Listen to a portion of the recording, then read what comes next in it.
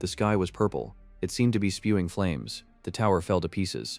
The land they considered their home was slowly disintegrating. Everyone felt as if they had lost. No one dared to say these words, but when they were spoken, everyone realized that it was true. The 10 gods gathered and began to discuss what had happened.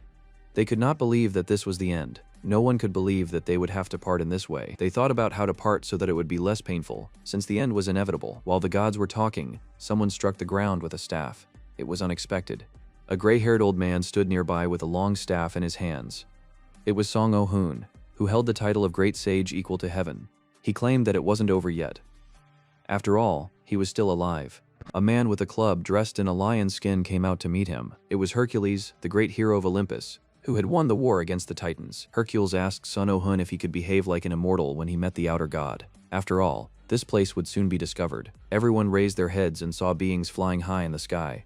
They were gods from another world, outer gods. Such beings tore worlds apart. Suddenly, a voice sounded, and a white mass flew by, and then a man appeared out of nowhere.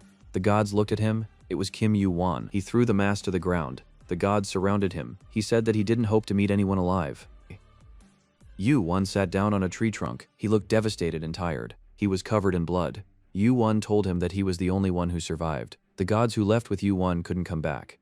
It was impossible to believe. Merlin, Asura, Vishnu, all of them had probably been swallowed by beings from outside. Yu-won sat with his head bowed. He confirmed that everyone with him was dead. The gods surrounding Yu-won noticed the white mass he threw on the ground. Yu-won was asked what the white mass on the ground was. He replied that it was reckless chaos. The gods were shocked by Yu-won's answer. They couldn't believe that it was the same one of the outer gods. Yu-won realized that he had just realized an important hard truth. He realized that the inner gods could never defeat the outer gods. They were called the inner ones, those who lived in the tower like Yu-won. They were beings who had ascended to the top floor of the tower and created their own myth, their own divinity, and their own name. But they could not be compared to the outer gods of the other world.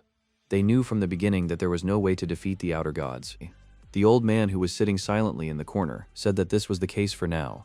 Yu-won looked at him. He realized that the old man knew something. The old man extended his hand and showed the clock in his palm. It was the clockwork of Kronos. Kronos was a being who could control time. The old man said there was only one way, to go back to the old world line and start over. But it was possible that he would not exist in the new world. That was the price of turning back time, but it was the only way. Yu-won wanted the story to end here. It had to be decided who would go to the past. All eyes were on Yu-won. It was already decided who it would be. All that was left was for Yu-won to decide. There were two main candidates. They were Yu-won and Song Oh-hoon. But why did they choose Yu-won? He was the last one to enter the tower. However, he adapted to this world and climbed the tower faster than the others. He was equal to them and received divine life. But the beings from the upper floors had a restriction on entering the lower floors. Hercules told Yu-won to change the tower from the lower floors and then climb to the top. The clockwork continued to advance time. The gods warned Yu-won that if he went back in time, they might not recognize him. He wouldn't have a relationship with them like he had now. Song Oh-hoon told him that he might even kill someone who couldn't understand the situation. Each of the gods said goodbye to Yu-won. They no longer held back their emotions. Yu-won reached out and took the Kronos clockwork. He took one last look at his companions. The clockwork began to move backwards, taking Yu-won further and further into the past. Something unusual and amazing began to happen to his body. It became unusually light, and the mana and statistics that kept him physically fit disappeared. It turned out that it wasn't Yu-won's body that had traveled back in time, but time itself. Everything would have to start all over again. Yu-won wondered how far back in time he was. Suddenly, he felt a strong kick. It was a tough guy. Yu-won saw the emblem of Jean-Seol University on his jacket. He remembered that he had studied there once. He desperately tried to remember the guy's name. The guy didn't stop and a fight broke out. Yu-won wanted to know what year it was and asked the guy. The guy thought that Yu-won was laughing at him and started hitting him even harder. Yu-won didn't feel any pain. The beating was weak for him. It was Seoul Hongdae District. December 31st, 2019. Yu-won remembered going to college with a guy named Kim Myung-hoon. Kim Myung-hoon was known as a man trudge. On December 31st, 2019, he was having dinner with his friends. He barely came to when Yu-won hit him hard during the fight. He felt dizzy. His friends had already gathered at the cafe, and he couldn't call them. When he came to them. They said he was an hour late and offered to pay a fine for the delay. The friends had been drinking for an hour. Kim Myung-hoon also poured himself a glass and drank. No one could understand what was wrong with Kim Myung-hoon. He was upset about something. He wanted to get drunk. They poured him another glass of beer and asked him what he had done to Kim Yoo-won. Kim Myung-hoon smiled crookedly and replied that he had slapped Yoo-won so hard that he had to go to the hospital. Kim Myung-hoon was happy that he had fooled everyone so well. The bad memory began to fade. The boys told him to go easy on Yoo-won or he might kill himself. But then they all decided that if Yoo-won died, it would still be his fault, and no one would be able to prove anything. They liked that idea. They continued drinking and decided to have some more expensive liquor. It was almost midnight.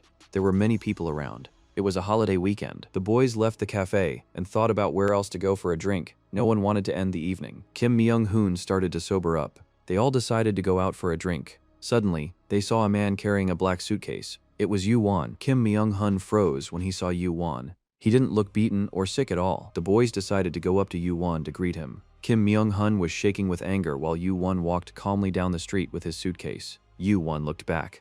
6 men, including Kim Myung-hoon, approached him and asked him what he was doing here. People on the street began to avoid them to avoid trouble. A fight could break out at any moment. Yoo-won looked at his watch. It was almost midnight. He took the watch off his wrist and threw it on the ground. Yoo-won said that in 3 minutes all hell would break loose. The boys didn't understand what he meant. Kim Myung-hoon approached Yoo-won in a threatening manner. A suitcase opened, and Kim Myung-hoon saw its contents. Kim Myung-hoon took a few steps back in horror. The suitcase contained knives, a machete, an axe, and a bag with unknown contents. The boys began to tell Kim Myung-hoon that he should apologize to Yoo-won. After all, he was the one who drove Yoo-won to the point of carrying around a suitcase full of weapons. A crowd gathered around them. Yoo-won grabbed an axe. Some people started calling the police. Then he grabbed a knife. They started to calm him down and told him to drop the weapon. Yoo-won took a bag from his suitcase and put it on his shoulder. There wasn't much time left. Yoo-won looked around. There were enough people here. The electronic clock showed midnight without a second. It was about to start. Suddenly, there was a cracking sound. Some people fainted from the sound. The landscape around them began to change. The ground split open and plants never seen before grew out of the crack. Hundreds of thousands of people in the streets of Honda covered their ears. As soon as the horrible ringing stopped, people heard a terrible roar. The tutorial had begun. It was a zombie invasion. The more people in the area, the higher the difficulty. Since there were more people to cooperate with, there should be a large number of monsters. The tutorial was fair. Everywhere you looked there were zombies. Soon, all the streets would be drenched in blood. Yoo-won's mission wasn't much different from the previous ones. Yoo-won watched in horror as people ran away from the zombies. But there was too little space on the streets to escape the zombies. There was only one way out. If you couldn't run, you had to fight. Everyone was given a weapon. Yoo-won was given a simple weapon, an old knife. It was impossible to kill a zombie with this knife. Yoo-won took a small bottle from his pocket. He poured the contents of the bottle onto the knife. After finishing his preparations, Yoo-won looked around. He dove into the crowd of zombies. They weren't easy to kill. They weren't sensitive to pain. Yoo-won's knife easily split the heads of the zombies. His arms and legs became stronger and stronger. His body became lighter and lighter. He was gaining experience. Yoo-won's body moved faster due to the increase in strength. The zombies seemed to be slower than before. He struck one blow after another, and the zombies fell one by one. His level increased with each zombie he killed. Yoo-won cut off the heads of the zombies with the speed he was capable of. People who saw Yoo-won chopping off zombie heads by himself thought that the zombies were not that strong. The most fearless people also began to join the battle. Some of them would probably make it to the upper floors of the tower. After all, the rewards from the early stages of the tutorial were priceless. However, the zombies did not die as easily as before. The blades of their knives and axes had become dull. Some of the humans had been bitten by the zombies. The poison from those bites could be fatal to humans. Yoo-won noticed that the effect of the stabbing was not as strong as before. He continued to cut the zombies, but they were insensitive to pain. Yoo-won took another bottle from his bag. He smashed it with his sword. The contents of the bottle moistened the blade. Yoo-won smelled a salty odor. He remembered the distant past when he first entered the tower. One of his companions had told him that he had only survived on the first floor of the anti-zombie tower because of the salt water. Salt is the zombies' weakness. They can't stand the touch of salt and die. Again, Yoo-won's knife started to cut the heads of the zombies. Thanks to the salt water, he moistened the blade with. A great result was achieved.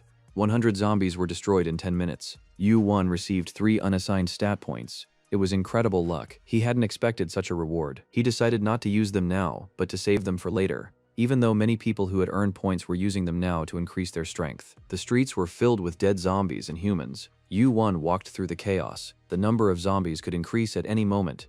Yoo-won searched for the right place and thought he had found it. Kim Myung-hoon tried in vain to cut off the zombie's head. He failed, but at the same time, Yoo-won killed the zombies one by one. The zombie with its head cut off made a horrible sound.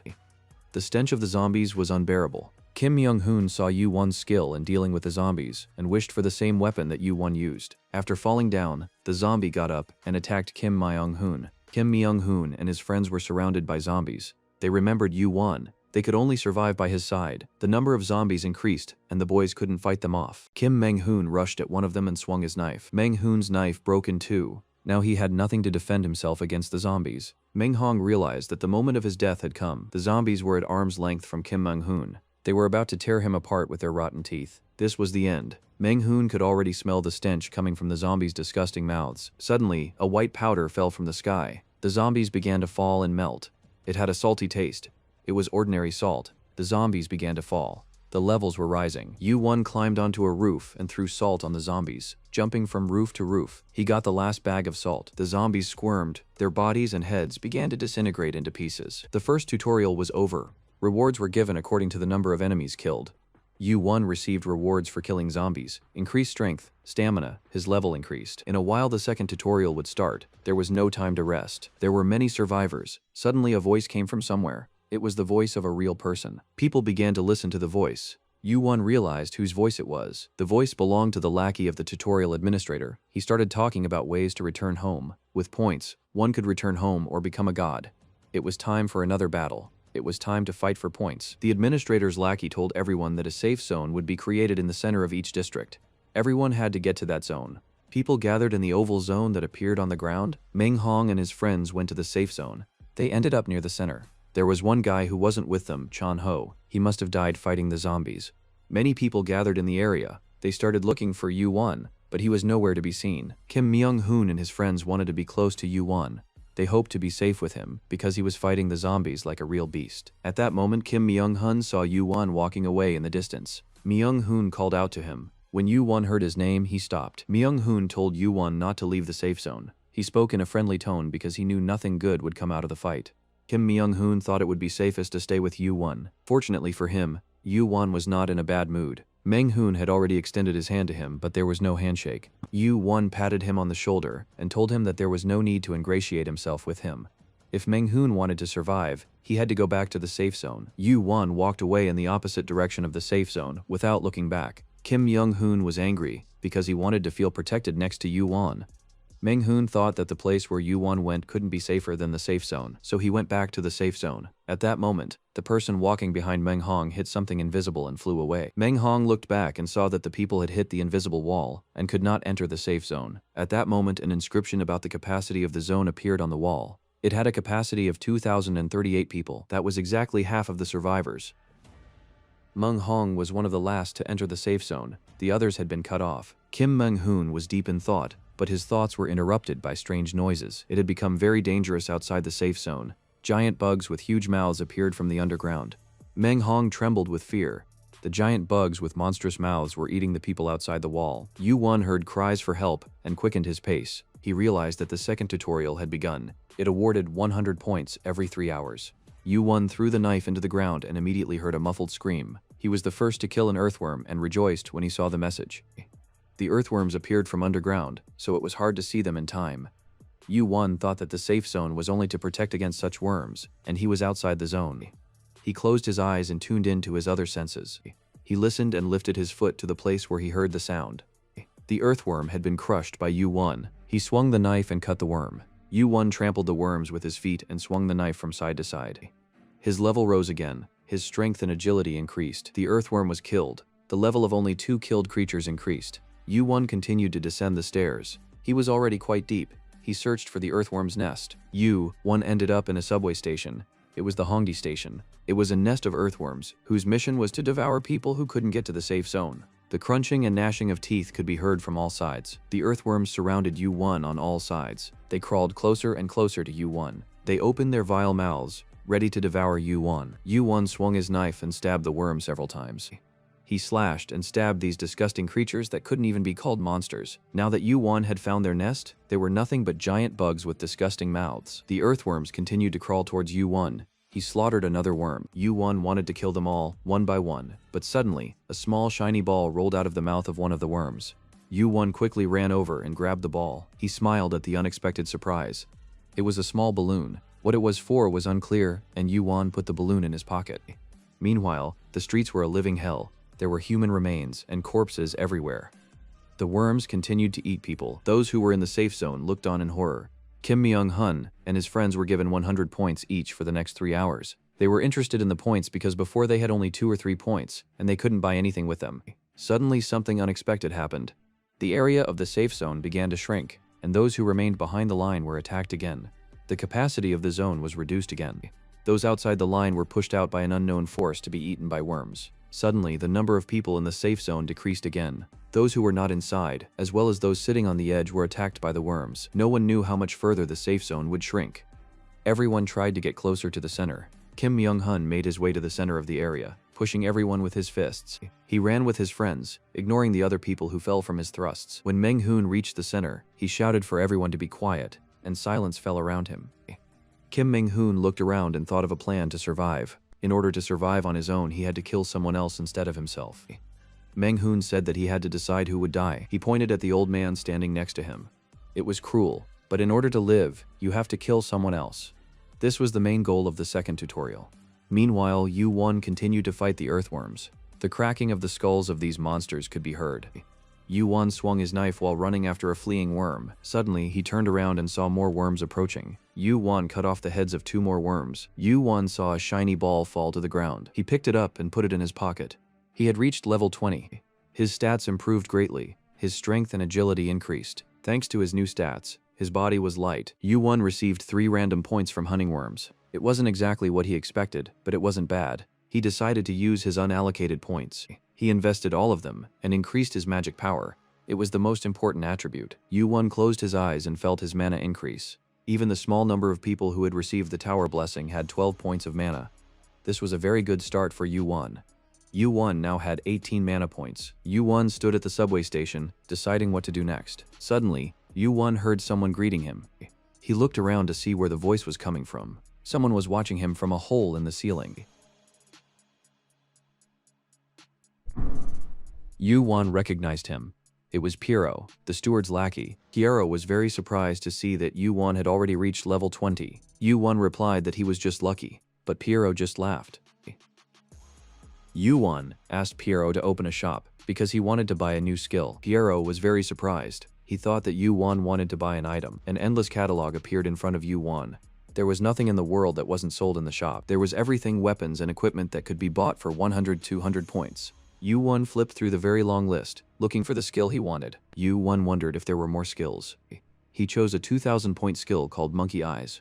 Yu-won's eyes turned golden. The footman was surprised by Yu-won's choice.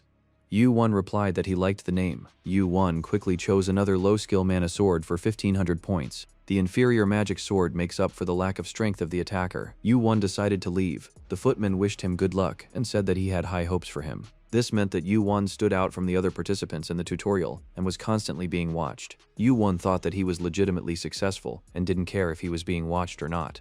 The only thing he was worried about was the return. The clockwork mechanism for the return was created by Kronos. He was the being who had fought against the outer gods whose attack had caused the destruction of the tower. Yu-won knew that he now had monkey eyes that expanded his field of vision and enhanced all 5 senses. As he walked deep into the station, he saw a large group of earthworms. There was one giant worm that was many times larger than normal earthworms. It was feasting on the human bodies brought to it by other earthworms. It was the mother of earthworms. She carried many eggs from which the earthworms would hatch. They brought food for her.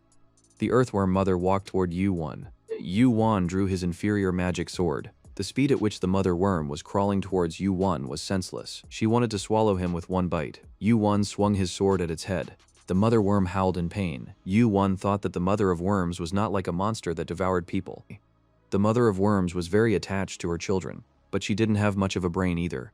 Clumsily, she turned around and crushed them with her body. Yu-won took advantage of this moment and climbed onto her back. When she felt someone on her back, she turned around and exposed her weak spot. The blue light of Yu-won's machete shone brightly. At that moment, Yu-won's axe and machete pierced the mother of worm's abdomen. As long as her stomach was open, this was Yu-won's chance. Yu-won swung his weapon ruthlessly, and a fountain of blood erupted from the mother of worm's stomach. Yu-won decided to topple the body of the mother of worms. She tried her best to swallow it with her last strength. Yu-won wondered how the mother of worms was still alive after so many wounds. She wriggled under Yu-won's blows. her belly torn to shreds. Moaning in pain, the mother of worms bared her fangs at Yu-won once again. Yu-won delivered a crushing blow that cut her head in half. With the help of magic power, the blow was so strong that the mother of worms let out her breath. The old man whom Kim Myung-hoon had thrown out of the safe zone begged to be spared. Kim Myung-hoon pulled out a knife and ordered everyone to be quiet. The people who had been chased out of the safe zone begged to be let back in. But Kim Myung-hoon, waving the knife, said that everyone had agreed to choose those who would die. Kim's face was contorted with rage as he shouted that he would kill anyone who tried to enter the safe zone. There were 30 seconds before the earthworms would come out and eat everyone outside the safety zone. The old man and the other people behind the safety line watched in horror as the timer counted down the seconds until the monsters appeared. Suddenly, earthworms began to emerge from the ground and crawl toward the safety zone. There were 3 seconds left before the safe zone was reduced. Kim Myung-hoon and the others didn't realize what was happening. The timer stopped. The safe zone was no longer being reduced. It was not clear why, but everyone survived. Yu-won took out a jar of ointment to treat the wounds he had received in the battle with the earthworm mother. He crouched down on the corpse of the earthworm mother. There were mountains of earthworm corpses all around. Yu-won saw the administrator's lackey approaching him. The lackey was very surprised that an ordinary person had come here in only 2 tutorials. Yu-won sat for 30 minutes. The lackey should have come sooner. Yu-won had a reward for killing the mother of worms, and the tutorial administrators were discussing what to offer Yu-won. The administrator's job was to manage the tutorials. They rewarded or punished people who passed the tutorials. In the tutorial system, there was no reward for killing the mother worm, but the lackey agreed to give Yu-won a reward. He offered him a choice of 3 rewards. The first was the right to go directly to the 5th tutorial, which would contain the rewards and information for the 3rd and 4th tutorials. The second was points. Points are money, and money is power. The 3rd reward was a link to Olympus. The lackey said that the tutorial was the starting point of this world. Olympus is one of the authorities in the tower. If you get her support, you can be safe in the tower. Yu-won chose the second point. The lackey couldn't believe that Yu-won gave up Olympus's support. He suggested that Yu-won choose again. Yu-won thanked the footman and refused. But seeing how nervous the lackey was, Yu-won thought of a way to use his points. Yu-won asked for an appointment with the administrator, which was worth 1,000 points. Suddenly, the subway station shook. It seemed like the world was falling apart. The administrator agreed to meet with Yu-won. Yu-won decided to meet the administrator for the sake of his future goal. The administrator was surprised by such a request. It was possible to meet him in the tower, but not here in the tutorial, especially for only 1,000 points. The administrator went to see Yu-won. He had a lot of questions for this guy who knew about his existence from somewhere. He asked Yu-won if it was true that he had killed 1,000 zombies in the first tutorial. The administrator told Yu-won that he had heard a lot about him. The lackey told the administrator that Yu-won killed over 1,000 zombies during the first tutorial. The administrator asked Yu-won how he knew he existed, and how he knew how to ask for a private conversation with the administrator. The footman signaled Yu-won not to tell the administrator about Olympus. Yu-won knew that all the information about the tutorial was for the participant to find out on his own without the help of the administrator. The administrator had the ability to distinguish truth from lies in all words spoken. Yu-won said that there was an intervention, that he was helped by Lucky. The administrator realized that Yu-won was not lying to him. Yu-won told the administrator that Lucky contacted Olympus because Lucky offered sponsorship from Olympus as a reward. Lucky tried to tell the administrator that he had said nothing of the sort, but the administrator was furious. The administrator swung his hand, and the footman's body shattered. The administrator shook the drops of the footman's blood from his hand. The administrator thanked Yu-won for getting rid of the traitorous footman with his help. He said that all the achievements of the participants should be compensated with a reward proportional to the merit. Yu-won said that he spent all his points to summon the administrator, and with his help, the administrator got rid of the traitor. When the administrator heard Yu-won's words, he couldn't say anything and laughed. He stroked his beard and said that Yu-won was right again, and that he was the first member to kill Lucky. He sat on the floor, crossed his legs and thought about it. He offered Yu-won a reward for his incredible achievement. The administrator extended his hand to Yu-won. Touching hands was a common method of bargaining in the tutorials. It was a magic hand. This ability could come in handy for Yu-won. Not understanding his intention, Yu-won grabbed the administrator's outstretched hand. At that moment, Yu-won had received the Mana Master skill. Yu-won's magic power increased by 5 points. A blue light surrounded his body. The administrator smiled and asked Yu-won if he liked this reward. He said that it was time for him to go back and teach the delinquent Lacedavers a lesson. The administrator told Yu-won that they would meet again after the 3rd tutorial. The interior of the station rumbled again. With the same sound, the administrator tore the fabric of space and disappeared. Yu-won looked at his hand. His Mana Master skill and S+ level had appeared. He felt the magic power in his hand. This was the strongest skill that determined who was strong or weak. To control mana, one had to learn it. A blue ball appeared in his hand, and it kept changing. This was proof that he couldn't control mana yet. Yu-Won looked at the ball in his hand. It couldn't maintain the right shape yet, but it was undoubtedly an explosion of mana. For the art of controlling mana, the magic power index should be 40. Yu-Won's magic power index barely reached 26. Yu-Won began to practice his magic power. The power within him exploded, damaging the ground. Yu-Won realized that he still didn't have full mana mastery, but it was already much better. When Yu-Won received his reward, there were almost 14 hours left to complete the second tutorial. His goal was to regain the power he had before the time rewind. The earthworms weren't just in the subway station. They inhabited every subway room. Yu-Won cleared one passage after another. He had no choice, as the earthworms were the only monsters in the second tutorial. There were 10 minutes left before the end of the second tutorial. The people gathered in the safe zone discussed whether there would be a third or fourth tutorial. Yu-Won decided to return to the surface. He saw a safe zone in the distance. Inside the circle, the people were still arguing. They wanted to split into two groups, those who accepted this world and those who didn't. It was a confrontation between the strong and the weak. Kim Myung-hun had already gathered a group of people to rob shops and restaurants to get more food so that they wouldn't starve. Those who were destined to die would meet their end. Those who were destined to live would survive. This was the basic rule of the second tutorial. Suddenly, they noticed a man walking down the street toward the safe zone. People were surprised to see a daredevil or crazy person walking outside the safe zone. It was Yu-Won. Suddenly, the ground shifted behind him. It was earthworms. One of them jumped out to bite Yu-Won. It had already opened its mouth. Yu-Won didn't even bother to use his knife to kill the worm. He crushed its head with his magic power. People were shocked at what they saw. They had never seen a man crush an earthworm with his foot. There were 5 minutes left before the end of the second tutorial. Yu-Won told them not to pay attention to him. After killing the worm, Yu-Won's magic power reached level 33, and he had over 1,000 points. Yu-Won slowly entered the safe zone. He said that he just wanted to collect his reward. People whispered to each other after seeing how Yu-Won handled the worm. It turned out that worms could be killed, and then thousands of people could survive. Kim Myung-hun called out to Yu-Won and said that he had been looking for him for a long time. Yu-Won didn't answer Meng-hun, but walked over to an invisible wall with a sign that said the safe zone could hold 1,500 people. The Lulis were carrying bags of food from grocery stores and fast food restaurants. The nearest store was 20 yards from the safety zone. Meng-hun forced the people who were to die to bring food from there. Meng-hun told Yu-Won that since they were going to die, they should at least bring food for the people in the safe zone. Yu-Won was surprised at Kim Myung-hun's calculation. Meng-hun said that one had to be cruel and selfish to survive here. Yu-Won looked at the supply train. Some people nodded in agreement, confirming Meng-hun's words. Yu-Won looked at Meng-hun with disdain. He didn't understand how one could adjust to such a situation. The second tutorial was over. All participants received 500 points and an inventory. At this time, small bags started falling on people's heads. Yu-Won, before picking up the bag, advised people not to cross the line. Kim Myung-hun, like the others, didn't understand the line. The third tutorial began. There was no time to clarify what line Yu-Won was talking about. A sign appeared saying that they had to hunt monsters and collect 50 essences. They had 72 hours to do it all. After that time, the neighborhood is destroyed. Monsters, zombies, giant spiders appeared on the street again. There was a sign that said the gate would activate in 70 hours. The street was crawling with all kinds of evil things, pigs with spiky hair, giant spiders, worms. People looked at them in horror, thinking that all the monsters had disappeared after the second tutorial. Kim Myung-hun even thought it was some kind of game to kill monsters and collect essences. He saw some kind of passage.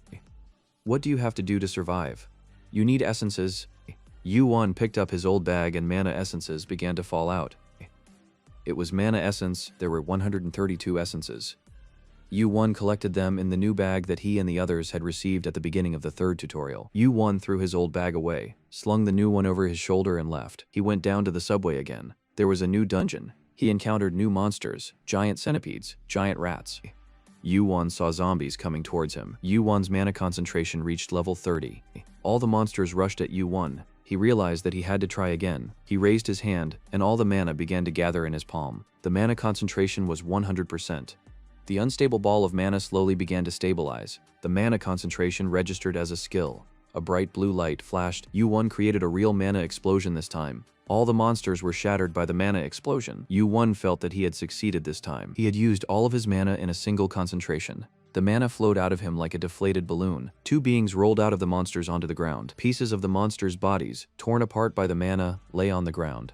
The stairs were destroyed. Yu-Won picked up an essence from the ground and put it in his pocket. Noticing that the remaining monsters were approaching again, Yu-Won grabbed his knife. 2 days had passed since the start of the third tutorial. 2 guys and a girl entered the subway station. They wanted to hide from the monsters here, since 400 of the 1400 people outside were still alive. With them was a girl named Im-ju Yeon. All three of them were very hungry. They were very happy when they saw a grocery store. It was an opportunity to stock up on food by filling their bags. They thought there must be ramen noodles, but they didn't have any boiling water. Suddenly, a huge spider fell on the head of one of the boys. The man let out a terrible scream and fell down dead. His head seemed to melt away. The boy and girl watched in horror. One by one, monsters, man-eating rats, zombies, and giant spiders emerged from the cellar. The girl pulled out a knife from somewhere and the guy swung a hammer, but there were too many monsters. Would they be able to resist the monsters? 2 rats jumped on the girl. Ju Young fought the rat. Although she was bitten by a rat, the girl managed to kill one of them. Sung Chan saw the girl being attacked by the rats and rushed to help her. 2 against 6 monsters. It was an unequal battle. If only there were 3 of them. But her companion was killed. Another rat attacked the girl while she was fighting the rat. Song Chan saw a zombie approaching. Its head was very close, and a terrible stench came out of its mouth. Song Chan let out a terrible scream as he was bitten by the zombie. The guy was already being attacked by 3 monsters, a spider, a zombie, and a rat. At that moment, one of the rats jumped right into Ju Young's face. She desperately wanted to survive, but she would die from the cannibal rat's teeth. At that moment, something flew through the air, and the ogre rat's body exploded. The girl was covered in the rat's blood, but she couldn't understand what had happened. Yu Won came out of the shop holding a glass and said that they woke him up. Ju Young's eyes widened in surprise. She couldn't understand how it was possible to kill such horrible monsters with a glass.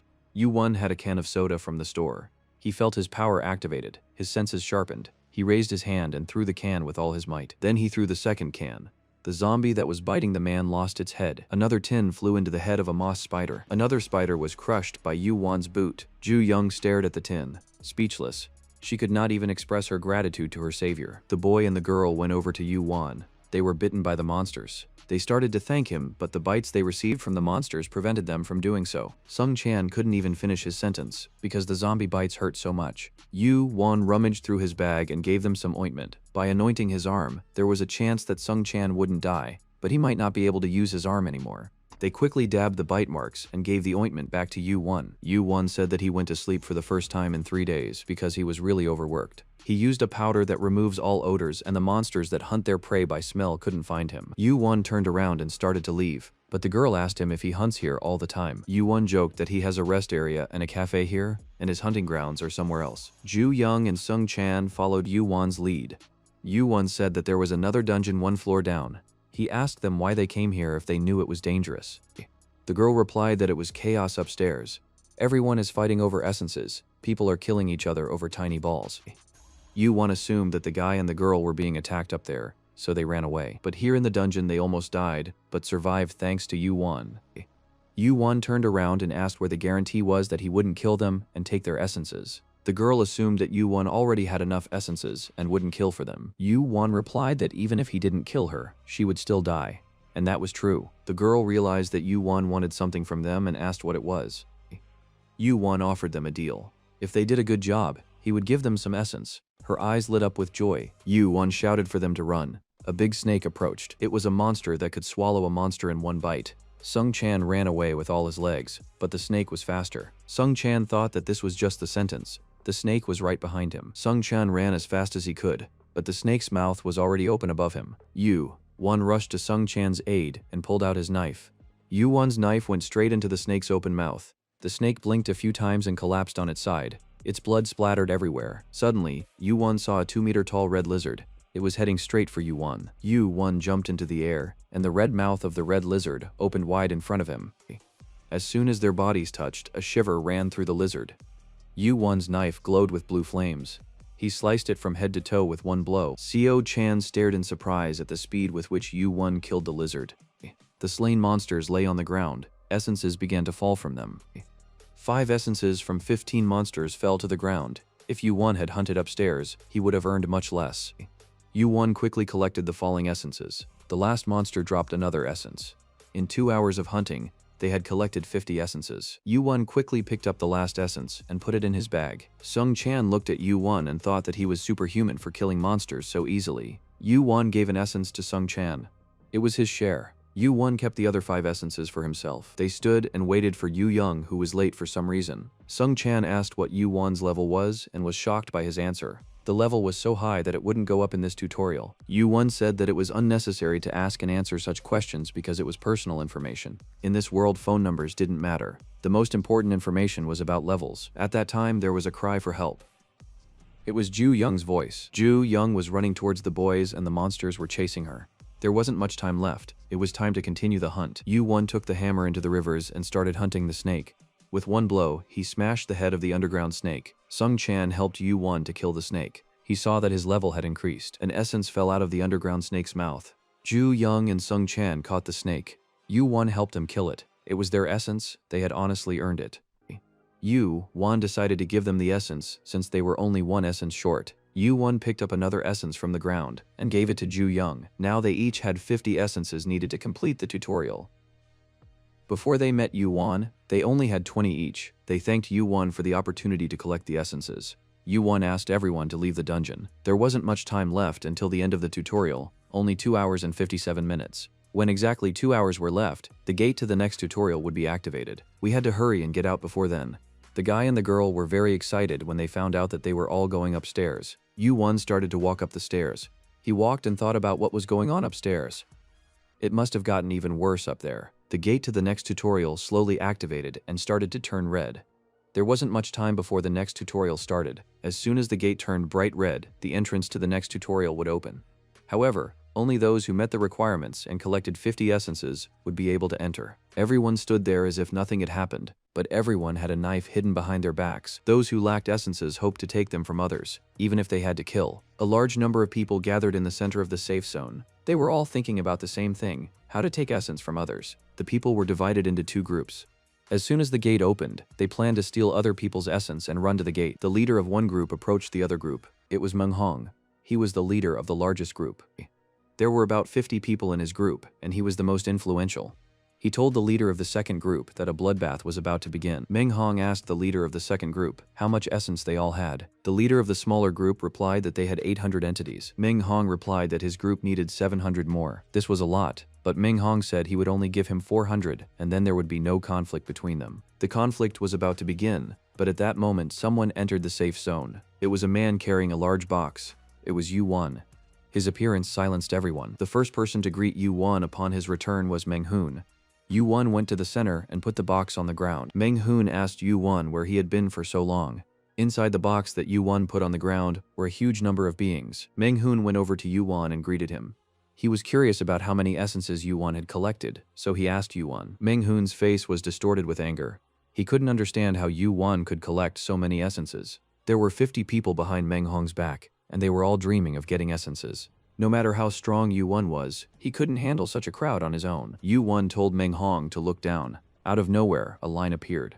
Yu-Won said that he didn't need any more entities because he had too many. People started shouting at him to give them the essences. Everyone wanted more essences. A circle formed around Yu-Won, and a line was drawn around him. Yu-Won said that he was willing to sell the essences for 100 points each, but only those who wanted to buy the essences could enter the circle. People were upset because 100 points was a high price. Not many people had the 100 points. Meng Hong and his group approached Yu-Won. Their attitude was aggressive. Meng Hong asked what would happen if he didn't have 100 points. Yu-Won replied that it was a voluntary matter and he didn't force anyone to buy the essences.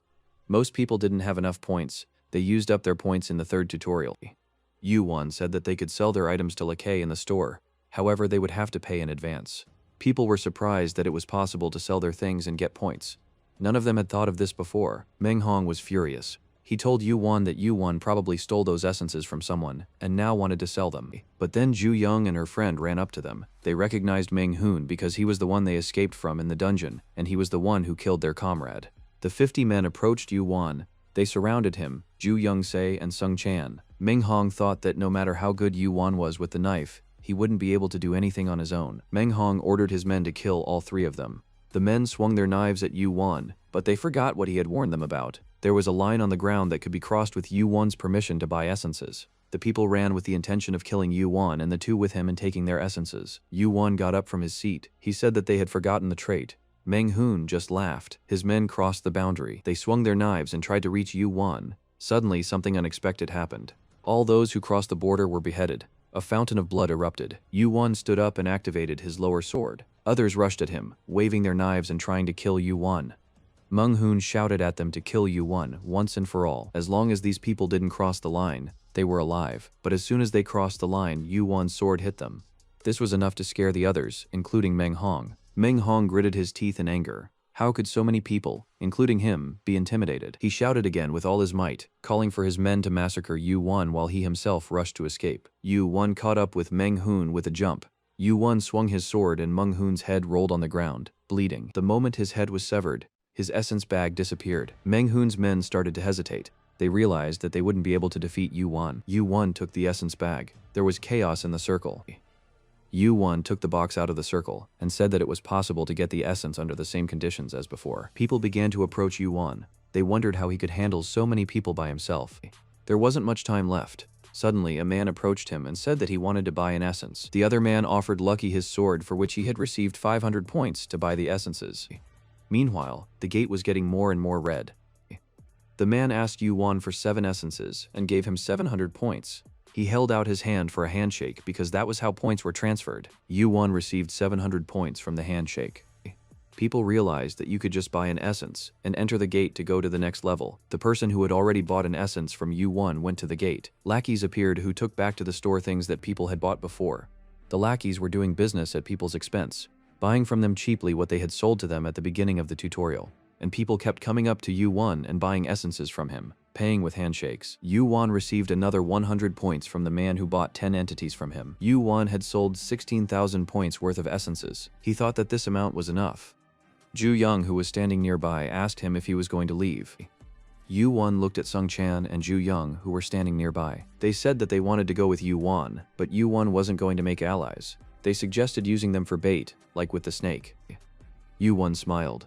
Indeed, his hunting had gotten better with these guys, but he refused them, saying that he wasn't going anywhere, and that they should only rely on themselves. Yu-won didn't have a single essence left in his bag. He flipped over his inventory bag and said that he couldn't enter the gate since he didn't have any essence. Ju-young and Sung-chan stood there at a loss. They thought that Yu-won had left the essences for himself.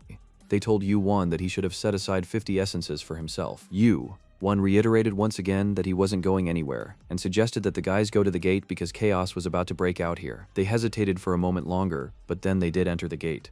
After finishing all the business, Yu-won went the other way from the gate. The tutorial was called Preparation for a reason. The first was Survival. The second was Competition. The third was Hunting. The fourth was Defense. A middle-aged man approached Yu-won and asked if he had any more essences.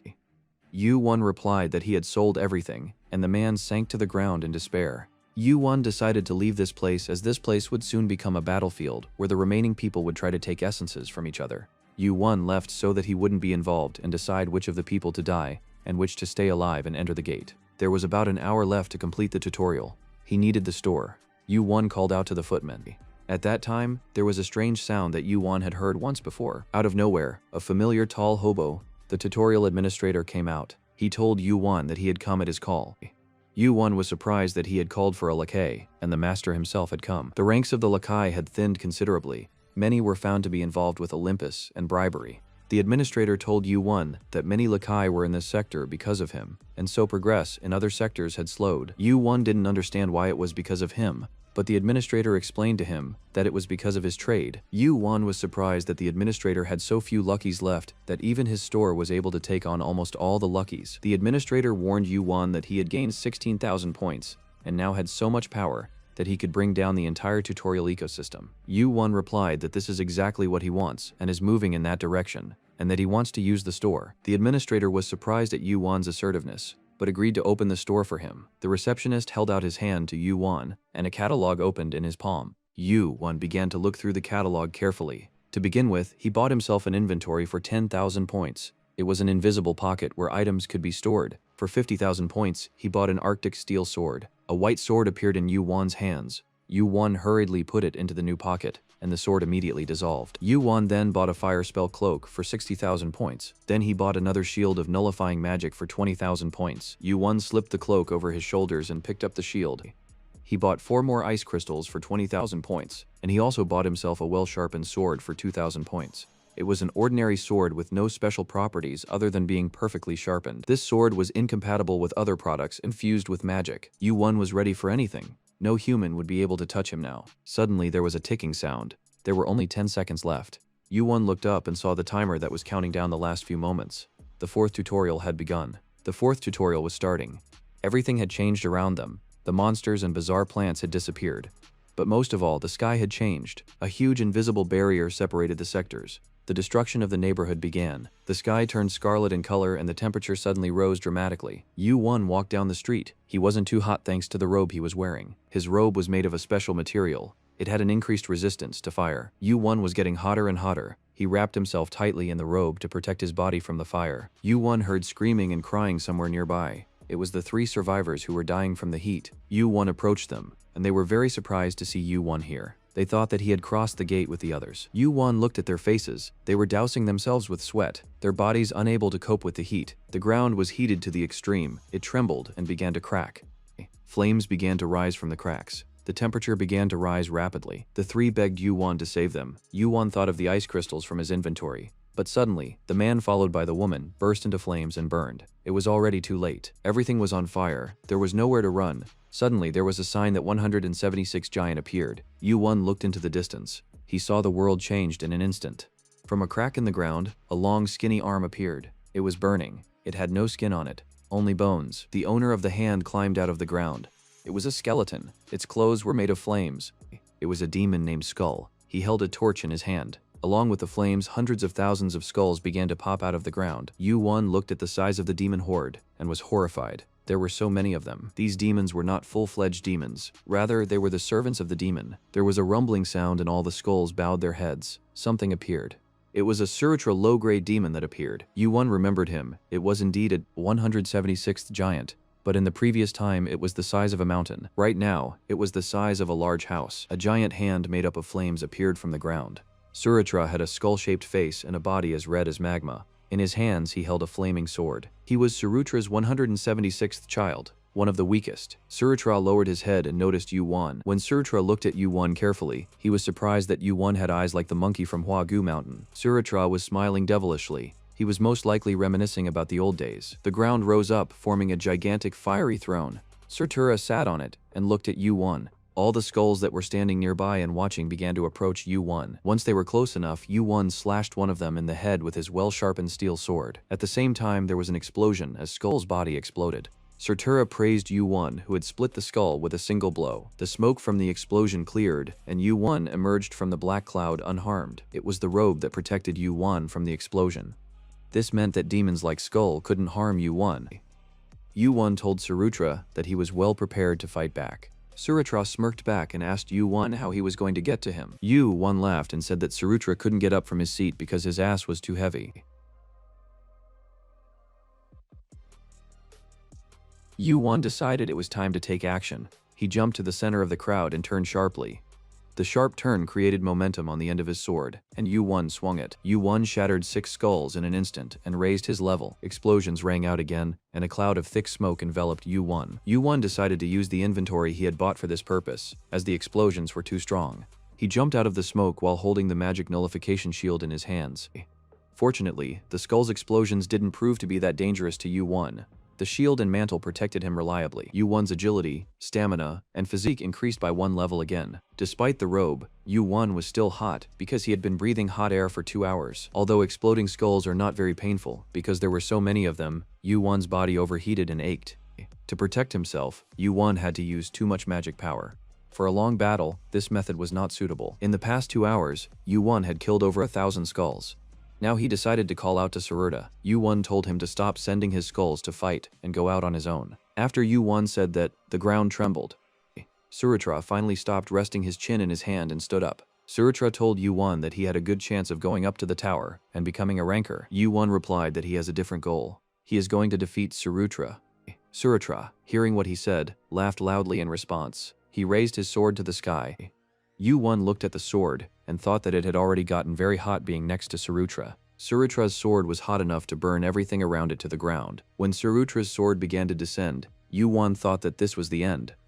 His shield gave many cracks. The shield broke and the sword fell right on top of Yu-won, crushing him to the ground. Unable to withstand the pressure, the ground failed and a huge hole formed in the center of the Honda. But Yu-won still had his monkey eyes. Surutra looked down into the hole. Fire was blazing from there. Surutra pondered while looking into the middle of the crater. Surutra thought, what did Yu-Won do this on purpose? Why did Yu-Won take the attack instead of dodging it? Of course, Yu-Won didn't fall under the ground because he was weak. He did it on purpose. For such an act, Yu-Won had his own reasons. Suddenly, Surutra saw something that really surprised him. Yu-Won was slowly walking outward from the fire pit. It was the Chintawun cloud, capable of striking lightning and reaching the end of the universe in an instant. Yu-Won's magic power appeared boundless. It was now impossible to fight him. But most importantly, his eyes turned scarlet. In his eyes, everything looked new now. His monkey eyes had evolved and became one level higher. Yu-Won's eyes had become flame eyes. The only way to get flame eyes was to swallow the demon's fire. They can tell the difference between truth and lies, good and evil. They have a strong resistance to fire. When Yu-Won came out of the fire pit, his body was covered in burns. Yu-Won stuck his hand into his invisible pocket and took out a sword and an ice crystal.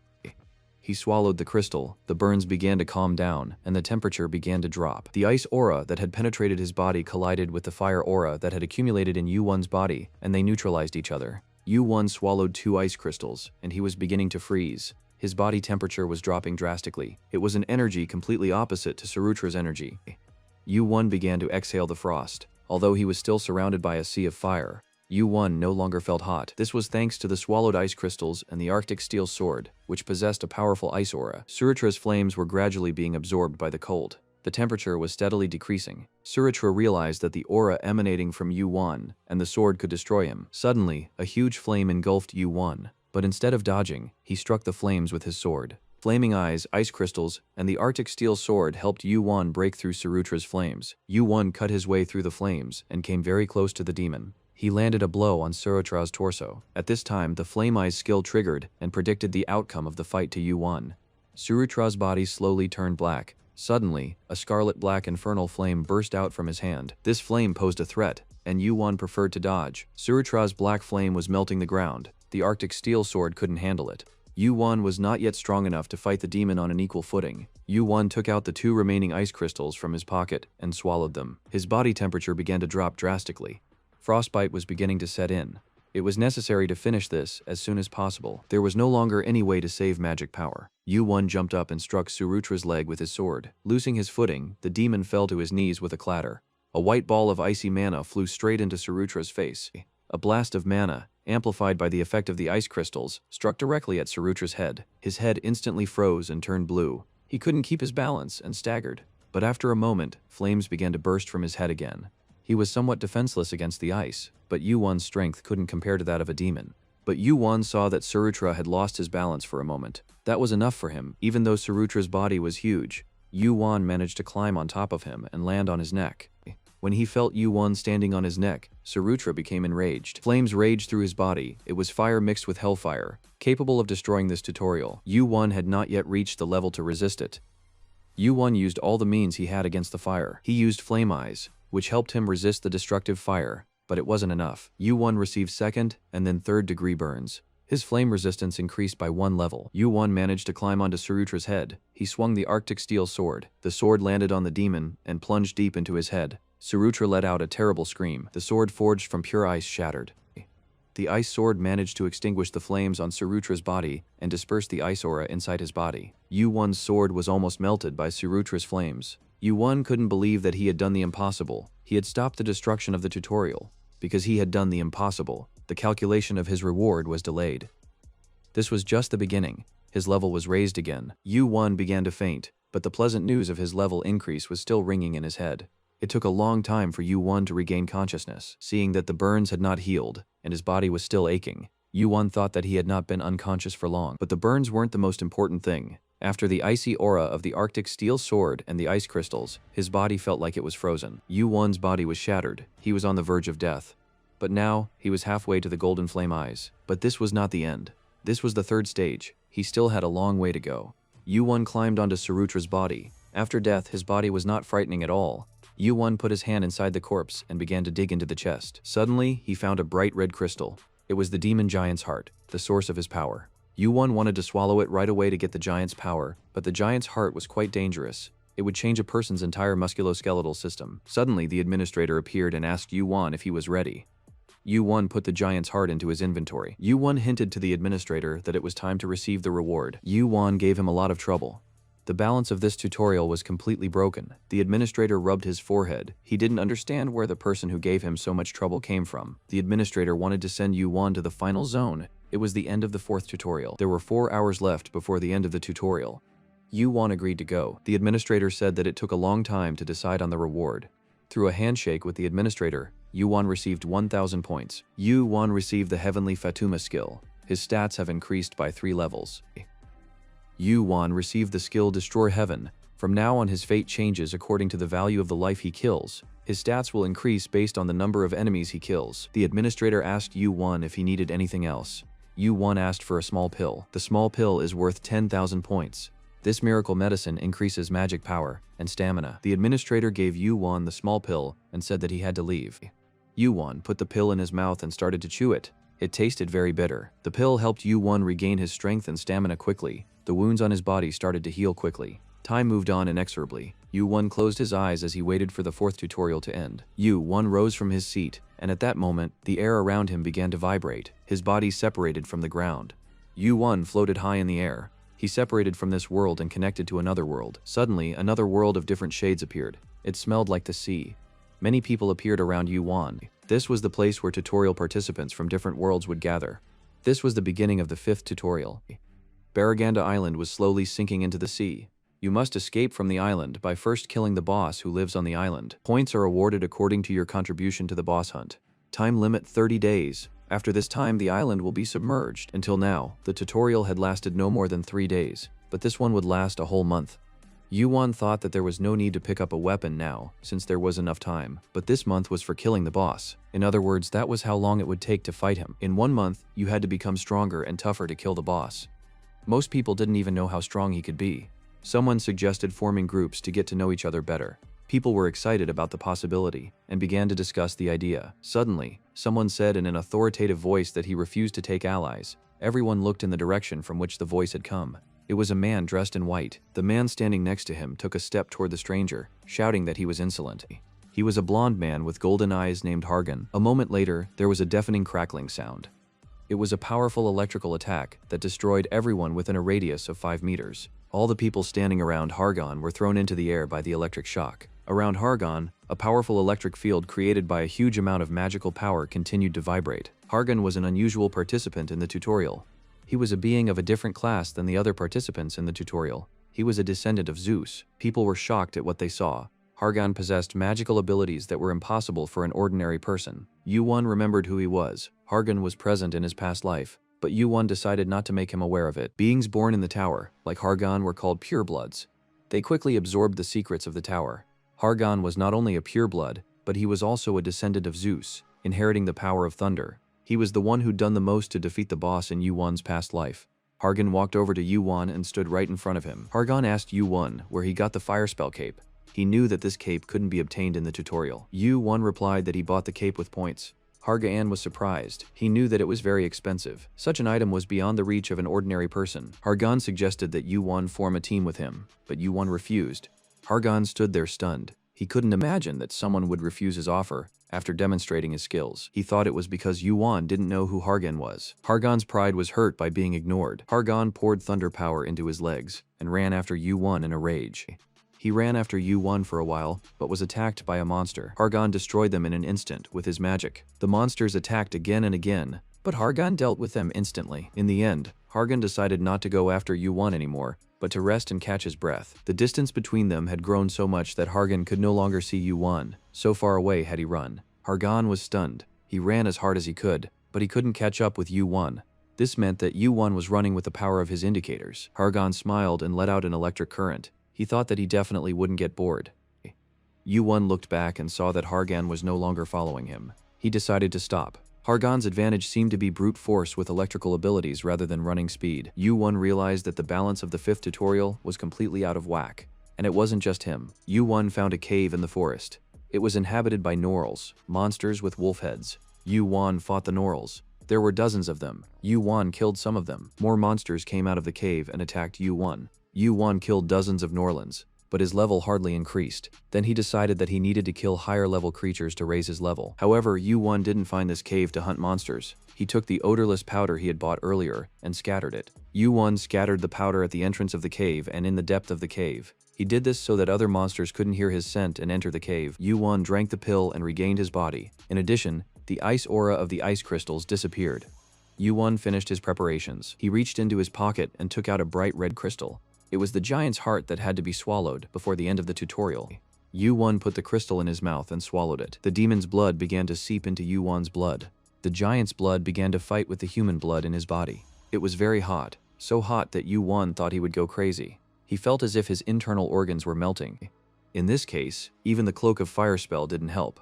Only the fiery eyes gave Yu-Won some relief. Yu-Won began to feel as if his bones and muscles were twisted, and his blood was flowing in the opposite direction. Yu-Won rolled on the ground, writhing in pain. There was no way to dull it, only to endure it. Yu-Won remembered Hercules' words that the blood of giants should be used to coat the body, not to eat it. But Yu-Won endured, and all of his stats increased by 1 level. He didn't know how much time had passed, but he noticed that he felt better. Yu-Won received the giant fire. His body began to rebuild, and his skeletal structure changed. The pain was unbearable, but Yu-Won's stats kept increasing. The increase in stats didn't please Yu-Won as much as before. He waited for more. A new skill would appear any moment. Yu-Won could not stand the terrible pain anymore. His vision darkened, and he lost consciousness. It had already been half a day since the tutorial started, and the skill he needed still hadn't appeared. Yu-Won couldn't remember how long he had been unconscious, but finally, a message came through that the giant's heart had been completely absorbed. When Yu-Won opened his eyes, he realized that all the conditions had been met, and the giant's blood had been completely absorbed. A long time had passed. Yu-Won had acquired a new skill, gigantization. He had fainted twice during the exercises. Looking at his watch, Yu-Won realized that he had spent about half a day unconscious. He had to finish this as soon as possible.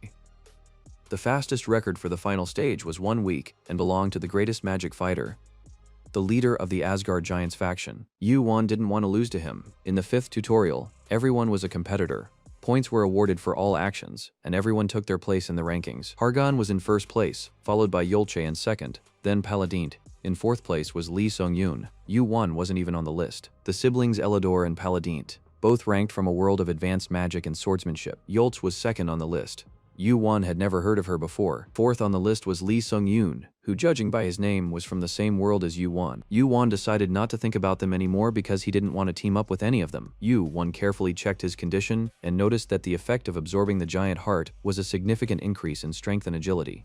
As for giant fire, the new skill he had acquired, the skill was at level 0. Yu-Won stepped out of the cave. The sun was directly above him. He closed his eyes against the bright light, which seemed even brighter after being in darkness for so long. Yu-Won activated the flame eyes and began to look at the forest. He began to see what was previously invisible.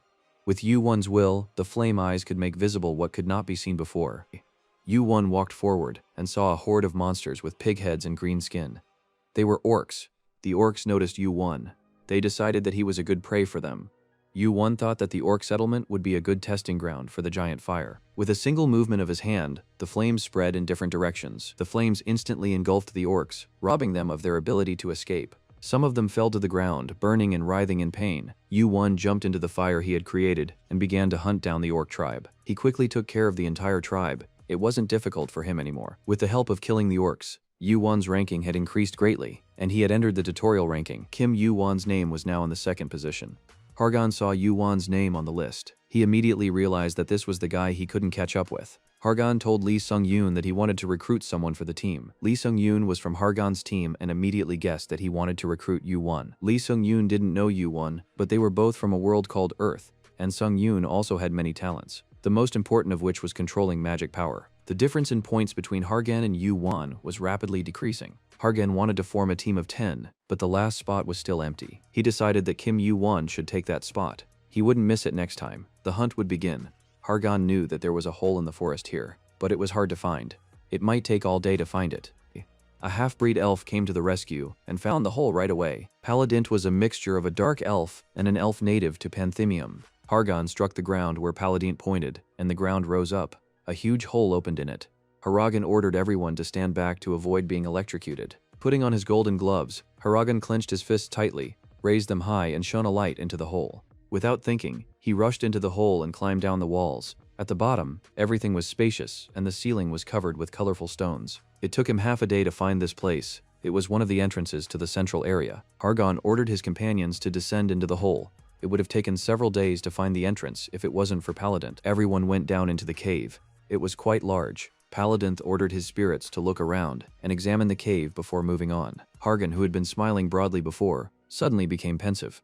He sensed that something was wrong here. He kept waiting for a message about the discovery of the cave, but it was silent. The message never came. This could only mean one thing. Someone had found it before Hargan. Sung Yoon called to him to check the ranking. Hargan was confused, but decided to check anyway. In first place was Kim Yoo-won. Hargan had moved to second place, and in a short time their positions had changed. There was thunder and a volley of electric shocks that shook the cave. Hargan was furious. He threw thunderbolts and lightning bolts, and the multi-legged monsters that lurked in the cave were torn to shreds. Paladin and Aelador walked hand in hand, watching Hargan's electric attacks, which were staggering in their power. Even though they were not the target of his attacks, they still felt the lightning strike them. Aelador thought that Hargan was so angry because of his wounded ego. After all, he considered Yoo-won a rival. Yulche suggested splitting the team in two to be able to hunt successfully. She was a woman with closed eyes and long black hair down to her waist. The road split into two directions. In each team, Aelador and Paladin were responsible for finding the road and communicating. Yulche, Lee Sung-yoon, Aelador, Phipe, and Typhoon were all on the same team. Hargan, who had calmed down and was back in command, told them to go to the right. Yulche was the second most powerful person after Hargan. She could be trusted. She specialized in magic. When Hargan had attacked, Yulche had held back, but now she was free to hunt monsters with her magic power. Yulche bared her two swords. The concentration of magic power increased. She swooped between the monsters. Yulche swung her sword, and dozens of centipedes screamed at the same time. The magic power began to concentrate, and a huge explosion was formed, destroying everything around it. It took a lot of magic power to create, but the result exceeded all expectations. In an instant, the herd of centipedes was destroyed. They had used up a lot of magic power hunting for hours, and Song Yoon thought that they should conserve their magic power. Suddenly, a huge massive door appeared in front of them. It was probably the door to the boss's room. Sung Yoon looked at the door and said that in the world where he lived, there were bosses behind similar doors.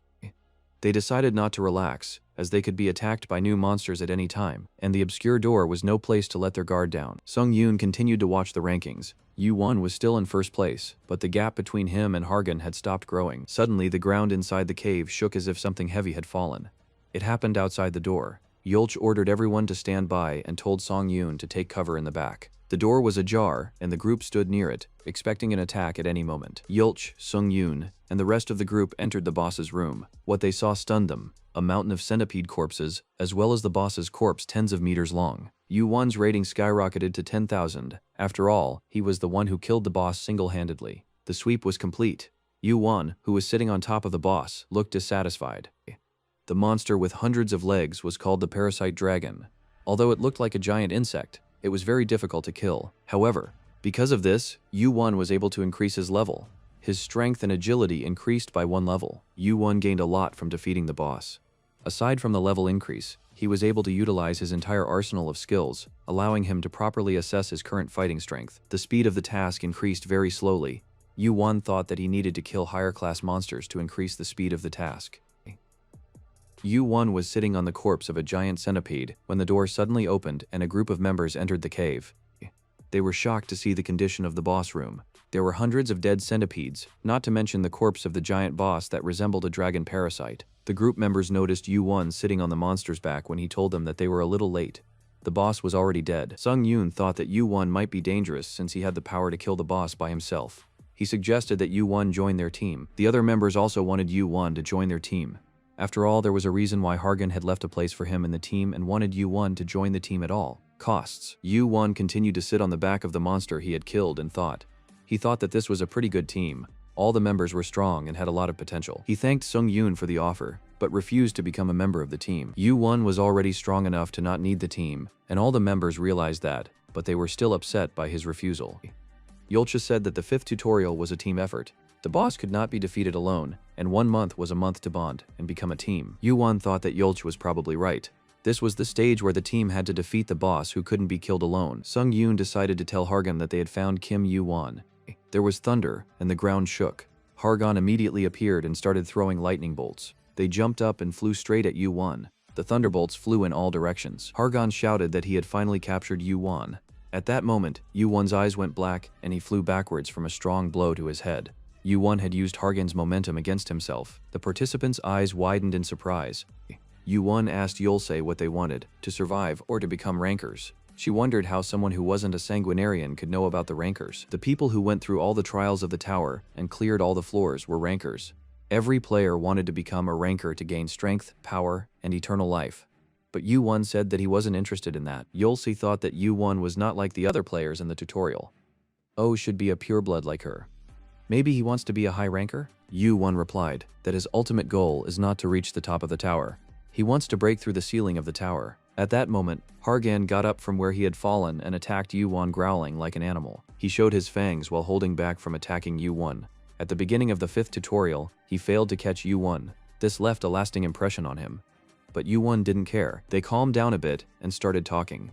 Hargan said that his father had told him that there was more power outside the tower than inside, and that Hargan's father was the great Zeus. Kim Yu-won again refused to join Hargan's team. Hargan said that he would be the king of Olympus one day. The surprise of such a statement was reflected on the faces of the participants because they knew what Olympus was. Yu-won looked at Hargan, whose face radiated confidence. Yu-won said that Hargan was very ambitious. Hargan proposed a bet to prove his point. Whoever kills the boss first wins. Yu-won can form his own team. Hargan's team will still have the same 9 people. It was a very attractive offer. If Hargan wins, Yu-won should join his team. If Yu-won wins, Hargan promised to treat him like a big brother. But Yu-won said it's better for Hargan to come to his rescue once if he needs it. Hargan asked if once would be enough. Hargan agreed and also promised to give Yu-won his item. Yu-won was very happy. They shook hands and made a bet. Hargan was very happy because he was sure he would win. Hargan said that they would see each other later on the 1st floor, said goodbye and left. Yu-won could feel the energy flowing out of him like a fountain. Hargan was very satisfied. He was glowing from the effort. He realized that with the current team he had enough power to defeat the boss. He pushed his team. Yu-won checked the time and shouted to Hargan that there was no need to be in such a hurry. Hargan, who was about to leave, stopped and asked what that meant. Yu-won said that maybe Baraganda is not an island, but a mythical sacred beast, and they are inside it. And all the centipede monsters are parasites that live in the beast's body and torture it. Varaganda couldn't stand them anymore, so he wanted to go underwater. The sea water will kill all the parasites, and the boss that Yu-won killed was something like a parasite king. He produced and cultivated them. Hargan wasn't sure if he should trust Yu-won's words. It was unclear how a mere participant of the tutorial could know about it when even Olympus didn't know about it. Yu-won saw that the time had stopped. The time limit would no longer work until the administrator restored the system to its original state. The 5th tutorial is a race against time. The question is how many maximum bosses can be killed with as much time as possible. If enough time passes, the administrator or lackey might intervene because they don't want the tutorial to last forever. Yu-won stood up and thought about how to use the time wisely as it continued its course. The countdown had stopped. The clock that showed how much time was left until the end of the tutorial froze. The participants decided to use this time to quickly increase their score. They rushed forward to hunt. Meanwhile, the lackeys were discussing the news that Yu-won had single-handedly killed the boss, causing the entire tutorial to stop. The minions were in complete chaos. They tried their best to fix the mistake and restart the tutorial, but they failed miserably. The timeline stopped. A violent noise shook the forest. The ground began to crack from the heat that engulfed the area. A huge red orc emerged from the forest. An unbearable heat came from him. Suddenly, the giant orc fell to the ground. Yu-won plunged his sword into its back. The horde of red orcs backed away, trying to retreat. They were gripped by fear. Their leader, a 4-meter-tall orc, was defeated. Yu-won pulled his sword from the orc's head and looked at the remaining monsters. The few surviving orcs started to run away, trying to avoid Yu-won's sword. As Yu-won chased after the leader of the red orcs, time ran forward again. Apparently the minions had figured it out and started the countdown clock again. Yu-won had gained 3 days. Yu-won started walking towards the top of the mountain. He decided to go to the tower where the gods live. At the top of the mountain, there was a deep crater. At the bottom of the mountain, the participants of the tutorial began to gather. With the destruction of the boss, the level of the participants increased. Those who had some skills would join the hunt. Yulche and Sung Yoon decided that the participants who arrived here should have a level of at least 20. Since they had arrived here, they were strong enough. This level would be the level to enter the tower. A group of participants climbed up the mountain. They were led by Hargan, who stood out with his golden hair. They were a little late. Everyone was wondering if Kim Yu-won was coming. When Sung Yoon turned his head, he saw Yu-won slowly climbing up the mountain. Yu-won felt that the flow of magic power coming from Elidor and Lee Sung-yoon had changed. They had become stronger, and their levels had increased quite nicely. Hargan smiled when he saw Yu-won and asked if he would hunt the boss by himself again. The point difference between Yu-won and Hargan was about 7,000. Hargan hoped to get Yu-won on his team. He desperately wanted to defeat the boss before Yu-won to catch up with him in points. Several competitors approached Yu-won and offered him to take them on his team, but none of them looked experienced enough. There was a crackling sound of an electric charge. It was Hargan emitting electricity. The people rushed away from U1. Hargan was furious. He couldn't accept U1 joining another team. The participants, who had faced his anger several times, hurriedly backed away from U1. Thanks to Hargan clearing the way in front of him, U1 decided to move forward. Time is very precious in the tutorial. Realizing that U1 was heading towards the boss crater, Hargan followed him. Sung Yoon and the other members of the tutorial followed, but Hargan made them stop with a single glance. U1 found himself in front of the crater. As soon as he stepped inside, his body was sucked into the depths of the crater. A deep cavern opened up in front of U1. This was the room of the first boss. To find the real boss, U1 had to overcome several obstacles. Various monsters, acid snakes, orc troops, goblin troops, and lizards emerged from the cave. The goblins and orcs raised their shields, blocking the path and reinforcing the defensive formation. These monsters were like a well-trained army. U1 thought that the boss was somewhere nearby. There are several checkpoints to pass in order to meet him. The monsters gathered here were individually dangerous, but together, they seemed to be an invincible force. U1 took out his sword from his inventory and decided to break through to where he thought the boss would be. U1 decided to use his two skills, Giant Flame and Magic Sword. The tutorial participants standing behind U1 were happy to see him in action and to find out if he was as strong as his scores indicated. Hargan also stood and watched U1. He wanted to see how U1 would deal with this army of monsters. A purple stream pulsed from U1's sword. Heat emanated from it, and a razor-sharp aura surrounded him. Only a few seconds had passed. U1 disappeared from sight and suddenly landed on the heads of the monsters, who howled in pain. The fiery heat burned the monsters, their heads falling from the sword blows that cut a passageway between them. Sung Yoon and the others were shocked by what they saw. U1 had proven to be stronger than their captain, Hargan. U1 flew through the air like an arrow and struck the orc and goblin troops one by one with his sword. He chopped off the heads of the orcs, his sword piercing their bodies, and the monsters fell to the ground, writhing in pain. Electricity began to gather around Hargan. He couldn't just stand there and watch. His fists filled with electricity, and he stepped forward. With one blow, the orcs' shields shattered, and the acid snakes that crawled across the ground were ripped to shreds. That was the power of Hargan's electric attack. U1 ran through the cave like an arrow, killing the remaining monsters. Sung Yoon, Yolche, and the other participants joined the fight. If you don't do anything, you will fall behind.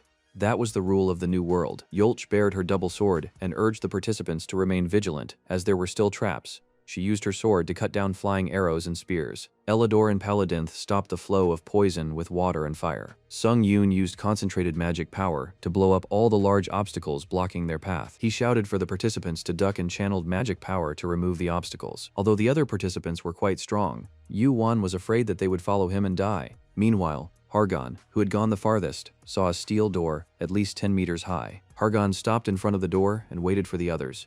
There were many drawings on the door: orcs, goblins, snakes, lizards. U1 went over and brushed the dust off the door. In the middle, between the drawings of monsters, a round object was drawn. U1 guessed that it was a war. Hargan looked around and saw that his team members had also come to the door. They all wanted to go inside.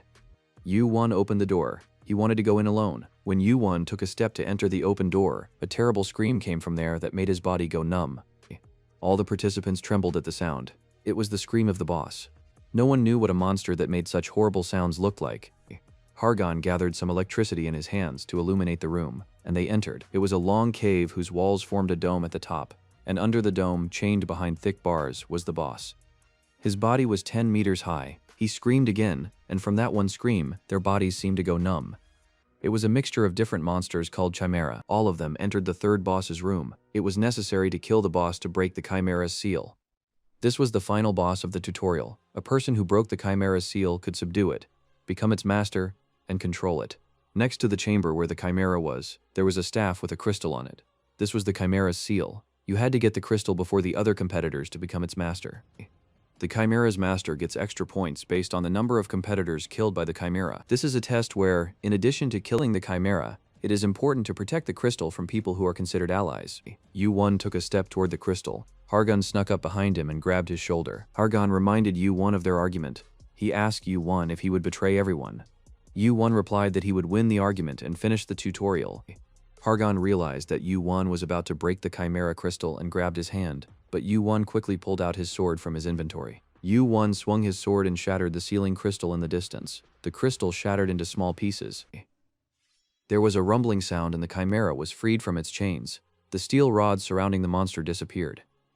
Yu-Wan had become the Chimera's master. Tutorial offered to kill the Chimera now that it was free of its chains. Hargan felt betrayed, but Yu-Wan's next action wasn't what Hargan had expected. Yu-Wan ordered the Chimera to destroy the wall.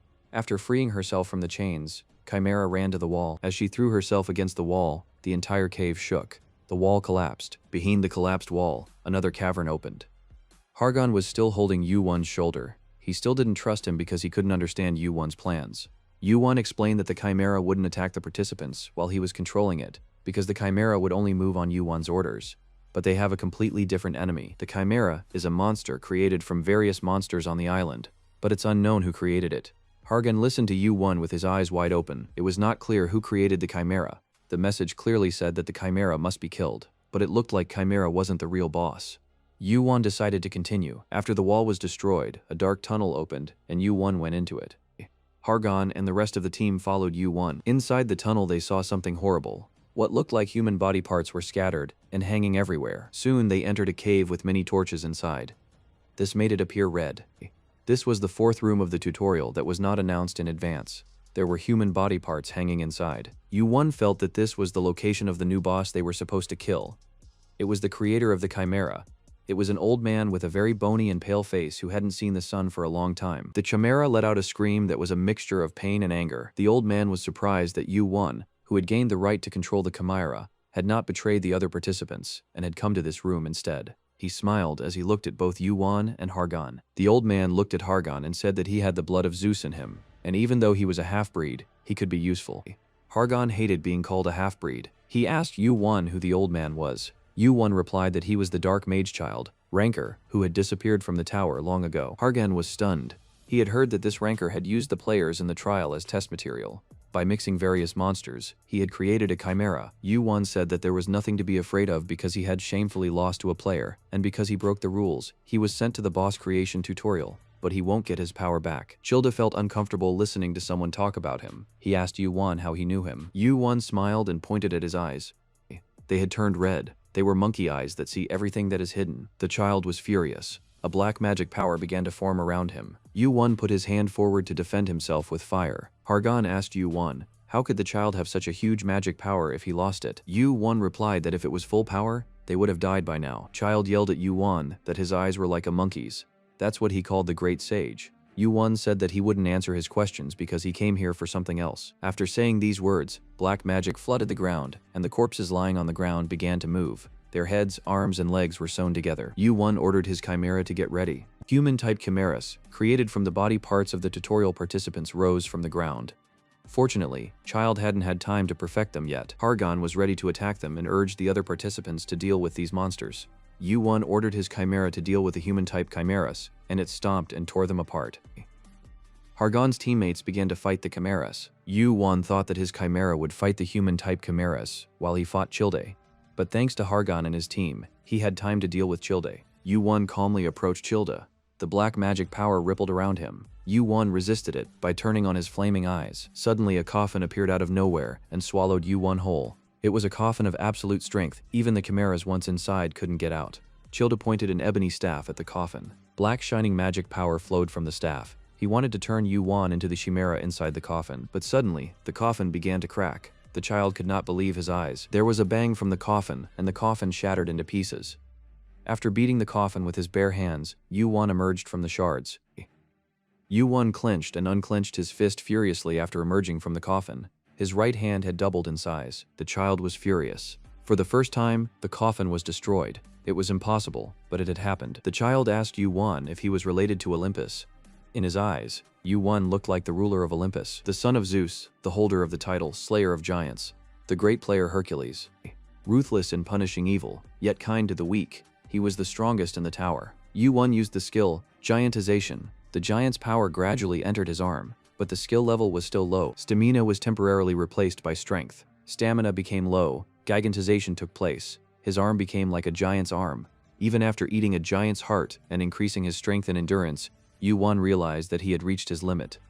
Only his right hand had the strength of a giant. The child raised his staff above his head and shouted that he would tear Yu-Wan to pieces. Waves of black magic flew towards Yu-Wan. Yu-Wan stretched out his arm, which had the power of a giant, in front of him. He cut the threads of magic power, causing them to lose power and dissipate. Suddenly, 3 coffins of darkness rose from the ground and swallowed up Yu-1.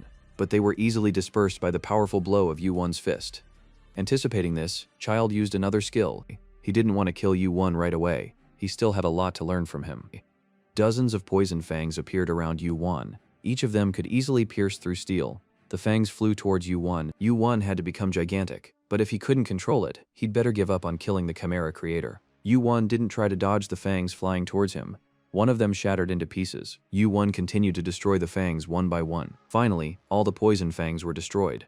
The child thought that this was impossible. He felt a flow of magic power in Yu-1's hand. The red color in Yu-1's eyes became even more vivid. Gigantization was turning one's body into a deadly weapon. Then Childe decided to use the next skill, Wall of Black Spikes. It was Childe's strongest defensive skill, and it was impossible to break through. But there was a terrible cracking sound. Childe, who thought he was safe, was terrified. Yu-1 had punched a hole in the wall with his power, and a crack began to form. The blows came one after the other. The wall continued to shake, and the crack widened. For a moment, Yu-1's blows stopped. The child cheered. In an attempt to break the wall, Yu-1 slapped his hands in blood, but the break didn't last long. The wall began to collapse, and an arm slipped through the opening. Then Yu-1's torso appeared. He jumped up to Child and grabbed him by the neck. Child gasped as Yu-1 lifted him high into the air. After lifting Child up, Yu-1 immediately slammed his head into the ground, then poured more magic power into his fist, and began to punch Child in the face with his fist. The ground shook as Yu-1 drove Child's head deep into the ground, but his body was so strengthened with magic power, that it couldn't be damaged. Yu-1 had 2 main skills in fighting Childe: Plasma Eyes and Gigantization. Without them, it was impossible to defeat Childe. On Mount Olympus, the Great Sage and the other gods were watching the tutorial. Earlier, Heracles had already killed the creator of the Chimeras. If you had one of the skills, you had little chance of fighting the Chimera creator. If you had 2 skills, you could definitely kill him. Yu-1 continued to desperately fight Childe, but Childe seemed to be immortal. Yu-1 dealt him terrible blows, but all he got was a broken nose and a broken tooth. Thousands of years of experimenting on himself had made his body stronger than steel. Yu-1 thought that Child was made up of different parts because he had attached body parts of countless contestants to himself, so he must have weak points where those body parts were attached. Yu-1 grabbed his arm and tore it off with incredible force. Childe fell to the ground and howled wildly in pain. Yu-1 tore off his arm. Childe grabbed the spot where his arm was so easily torn off. Yu-1's fiery eyes allowed him to see the lines that connected Childe's body. After all parts of his body were sewn together like toys. Yu-1 grabbed Childe's other arm, but he begged for mercy. Yu-1 was merciless. He grabbed Childe's leg. Childe was killed. How many people had he torn apart? Yu-1 used the skills he had learned in the tutorial. Flaming Eyes helped him see the hidden and find the weak points on the Chimera creator's body. With his gigantic strength, he tore Childe to pieces. Yu-1 remembered how in his past life, he was told to fight Surtra and get the Flaming Eyes, then absorbed his heart and got Gigantization. At the end of the tutorial meeting, Yu-1 said that an incredible person was about to be born. At that time, he couldn't imagine that this incredible person would be him. The Chimera Maker has been destroyed, an incredible achievement. Due to the incredible nature of the achievement, the reward count will be delayed. Tutorial completed. Yu-1's level has increased. Strength and agility have increased. Yu-1's level has increased by 2. His stats have increased. The Chimera creator was recognized as a boss like Sarutra because Yu-1's stats increased so much after killing it. As a result, the completion rate of Heavenly Star had increased dramatically, which was good news for Yu-1. Yu-1 thought that the effect would be quite weak for his level, but it turned out to be quite good. Yu-1 heard sounds and looked around. The human-type chimeras that the other participants were still fighting with suddenly started dropping dead. This was because the child controlling them had died. Team Hargan and the unsealed chimera stayed behind to guard the fallen chimeras. He was afraid that the chimeras would come back to life. Elidor and Paladin began tending to their comrades, checking to see if any of them were injured. They used their healing abilities. If it weren't for Hargan, who used his golden lightning to fight the chimeras, there would have been more wounded, and most of the participants would have died. It turned out that Yolse and many members of the team were injured. Hargan asked to take care of Yolse and the others. Seeing that the reward was delayed, Hargan suggested that Yu-1 step aside to talk. Yu-1 guessed what Hargan would say. It was a tutorial in which it was easy to kill a sealed chimera. Hargan didn't understand why it was necessary to kill the chimera creator if you could just kill the chimera. Yu-1 replied that this was usually the case. Hargan couldn't believe Yu-1's words. After all, he could set a record without going that far. Hargan told Yu-1 that he would only calm down when he and his comrades were dead. Yu-1 wondered, how far did he have to go? Yu-1 imagined it. Gods from another world outside the tower. Despair that reached the sky. Foolish chaos. unborn fallen into the maelstrom of despair. The purple sky had taken the lives of many rankers. Yu-won remembered the battle with stupid chaos. To defeat him, Asura, Vishnu and the other rankers gave their lives. No one knows how many are still out there. Therefore, Yu-won must become even stronger. He must cut out the rotten parts of the world, so that this world doesn't end. In order for the world to become stronger, Yu-won has to take it with him.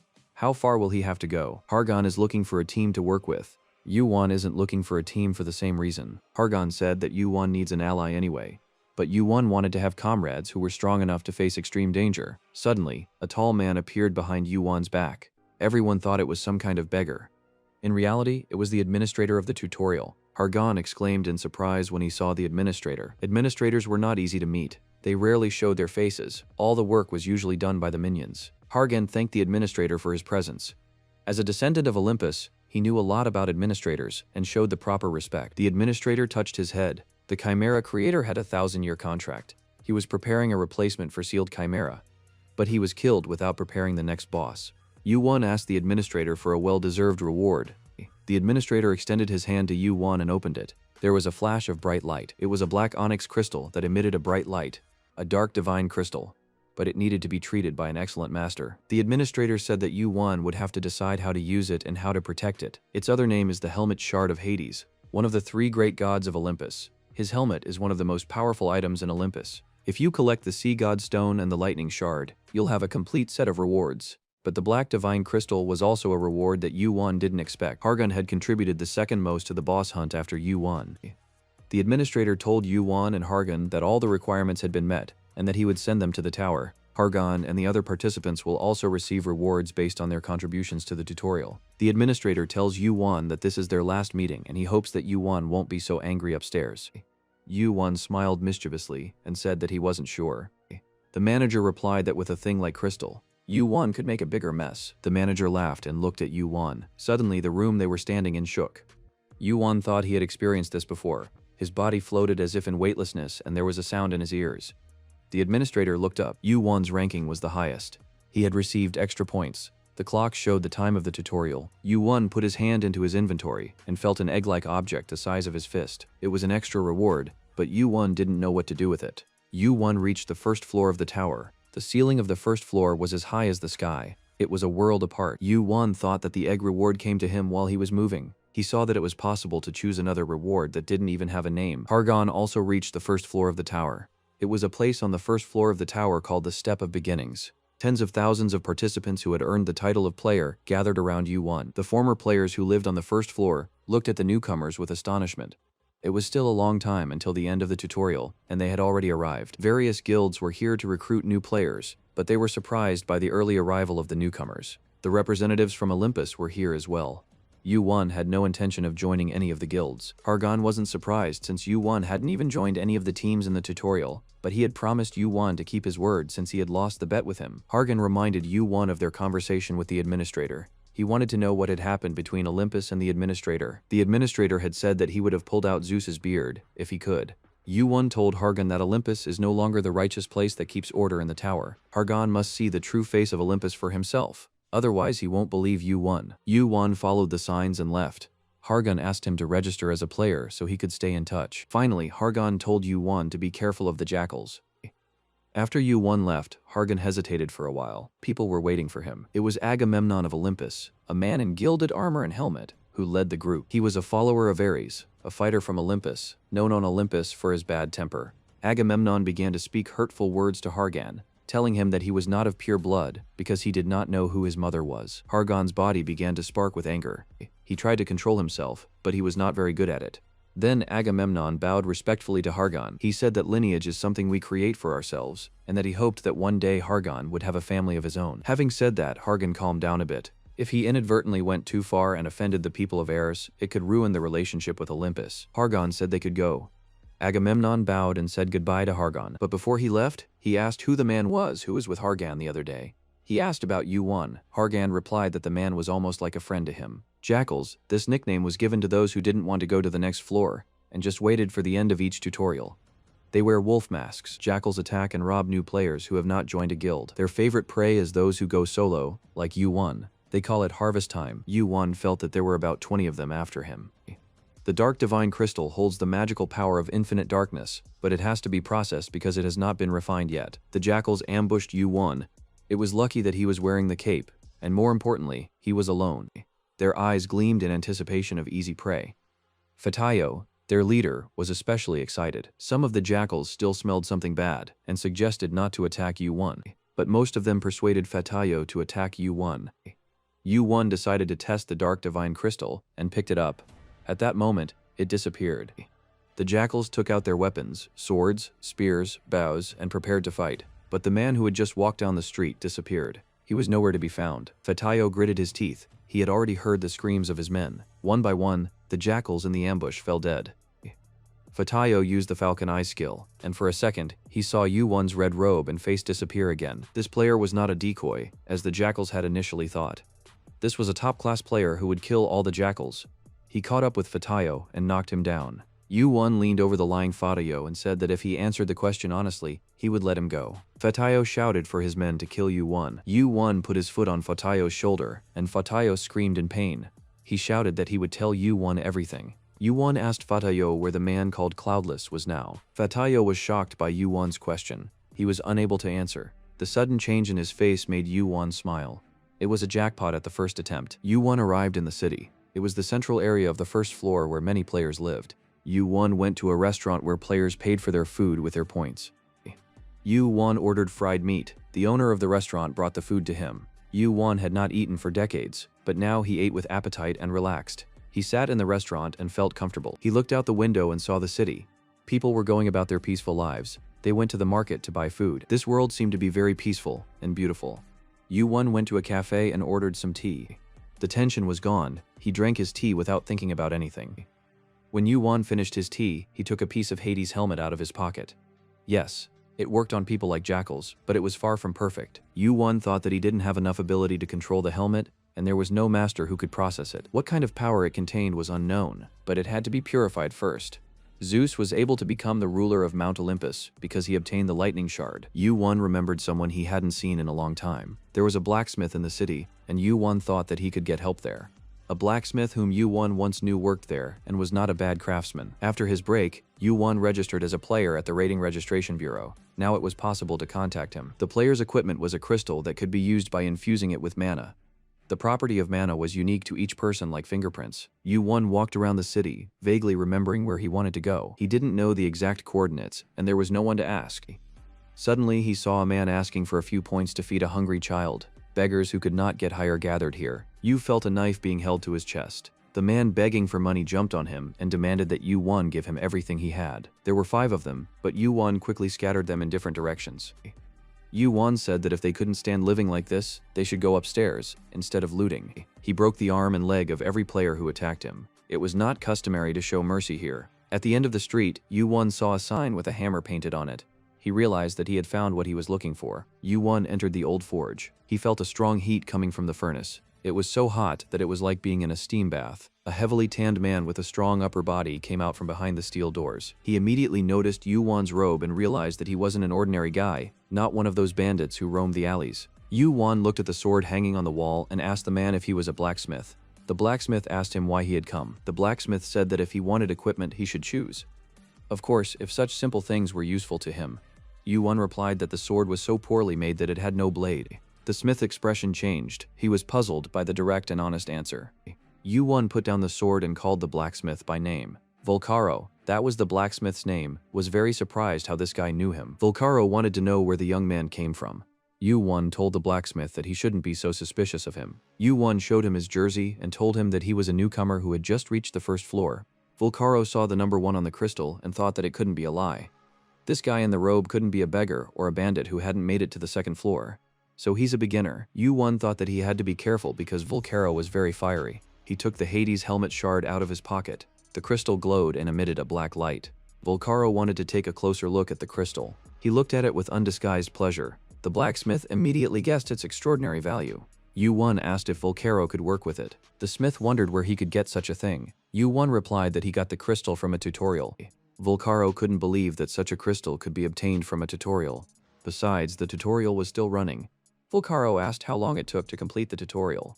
Yuan answered that it took 5 days. This was a record, and Volcaro realized why the guy didn't seem to be an easy one. Yuan asked if he could process the crystal, but even though Volcaro was the best craftsman, he didn't have any good tools and using the ones he had would only cause damage. The blacksmith said he could only refine the crystal a little. He looked around his workshop and asked Yuan if he trusted such a valuable item. After all, he made terrible items. The smith also asked if Yuan was afraid that Yuan would take the crystal for himself. Yuan replied that he sees people well and that he doesn't see any greed in him, only joy for the crystal. Yuan was sure that Volcar wouldn't break the crystal and steal it. He was the most talented blacksmith Yuan knew. Although this sword was poorly forged and had blunt edges, it had a perfect weight balance. This was the result of the blacksmith's experience and skill. Yuan said that Volcaro had forgotten to break the weight balance when making such a blunt sword. Volcaro immediately realized that this guy was very knowledgeable about weapons. The blacksmith laughed. He realized that the weapons he had hung on the walls to fool the common people had not fooled Yuan. He realized the true nature of the talented blacksmith. Volcaro thought that this guy belonged to the purebloods and asked who he was related to. Yuan replied that he was not related to anyone, and Volcaro accepted his order. The crystal would be ready in a few days. The smith gave Yuan one condition to fulfill. Yuan had to keep secret not only who the order was from, but also the fact that the order existed at all. Yuan promised to fulfill the condition. Yuan gave his number to Volcaro and found a hotel. He had to stay somewhere for 10 days until the job was done. Now all he had to do was wait. Due to the influx of players, all the hotels were full, but luckily Yuan found a decent hotel with good food. Yuan sat in the restaurant and thought about his plans. He learned from the jackals he caught that the meeting would take place in 2 days. He wanted to kill all the jackals, but it was impossible to do it alone. Suddenly, a man with broad shoulders and golden hair sat down in the chair across from him. It was Hargan. He had found Yuan through his connections. Yuan thought that it wasn't very difficult for a relative of Zeus. Hargan asked Yuan for the player's number. As they exchanged numbers, the waiter brought Hargan's food. Yuan asked when Hargan planned to climb the tower. Hargan replied that in 5 days. Yuan asked Hargan to help him kill the jackals on the first floor. Hargan was surprised because it was difficult to see them in the crowd, but the 10 of them, along with the team, could try. Yuan replied that there was no need for anyone. It would be just the 2 of them, him and Hargan. Hargan asked for more details, but Yuan didn't explain and just told him to come back the day after tomorrow. Realizing that he wouldn't learn anything today, Hargan said goodbye to Yuan and left. Yuan thought that Hargan really liked the team he had put together during the tutorial and wanted to develop it. Yuan watched Hargan leave, but a man who had been sitting at a neighboring table with his back to him the whole time spoke to him. It was Agamemnon, the representative of Olympus. He sat down next to Yuan and smiled broadly. It wasn't a very pleasant smile. Agamemnon had come to this restaurant to meet Yuan. They had coffee and talked. Agamemnon asked Yuan if it was true that he won first place in the tutorial. He also told Yuan that there were rumors that a monster had entered the first floor. Agamemnon said that Hargan called Yuan something like a friend. It was strange, but Yuan thought that Hargan said that because he wanted to be friends with him. Agamemnon said that it was good that Yuan hadn't joined Hargan's team yet. He suggested that Yuan should join Olympus. Mr. Ayres is willing to provide Yuan with whatever he wants. Yuan drank his coffee. He already knew what his answer would be. Agamemnon told Yuan that Ayres is the legitimate son of Zeus and Hera, who has already become a ranker. He convinced Yuan that it was better to become a follower of Ayres than to work with a mudblood. Yuan asked him to stop saying mean things about Hargan. Yuan finished his coffee and Agamemnon sat waiting for an answer.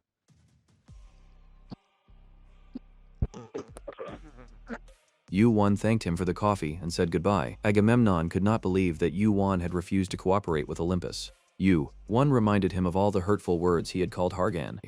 Hargan was furious at Yuan's behavior. Yuan told him that he wouldn't work with such unworthy people and left. The restaurant quickly emptied as the customers felt Agamemnon's rage and anger and quickly left the restaurant. Agamemnon's subordinates approached him. They searched the entire city for him. Agamemnon asked how many jackals they could mobilize. The subordinate said that they could mobilize jackals in a few days, since they were now robbing the new players.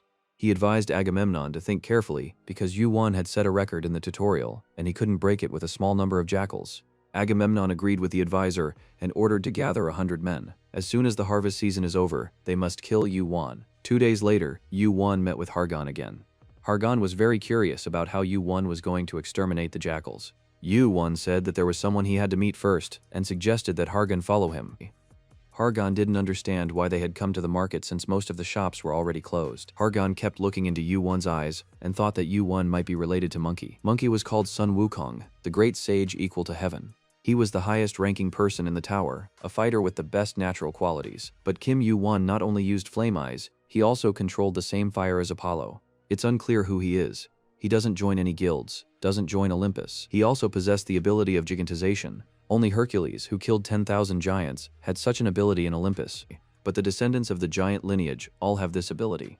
Hargan thought that maybe Yu-won was from the giant race. Suddenly, Yu-won stopped at the door of a shop. Hargan followed Yu-won into the shop. A young man came out and said that the shop was closed today. The shopkeeper said that if they needed anything, they could leave a number and he would call them tomorrow. The young man took out a pen and a notepad. Yu-won said that they were looking for a man named Mu Woon Cheon. Suddenly, the young man jumped up and ran to the door. Kim Yu-won quickly grabbed him by the neck. When the shopkeeper stepped back, he swung his hand and grazed Yu-won's cheek. He was holding a small knife. A moment later, the young man's body was on the ground, a terrifying force pressing down on him. He couldn't break free from Yu-won's tight grip. It was Mu Woon Cheon, the Jackal King, the player who refused to be lifted to the tower. Yu-won tied Mu Woon Cheon with a strong rope. He claimed that they were wrong. Hargan watched with a confused look on his face. The guy was crying, and Hargan thought it was too categorical to claim that he was the king of jackals just because he tried to run away. Then Yu-won showed Hargan the knife with which Mu Woon Cheon had stabbed him. It looked like an ordinary knife. But the marble floor on which the knife lay melted. It was the strongest poison that couldn't be found on the first floor. It was the poison from the upper floors. It was very strange that such an item was in the sleeve of an ordinary shopkeeper. Woon Cheon's face began to change. He seemed to have aged in a matter of seconds. His voice changed as well. Hargan now fully believed Yu-won that this man was the king of jackals. Woon Cheon began to threaten and said that Yu-won didn't realize what kind of people were behind him. He looked at Hargan and the color of his hair and called him by name. It turned out that he knew Hargan, the son of Zeus. Hargan remembered that Yu-won had asked him to react properly before entering. He raised his hand, and after a second, electricity began to accumulate in his hand. Seeing this, Woon Cheon began to mutter that Olympus had betrayed them. Hargan couldn't believe his ears. He stared at Yu-won in utter confusion. At that moment, Yu-won approached Woon Cheon and asked him if it was true that he took orders from Agamemnon. Yu-won told him that the ruler of heaven was interested in the affairs of the first floor, and that his son had just finished a tutorial. Yu-won spoke convincingly and asked if Woon Cheon wanted to continue serving Agamemnon like a dog. Yu-won said that if everything went well, the Lord of Heaven, Zeus, would personally take care of the pack of jackals. If Woon Cheon followed Yu-won's instructions, the non could be given an important role on Mount Olympus. Woon Cheon immediately agreed to fulfill Yu-won's request. Yu-won wanted to know how many jackals there were on the first floor. Woon Cheon replied that there were about 1,000. Yu-won gave Woon Cheon a note and told him to gather everyone at the designated place by midnight. Everything must be kept secret. Agamemnon's men must not find out. Yu-won touched Hargan's shoulder with his hand and they left the shop. Hargan asked Yu-won for an explanation. Hargan was furious. He could hardly contain his anger. He was angry that Yu-won had used his father's name to trap the jackals. Yu-won looked Hargan straight in the eye and said that Olympus was working with the jackals. Yu-won said that Hargan should take off his rose-colored glasses and see the real Olympus. Hargan remembered that the tutorial administrator had said bad things about Zeus and that the relationship between Olympus and the administrators had become very bad. Yu-won told him to see for himself. The next day, as night fell, Yu-won waited for Hargan on the outskirts of the central city. Hargan arrived a minute before the appointed time. Yu-won wanted to go alone. He asked Hargan if he had thought about it, and what his decision was. Hargan replied that he was born and raised on Olympus, that it was his home and family, and that his father was his idol. Although Hargan did not remember his mother well, he remembered her voice and what she had once said to him. Hargan's mother had asked him to remember the pride of Olympus. Hargan was faced with the choice of going with Yu-won and betraying Olympus, or leaving things as they were and still being proud of Olympus. Hargan made his choice. The jackals on the first floor must disappear. They are like vermin, disturbing the normal life of the tower. If this was a shameful defect of Olympus, Hargan vowed to cut out the jackals with his own hands. The great cave was damp and dark. It had once been home to a tribe of human-like lizards, but they had long since disappeared. Suddenly, many torches lit up the cave. A group of people gathered here. They were gamblers wearing jackal masks. They were making money by robbing the players on the first floor. At that moment, at least 1,000 jackals had gathered in the cave. This was the first time they had gathered in one place. Before, they were all scattered. There was a silence. A man with a red mask stepped into the middle. It was the king of the jackals. The jackals started whispering to each other. No one had ever seen the king of jackals before. All the jackals got down on their knees and bowed their heads to their king. After enjoying the cheers, the jackal king ordered everyone to stand. The crowd rose and roared. The king of the jackals, who was known as Woon Cheon, raised his hand with his sword and told everyone to be quiet. Woon Cheon lowered his sword and said that they had a very important task to do. a task so difficult that it would require the strength of all the jackals. The Jackal King raised his hands above his head and said that after today, all the jackals would rise to the sky. The crowd murmured in agreement. The Jackal King introduced two men wearing the same red masks to his subordinates. They were Yuan and Hargon, introduced by the Jackal King as their supporters and benefactors. Woon Cheon bowed to them and thanked them for their presence. He held out a thick envelope filled with bills. This was the Asgard currency, which could be used like real money. Each bill was worth 1,000 points, and there were a lot of them. This was the money the jackals had looted the last time. Yuan thought that if it was the Asgard currency, then it was a reliable currency. So Woon Cheon had decided to side with Yuan completely by giving him all the money that Agamemnon was waiting for. Yuan took the money as if nothing had happened and put it in his inventory. It was time to say goodbye. Woon Cheon was ready to fulfill any of their orders. Yuan raised his hand and magic power began to gather at his fingertips. He flicked his fingers lightly and fire suddenly appeared. Yuan used the skill of colossal fire. The flames began to spread throughout the cave. The jackals ran around the cave trying to escape the fire. They couldn't understand anything. The cave was in chaos. The ground was wet. Woon Cheon thought it was water, but it was oil, which helped the fire to spread even faster. The jackals ran for the exit, but Hargon blocked their way. Yuan and Hargon stood at the exit of the cave and prevented the jackals from escaping the flames. Hargon took off his mask, and Yuan took off his as well. Woon Cheon realized that their goal was not to cooperate at all. The Jackal King was furious. He attacked Yuan and Hargon with his last strength. He shouted that they weren't from Olympus, but Hargon said that Woon Cheon was wrong. Hargon is from Olympus and the jackals are dishonoring him. Then Woon Cheon shouted to the jackals that he was wrong and that these people wanted to kill them. The only one who could help the jackals was Agamemnon. Woon Cheon took out his playing equipment. It was impossible to send a message. Woon Cheon tried again and again to contact Agamemnon, but it was all in vain. More than half of the jackals were already burned alive. The fire was getting hotter and hotter. Yuan laughed. No device would work in such a fire show. Woon Cheon realized that the player's equipment wouldn't help him. The fire was getting closer and closer. With no other choice, Woon Cheon drew his sword and lunged at Yuan. In order to survive, he had to fight. Yuan turned his head and they hit each other. For a second, Woon Cheon's body was frozen, unable to move. With one swing of his sword, Yuan cut Woon Cheon's body in half. A red streak appeared on the jackal's body. Before he died, he heard Yuan say that he would use the money Woon Cheon gave him to his advantage. Suddenly, there was a rumbling and cracking sound. The cave collapsed from the fire. Yuan and Hargon, who had been guarding the exit, ran out. Hargon crouched on a rock. Yuan didn't look tired at all. Unlike Hargon, he thought Hargon wasn't tired. He had never killed so many people before. Hargon had never been in a war, so he wasn't used to killing people. He couldn't understand how Yuan could be so calm after everything. Yuan said that killing and robbing was the main occupation of jackals. Killing just one jackal could save dozens or even hundreds of people. Yuan told Hargon that it would be more comfortable for him to wallow in guilt. A second ago, Hargon was filled with guilt, but now, after the exchange, he was smiling. Hargon perked up quickly after Yuan's words. Hargon told Yuan that he really was a very fair person. Not everyone is able to be the first to take on a case that doesn't promise any benefits. Hargon remembered that Yuan had also acted while looking far ahead during the tutorial. Yuan was even slightly embarrassed by Hargon's words. He took out a bundle of money from his inventory and said that there was a benefit after all. Yuan offered the money to Hargon since he had contributed a lot to the fight against the jackals. Hargon bowed his head at the difficult decision, but took half of the money from Yuan anyway. Yuan told Hargon that he was second in the tutorial. Hargon confirmed it. What kind of award Hargon got for coming second in the tutorial was what Yuan was interested in. Agamemnon pounded his fist on the table in anger. He had no way to contact Woon Cheon. He wondered why there was no communication. The jackals wouldn't dare run away after taking all the money. The money the jackals gave to Olympus was an impressive amount. They helped the Heirs Guild a lot. Agamemnon's aide came and said that they had found the jackals, but it was better to see for oneself. Agamemnon came and saw a collapsed cave with dead jackals inside. There were many of them. Agamemnon was shocked. So many dead, and most importantly, Woon Cheon was dead. Where was the money that had been collected? Agamemnon wanted to know the fate of the money. Agamemnon shouted with all his lungs. When Yuan counted the money, it was 384,000 points. This was after he split the money with Hargon. Thanks to this, Yuan did not have to worry about food and lodging. Yuan wanted to exchange the money for points, but then the Olympians would immediately know that he was the one who exterminated the jackals. Yuan put the money back into his inventory. Maybe it would be enough to create an item containing the Dark Divine Crystal. This stone was already the most valuable item in Yuan's inventory. Meanwhile, in the hands of the tower's best blacksmith, it would take shape and show its true power. Yuan lay on his bed and thought. He reached into his inventory and took out an egg. This was his second reward for the tutorial.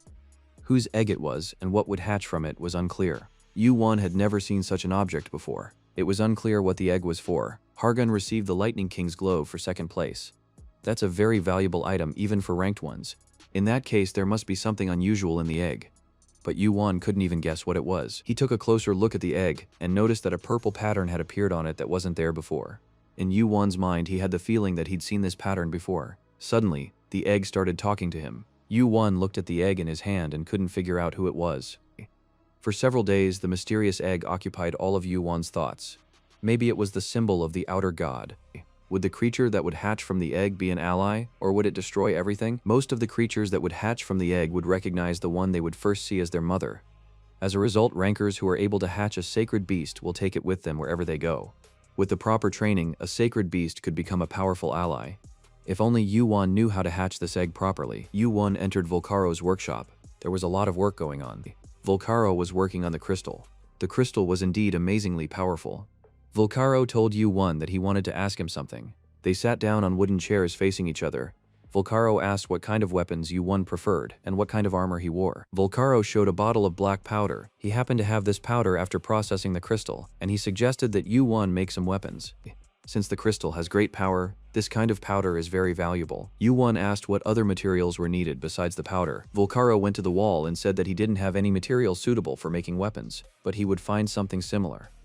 He took an armature made of mithril, a rare material that had a good conductivity of magical power, from the wall. Yu-won had said that mithril was an expensive metal. Usually half a kilogram was enough for an item, but this was over 1.5 kilograms. If the jackal currency could be exchanged, Yu-won would have enough money, but as it was, he would only have to buy 600 grams. Volcaro suggested that Yu-won take the mithril on credit. Yu-won asked if Volcaro was afraid that he would take the item and not pay for it. Volcaro replied that the value of the crystal Yu-won entrusted to him was much higher than the mithril. That's why he trusts Yu-won. Yu-won stopped himself from smiling. Volcaro was exactly the same as he remembered him. Volcaro was a gambler and a workaholic. He himself wanted to create a suitable item as soon as possible. Yu-won took the sword he had bought in the tutorial from his inventory. He asked Volcaro to make a new sword based on it, something like a blade that wasn't too heavy. Volcaro smiled, for he was the best at making blades. A week later, in the Olympus Guildhouse, Agamemnon put on his heavy silver armor. He had a plan to get away with mismanaging the jackals. He thought he had completely lost his position, but he had been given the opportunity to make things right. If everything was handled well, everything would be the same, if not better. When the Lord of Heaven suddenly took notice, Agamemnon was informed that all the players from the 1st to the 10th floor were assembled.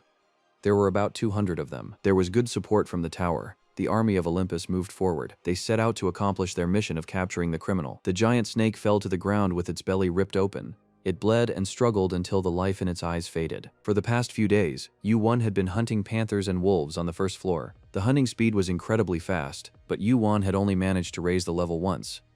On the 1st floor, level increase was limited. Hunting was still better than being bored and wasting time in an inn. The cell phone in Yu-won's pocket rang.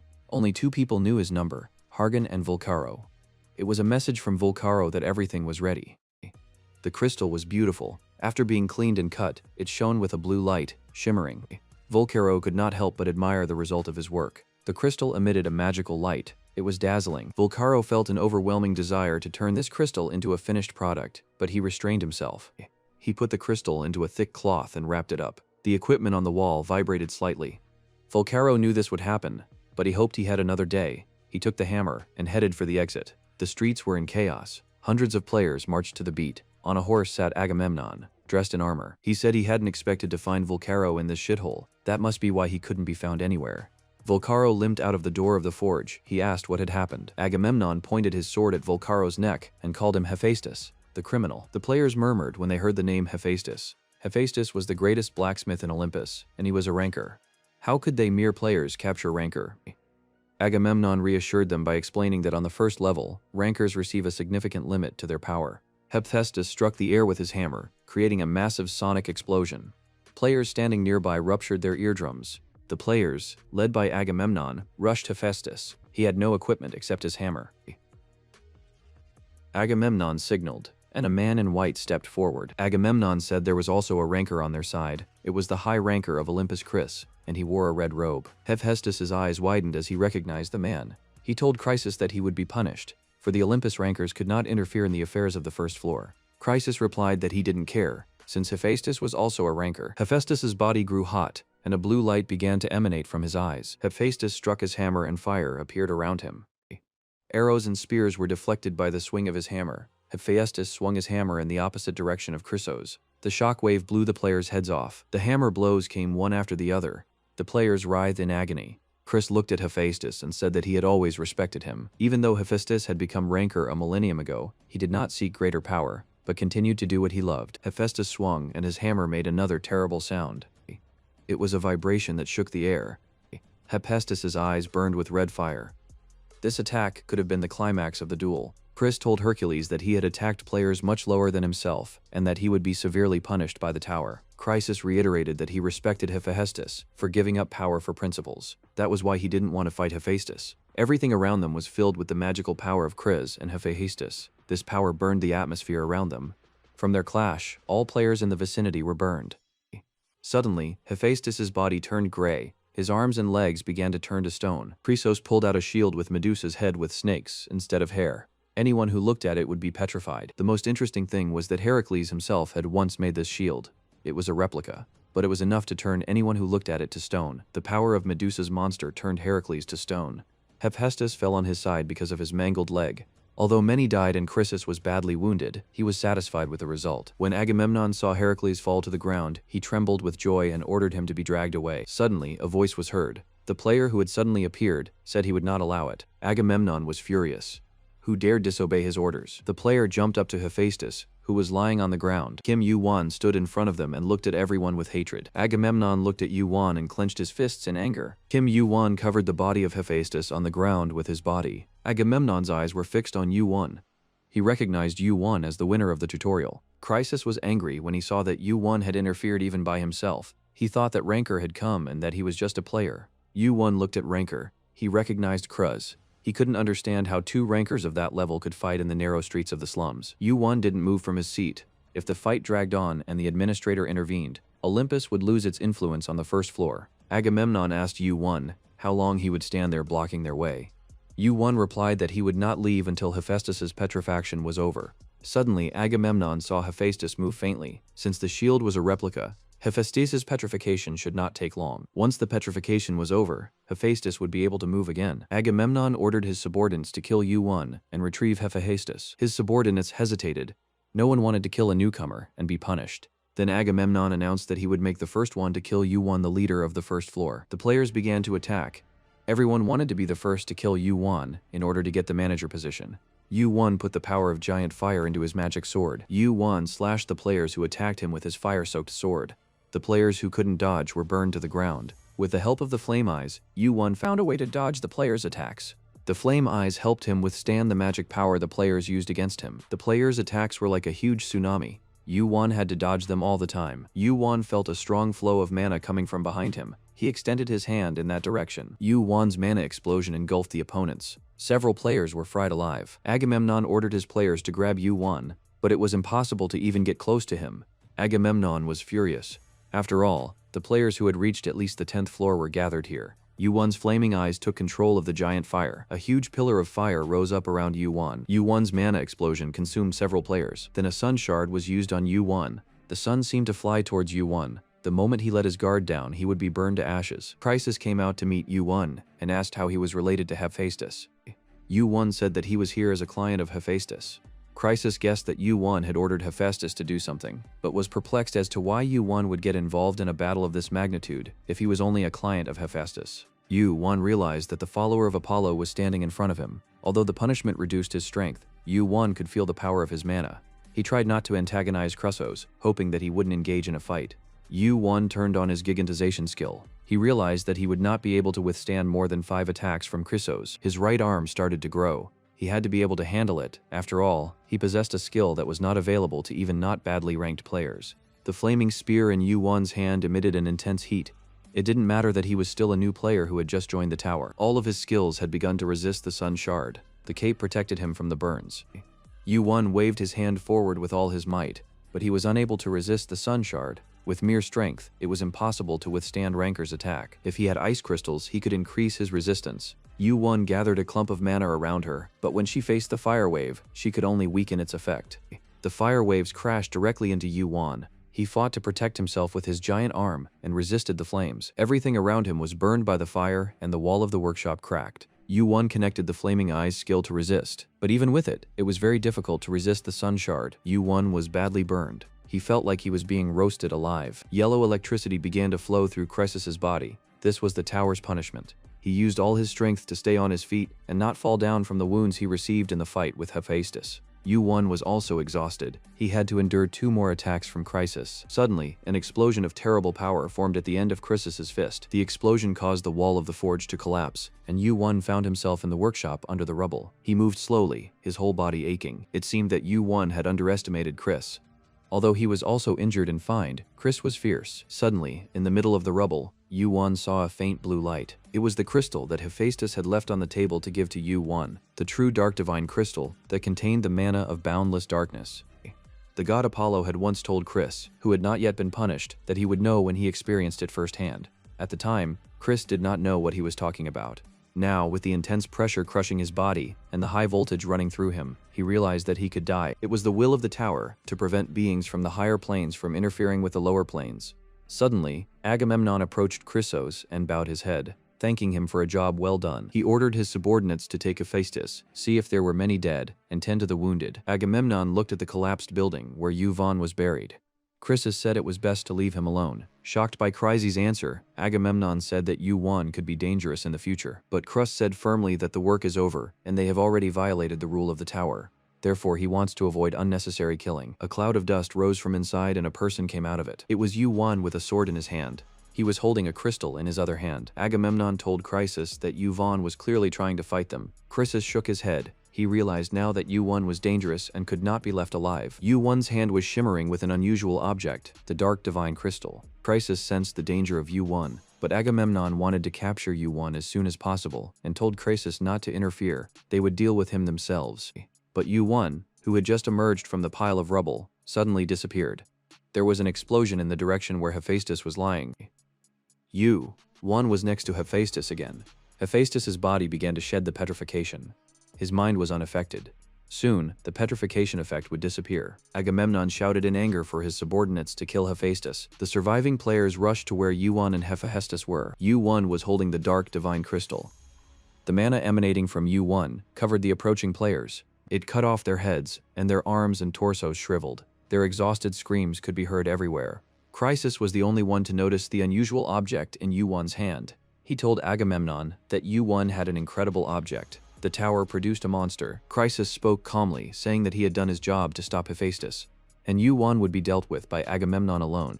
Chris decided to try. He could barely walk, exhausted from his wounds, and could fall at any moment. They stood facing each other. Yu-Wan swung the hand that held the crystal, and a huge pillar of flame formed. The players fell backwards, away from the fire. The only one who made it through the fire was Chryses. Without paying attention, he took some of Yu-Wan's flame into his hand. He looked at the fire in his hand and thought, controlling the mana of 2 attributes at the same time was difficult even for a ranked character, and Yu-Wan was very good at it. That was if such a personality was on the side of Olympus. Chris approached Yu-Wan with a proposal to join Olympus. Yu-Wan replied that it was never his goal. Yu-Wan had received a similar offer from Agamemnon before, but he turned it down. Chrysis's fire consumed Yu-Wan and the black flames around him turned red. Chrysis's body continued to suffer from the punishment and Yu-Wan asked him if he could still fight. Chris didn't expect to hear such words from a rookie. It was a shameful incident that he wouldn't tell anyone about. All the flames gathered around Chris. The fire swirled quickly and formed the shape of a sun. Chris attacked again. Yu-Wan realized that Chris was willing to die by going all the way. Yu-Wan used his gigantization skill because he realized that Chris had decided to take Hephaestus after all. To prevent this from happening, B1 had to protect Hephaestus now. 2 huge energies were fighting each other. The small sun Chris had created descended, obeying his will. It was on its way to Yu-Wan. Despite the powerful punishment the tower had given him, Chris gathered all his strength. Yu-Wan hadn't expected that attacks of this magnitude were still possible. It was as if the whole world was howling from the collision of mana with mana. The entire environment was scorched. Agamemnon thought that using this level of power was unacceptable, and it would be a miracle if the tower didn't destroy Chris with punishments. Yu-Wan and Chrysis lay unconscious on the floor.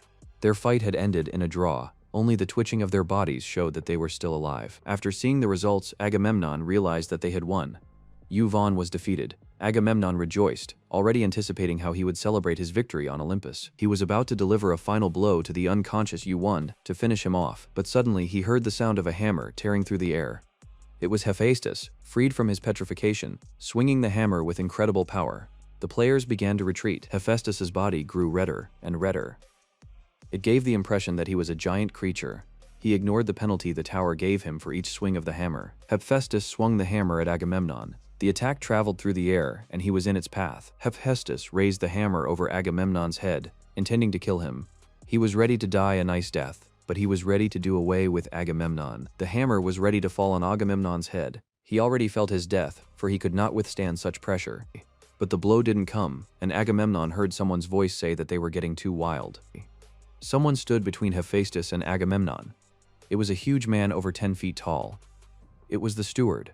The steward said that he was tired of seeing the giant Olympus Guild making a mess on the first floor. There should be a real fight on the upper floors. Hephaestus said that it was a misunderstanding. He was attacked and had to defend himself.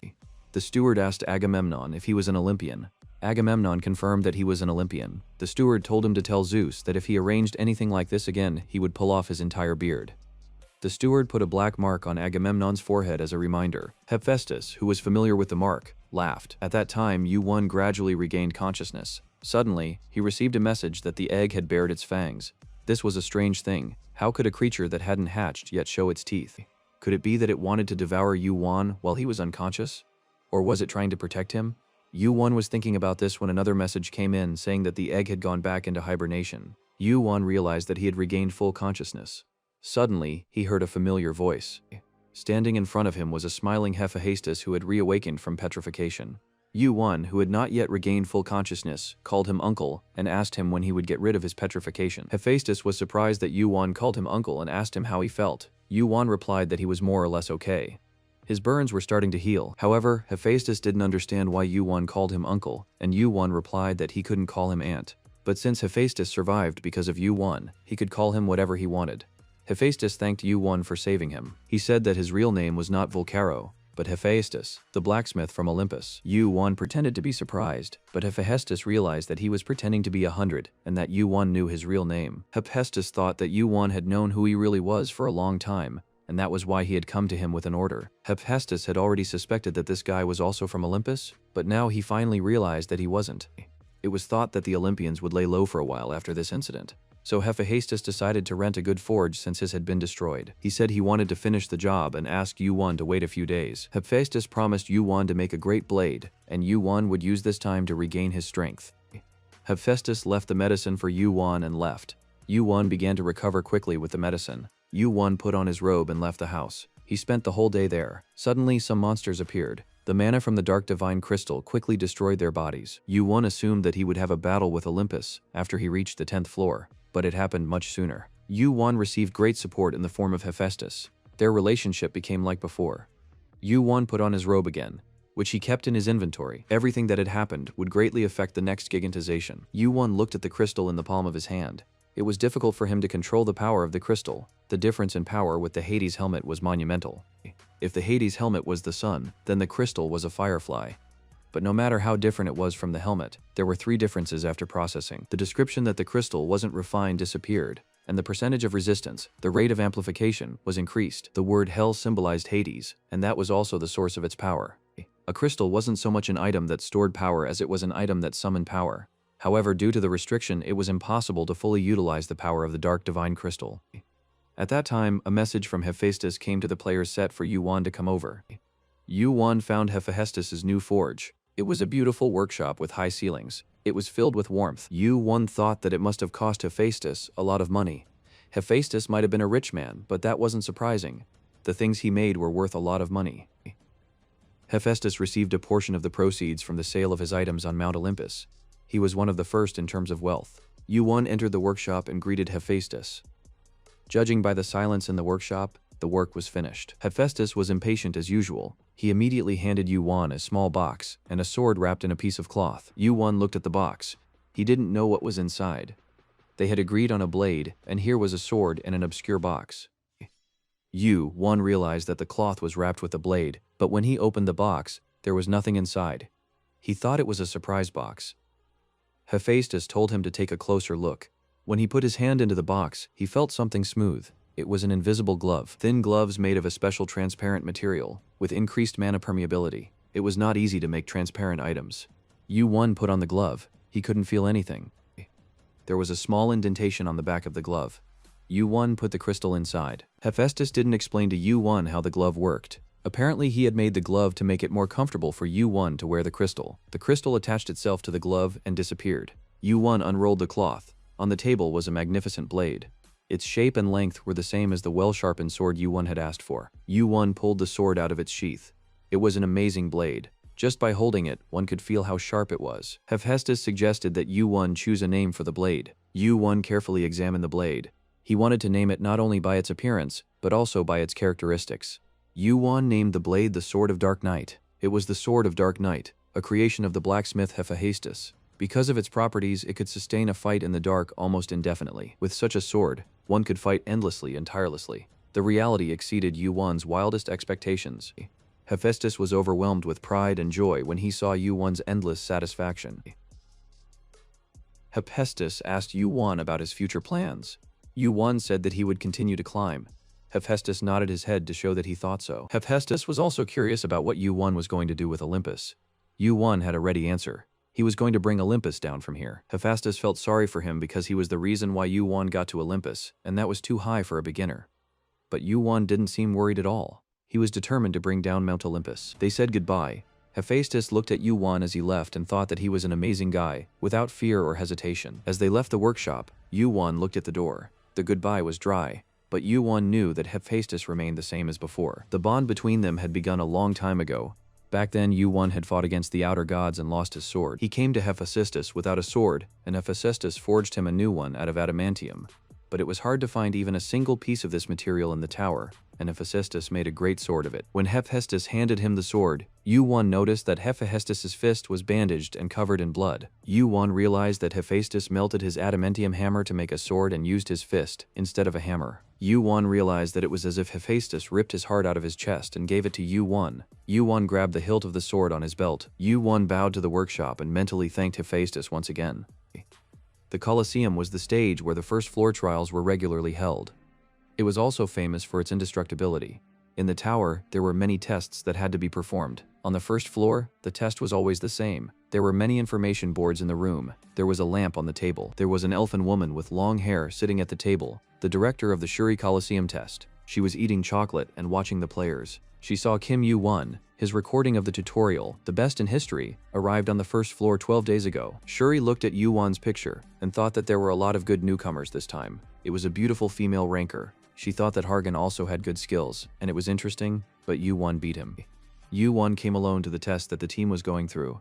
There didn't seem to be anyone on this floor who was his equal. Shuri thought that he definitely couldn't pass this test even if he was a ranker, so let him try as hard as he wanted. The test room on the first floor of the Colosseum was quite solid. Even players from the higher floors would come down here to duel. The purpose of the trials on the first floor was simple. It was to defeat the opponent. It was clear to Yu-Won that he would pass this test. Yu-Won looked at the ranking of the Colosseum. Sun Wukong had the highest ranking, Hercules had the second highest ranking, and Odin had the third highest ranking. Yu-Won remembered that his previous record was in the 12th round. Yu-Won noticed a familiar name. Hargan had gone 16 rounds. Players who wanted to be ranked higher would defeat their opponents and move up to the next level, and so on. Yu-Won thought that Hargan got a higher rank because of the thunder hand he got for finishing second in the tutorial. Yu-Won thought that no matter what floor Hargan was on, he would catch up with him soon. The trial had begun. The first opponent had to be defeated. With that, the doors of the Colosseum opened. A huge orc with heavy armor and a spear stepped out to meet Yu-Won. Standing over 2 meters tall, he didn't look like an ordinary orc. His body resembled that of a well-trained soldier. He saw Yu-Won and prepared to attack. When he saw the sword in Yu-Won's hand, the orc showed his bloodlust by baring his fangs. Yu-Won used the Sword of Mana skill. A mana-emitting light began to gather around the sword. In an instant, the sword sliced through the orc's body from top to bottom, including his armor. The orc's body fell to the ground. A message appeared for Yu-Won. Yu-Won had passed the test on the first floor. However, this was just a checkpoint to pass through. His mission had just begun. The next challenge begins. The second round began. Shuri, who watched the trial, wasn't surprised that Yu-Won had passed the first round so easily. After all, even Hargan could easily handle the orcs. Yu-Won was faster than Sun Wukong, the great sage equal to heaven. Yu-Won passed the second test with ease. He slaughtered a few more orcs. Then he chose the third trial. Yu-Won passed trial after trial. He hadn't used any of his skills yet. Yu-Won fought non-stop. He survived the 9th and 10th rounds. The 11th and 12th rounds were over. It was as if Yu-Won couldn't even see the trials he was going through. When Yu-Won passed the 15th round, he was asked again if he would accept one more round. Without hesitation, Yu-Won replied that he agreed. Yu-Won's flaming eyes took control of the giant fire. He fought against the great beings of the tower. Yu-Won released a bright red flame from his hands. The two swords collided. The opponent's blade was about to be destroyed. Yu-Won thought that he shouldn't prolong the fight too long. The flames roared. Yu-Won's powerful attack shattered his opponent's armor. It was a crushing defeat for the opponent. The helmet flew off his head and Yu-Won saw his face. It was a man, his face covered in wrinkles. One eye. This was his second defeat. According to Yu-Won's memories, his opponent had only been defeated once, by the great wage equal to heaven. Yu-Won said that if the opponent's sword had been better, he would have had a harder time. The opponent said that because of Yu-Won, he was able to fight with joy again and died with his eyes open. Yu-Won stretched out his hand and closed his eyes. All of Yu-Won's statistics increased by 1 level. He again received the message that he had passed the 19th level. He had reached the same record as Sun Wukong. There was still the 20th level that no one could pass. A message appeared asking him to pass the last challenge. The answer had to be given within 30 seconds or Yu-Won would be automatically moved to the next level. This challenge didn't give anyone time to rest. Yu-Won agreed to do it. He realized that if there was enough time to rest, the Colosseum test would be meaningless. The last 20th test had begun. As soon as this announcement was made, there was a rumbling sound. The floor of the Colosseum shook, the door swung wide open, and a faint scream could be heard from inside. Yu-Won sensed murderous intent in the scream. Tense, Yu-Won let the giant's power flow into his right hand. He grasped the sword with both hands. The sound came closer and closer, and the ground trembled more and more. Finally, the head of the final trial appeared. The head that came out of the door immediately towered over Yu-Won. Yu-Won was surprised. This creature was moving so fast that it was hard to see its shape. It slammed its head into Yu-Won's sword. The impact threw Yu-Won backwards. If he hadn't held his sword tighter, it would have flown out of his hands. The brute force overwhelmed him even with the use of gigantization. Yu-Won, who had shown incredible strength on the first floor, was now thrown backwards and could barely stay on his feet. He hooked his hands to the ground to stop his backward movement and prepared for another strike. Sun Wukong had fought this monster before, but he had fainted from the impact of its tail and lost the challenge. It was only because of his survivability that Sun Wukong stayed alive. For others, it would have been an imminent death. Only a head and a tail, but it was definitely him. Even though this is the last trial, would such a creature be in the Colosseum? Maybe Sun Wukong was mistaken, and it's just a similar creature. Yu-Won realized that this snake was a shard of the outer god. It was a snake with 8 heads and 8 tails, so huge that it could encompass 8 mountain peaks. It was a creature that had been gripped by all the wrath of the world since its birth. Yu-Won had heard that it had been sealed in Suzanu's sword for a long time. He had not expected the snake to be here. The message to get rid of the 8th head of Yamato no Orochi appeared. It was the most dangerous monster in Yu-Won's memory. Yu-Won couldn't believe the difficulty of the challenge. It only had 1 head, and it was smaller than Yu-Won remembered, but it was still a terrifying monster. Its fangs alone were as big as Yu-Won's. Orochi started to attack Yu-Won. As it swung its tail, Yu-Won jumped aside with his hand on the ground. Although the snake only had 1 head, Yu-Won realized that if he made one wrong move, he would die on the spot. Yu-Won dodged countless blows with his tail. Yu-Won swung his dark divine crystal energy-filled sword wide. The snake's hard scales and tough skin protected it from Yu-Won's blows. The wounds that Orochi received from Yu-Won's sword blows were too shallow and bled easily. Yu-Won used mana to inflict wounds on Orochi one by one. The number of wounds increased. The wounded Orochi began to swing his tail with more and more force. Each attack was very powerful. Yu-Won began to avoid Orochi. He realized that he had to buy some time. Orochi opened a huge mouth with fangs as big as a man's and prepared to swallow Yu-Won. Orochi stopped screaming and was overcome with rage. He chased after Yu-Won with incredible speed.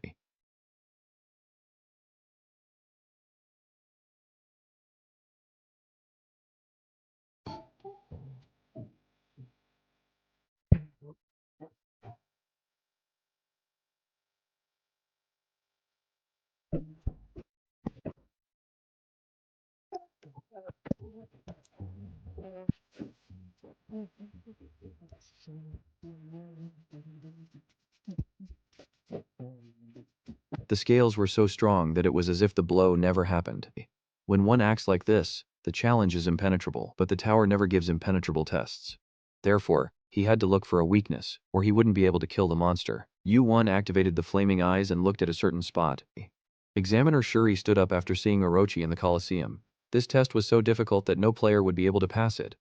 She saw that Yuan stopped attacking at one point, as if he realized his self-confidence. She watched as Yuan's body was thrown back by a tail punch. Shuri mentally urged Yuan to give up, saying that it was enough for him to wound Orochi. Yuan said that he had found him. Shuri didn't understand what he was talking about. Shuri saw Yuan's eyes turn crimson. Yuan immediately jumped onto Orochi's back. Orochi fought to shake Yuan off, but it was useless. He ran down his body using his scales as stepping stones. When Yuan was in the middle of his body, he grabbed his sword in a different way. Finally, Shuri realized what Yuan was doing. On Orochi's body, near the heart, there was an area that was not covered with scales. It had been made by Susanoo during his fight with the snake. It was Orochi's only weak spot.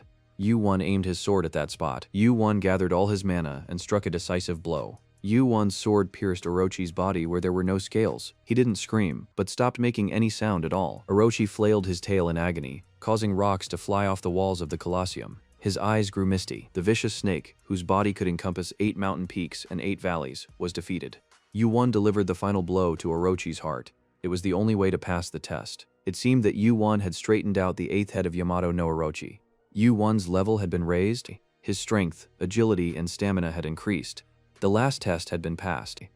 Yuan's achievements were recorded in the Colosseum. He had become a legend. There were 31 levels left before the 100th level. The level increased faster than Yuan expected. Yuan heard his name spoken by a woman's voice. He looked over to where the voice came from. In front of him stood an elf woman with 6 blades at her waist and behind her back. She was the examiner of Shuri's first trial. She was shocked that Yuan passed the test and killed Orochi. She asked Yuan if he knew about the snake's weakness. Yuan replied that the tower doesn't give impossible tests. The difficulty seemed unbelievable, so he took a closer look. He found the solution. Yuan stood in front of Shuri, and she looked into his eyes. They were red. She asked about Yuan's burning eyes. Shuri remembered seeing those eyes in the past. Flaming eyes and gigantization. A player with the skills of the highest ranks. Shuri looked at Yuan carefully and assumed that Yuan was the heir of the great sage equal to heaven. So he is from the heavenly realm. Yuan decided not to explain the true situation to Shuri. Besides, she had no right to reveal information about the player. Shuri unbuckled one of her swords and offered it to Yuan. It was an extra reward from the administrator. The sword was to be given to the player who passed all the tests, but Shuri thought that day would never come. Yuan accepted the gift. Shuri said she didn't know what the sword was.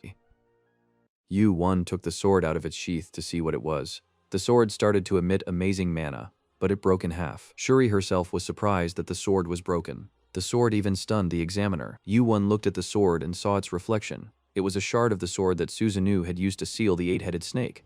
In order to regain its full power, one would have to put all the shards together. Shuri said that if Yuan wasn't satisfied with the reward, she would talk to the administrator. Yuan replied that it was fine, but the blade was just a bonus. The main reward was the 8th heart of Yamata no Orochi. It was separated after Susanoo sealed the Orochi. The powerful poison in the heart could be neutralized, and a miraculous elixir could be obtained that even high-ranking people dreamed of. Shuri congratulated Yuan, for this prize is priceless. Unlike the giant's heart, it couldn't be eaten right away. Shuri advised Yuan not to take the medicine rashly. After that, Yuan wanted to leave the first floor, but he felt that the egg in his inventory started to react. The egg started making hungry cries. Yuan didn't know what to do with it. He had never seen a hungry egg before. Shuri drew her sword and activated her mana. She prepared to attack. Darkness enveloped the Colosseum. Dozens of eyes and small teeth began to appear in the darkness. Shuri thought a monster had entered the Colosseum. She found this strange. The power of the tower protected against the intrusion of strange creatures. She wanted to hack the unknown creature, but Yuan stopped her. Yuan looked at its eyes and teeth. He was sure that this creature didn't come here. It was here with him. It was the egg that Yuan possessed. The egg began to devour Orochi's corpse. As soon as its teeth touched Orochi's body, it became as soft as tofu. Shuri had never seen such a creature before. Orochi's body belonged to Yuan, so it was up to him to decide what to do with it. Yuan watched as the egg devoured the body. Shuri wondered if this was Yuan's ability as well. Yuan didn't know what was going on. Like Shuri, he had never seen anything like this before. When the meal was over, Yuan asked the egg if it was full. The egg nodded and sang happily. It acted like a child. The egg started to fall asleep, but after eating, its hatching rate increased. But whose egg it was and how to make it hatch was impossible to know. Shuri told Yuan that he would become the next Sun Wukong, the great sage equal to heaven. Shuri held out her hand to Yuan. He shook her hand and said it was a pleasure to meet her. Yuan remembered her from her previous life. She had the same habit of saying goodbye. Shuri was beautiful and strong, unyielding but fair. He remembered how she died in the last battle. Among the first 10 floors, the Colosseum was famous for accurately determining each player's abilities. Yuan looked at the rankings. Sun Wukong's record had been broken by him for the first time in 1,000 years. Some people were surprised that the new player had completely rewritten the tower's record. Some were not surprised. One thing was undeniable: an incredible man had entered the tower. He was said to be from Earth, but no one in the tower knew where Earth was. The players and guilds who hadn't been interested in him before finally recognized Yuan's name: Labyrinth. This was a challenge set by the tower on the 9th floor. You had to find your way through an endless maze with hundreds of paths. There might be one right way, but there might be thousands of ways. Yuan didn't look for a way. He made his own way. He cut a new path with his sword and left the labyrinth. That's how he passed the test. He might have ruined the trial for later players by punching some passages in the maze. But in any case, he would be rewarded for the challenge. Time passed. Hephaestus sensed Yuan's presence in the workshop and came out to meet him. Yuan was sitting next to a red-hot furnace. The workshop was very hot. Some players couldn't even stand it. It had been a month since their last meeting. In that time, Yuan had climbed up to the 9th floor and passed all the tests. Yuan said that he came for his mission. Hephaestus replied that he would be finished soon. Hephaestus thought it was so hot in the workshop that even he was drenched in sweat, while Yuan sat there as if nothing had happened. So strong was his resistance to fire. Hercules asked why it took so long for him to be tested on the 9th floor. Yuan said that it took time to make new paths. Hercules grinned and said that Yuan is never like normal people. How is he going to pass the next test? What Hephaestus did this time, Yuan will definitely need in the next trial. Hephaestus grabbed the sword and pulled it from its sheath. It was a blade made of several materials. It had poor mana conductivity, but a very sharp blade. Yuan took the blade. The mana conductivity was low, but the resistance was high. Yuan thanked Hephaestus. It wasn't so much a sword as it was a sword-like armor. Yuan paid Hephaestus 10,000 points of Asgard currency. Hephaestus hadn't expected to be paid so much for his work. He tried to refuse, but Yuan insisted. Yuan couldn't afford to get used to free things. He said goodbye to Hephaestus. Yuan left the workshop and saw a portal.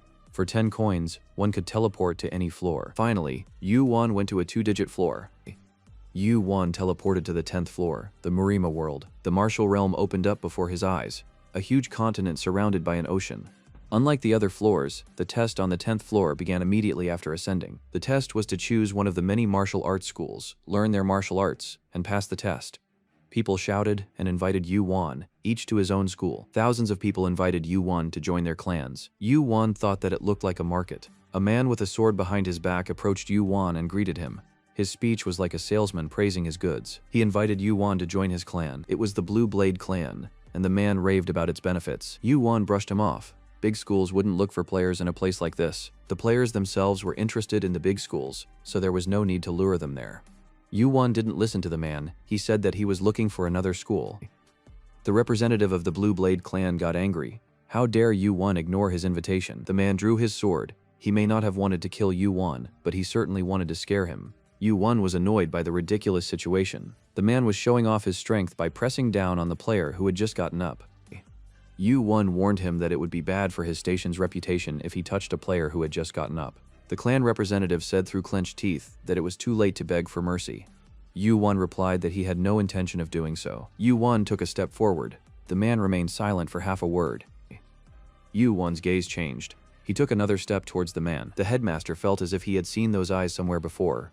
His nerves were at their limit, and he swung his sword. In an instant, he found himself on the ground. He noticed the crowd watching him.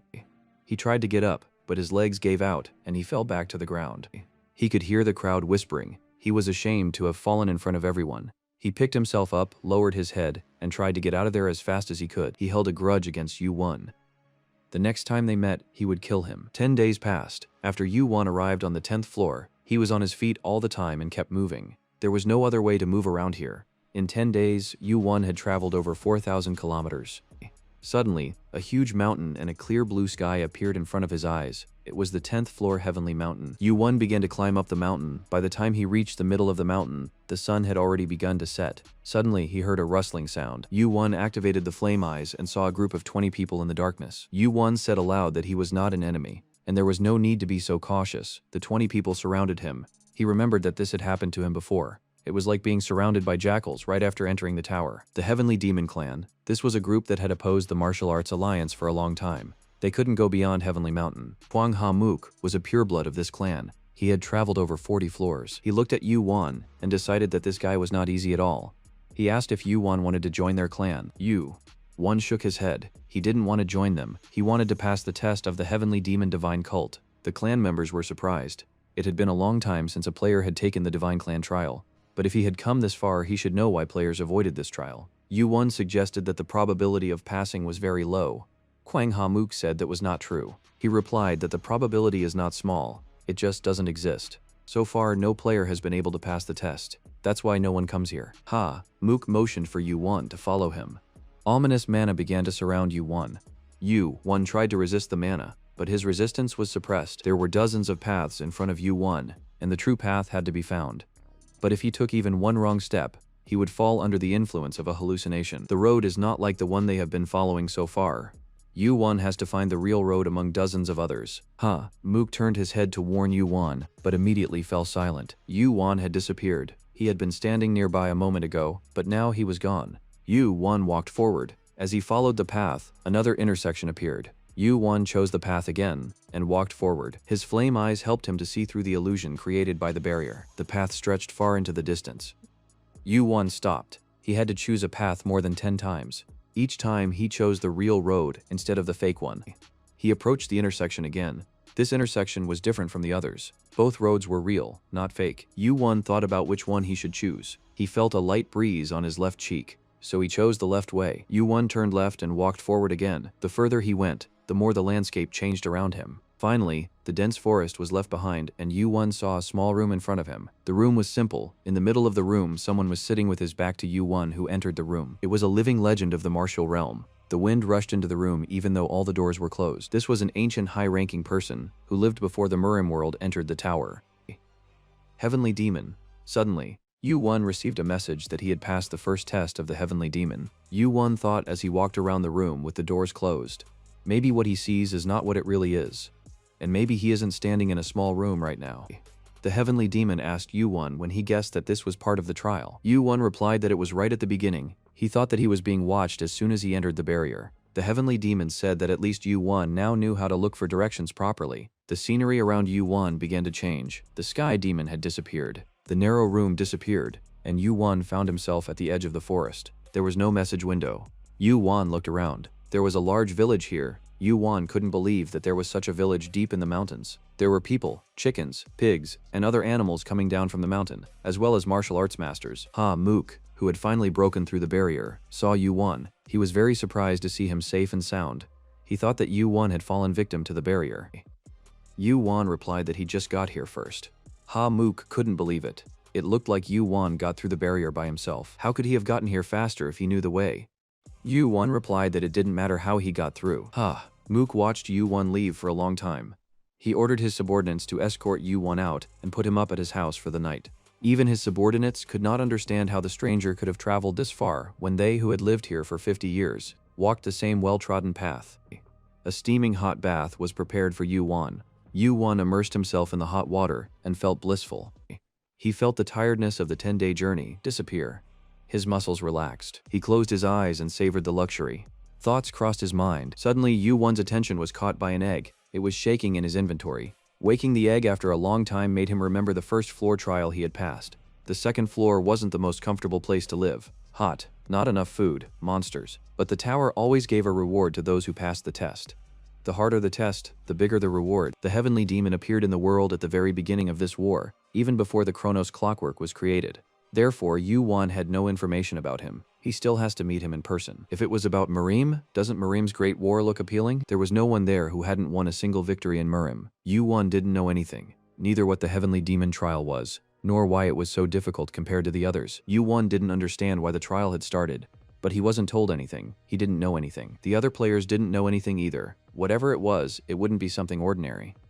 Sun Wukong shouted so loudly that he didn't know anything either, so Yu-won had to believe him. Yu-won reminisced while sitting in the bathtub with his eyes closed. He realized that even though he didn't know anything, he hadn't worked for nothing. Since the arrival of the Heavenly Demon Divine Cult in the land of the Heavenly Demon Divine Cult, the egg had not stood still for a moment. About a month ago, Yu-won entered the second floor inn and lay down on the bed. He held the egg in his hands and noticed that its size had increased several times. An incomprehensible egg with the pattern of the outer god. After it devoured Orochi's remains, Yu-won was finally convinced. Dozens of eyes and sharp fangs. Maybe this was what it would look like when it hatched. But even though Yu-Won had fought the outer gods many times, he couldn't tell what it would be like. Yu-Won took an egg from his inventory. It had grown several times larger than the one he had received. Yu-Won wondered if he should let the egg live or not. Should he boil it and eat it? Suddenly, he noticed that the egg was nodding. As soon as he thought about whether to let the egg live or not, the egg started to react to Yu-Won, even though it hadn't reacted at all before. Yu-Won was annoyed. Why did it stay silent and ignore him?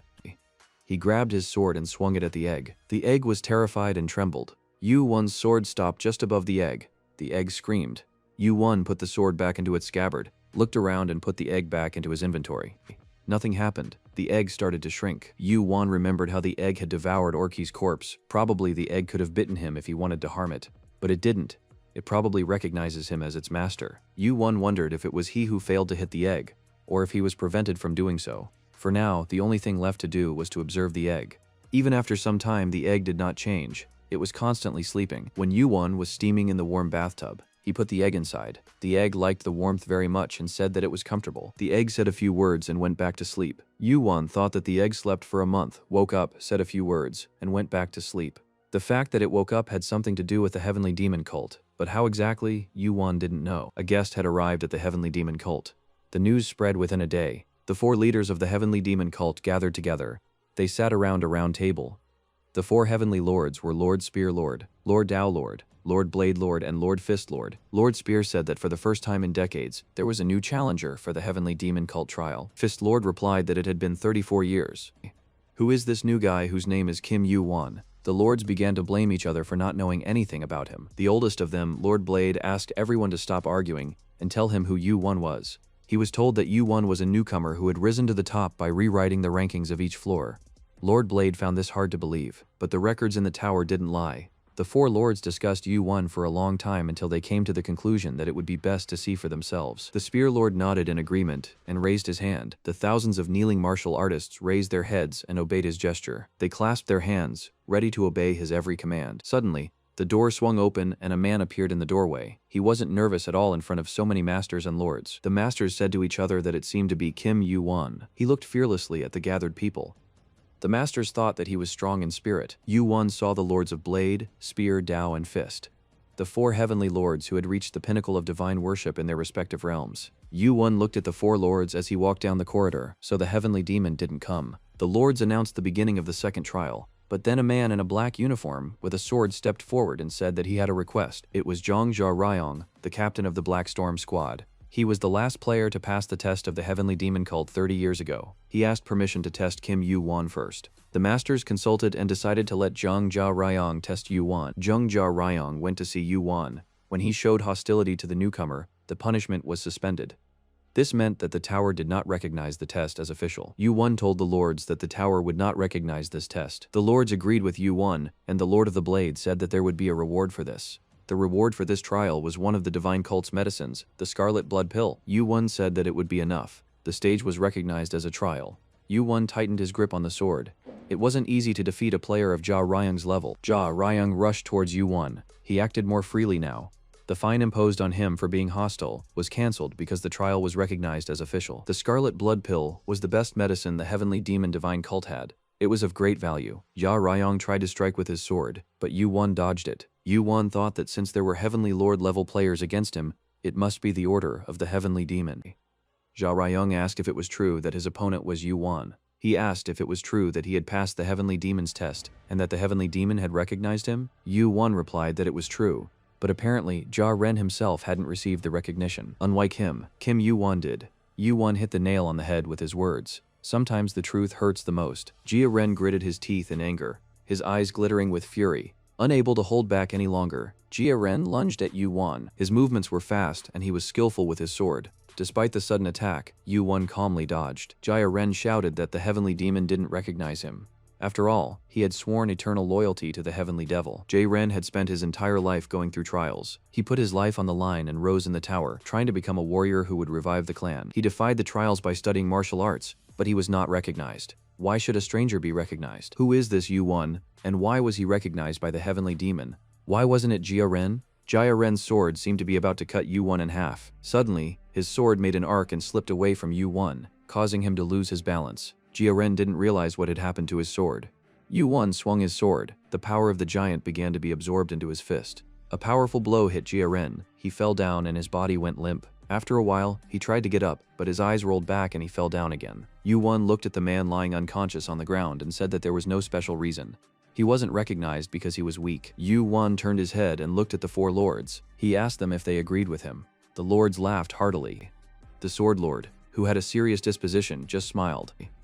The lords began to talk among themselves, praising Yu-Wan. He was very good. He didn't even use his sword. They smiled as they looked at Yu-Wan. They liked him very much. The sword lord said to give Yu-Wan a reward, the scarlet blood pill. As soon as Yu-Wan took the pill box, he received a message that he had passed Jia Ren's test. The scarlet blood pill was the best medicine of the heavenly demon divine cult. Since Yu-Wan didn't even try his best in battle, this reward was enough for him. The masters started telling Yu-Wan about the value of the pill. They saw that Yu-Wan acted like a child during the trial.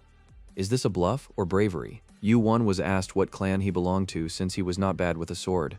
Yu-Wan said that he was just teasing his opponent. The sword lord called Lord Fist and explained the essence of the trial. The second trial would be conducted by Lord Fist's master, Poon Peng Nim. Among the four lords, he was the most insolent. Yu-Wan stood and listened. The trial would take place in 3 months.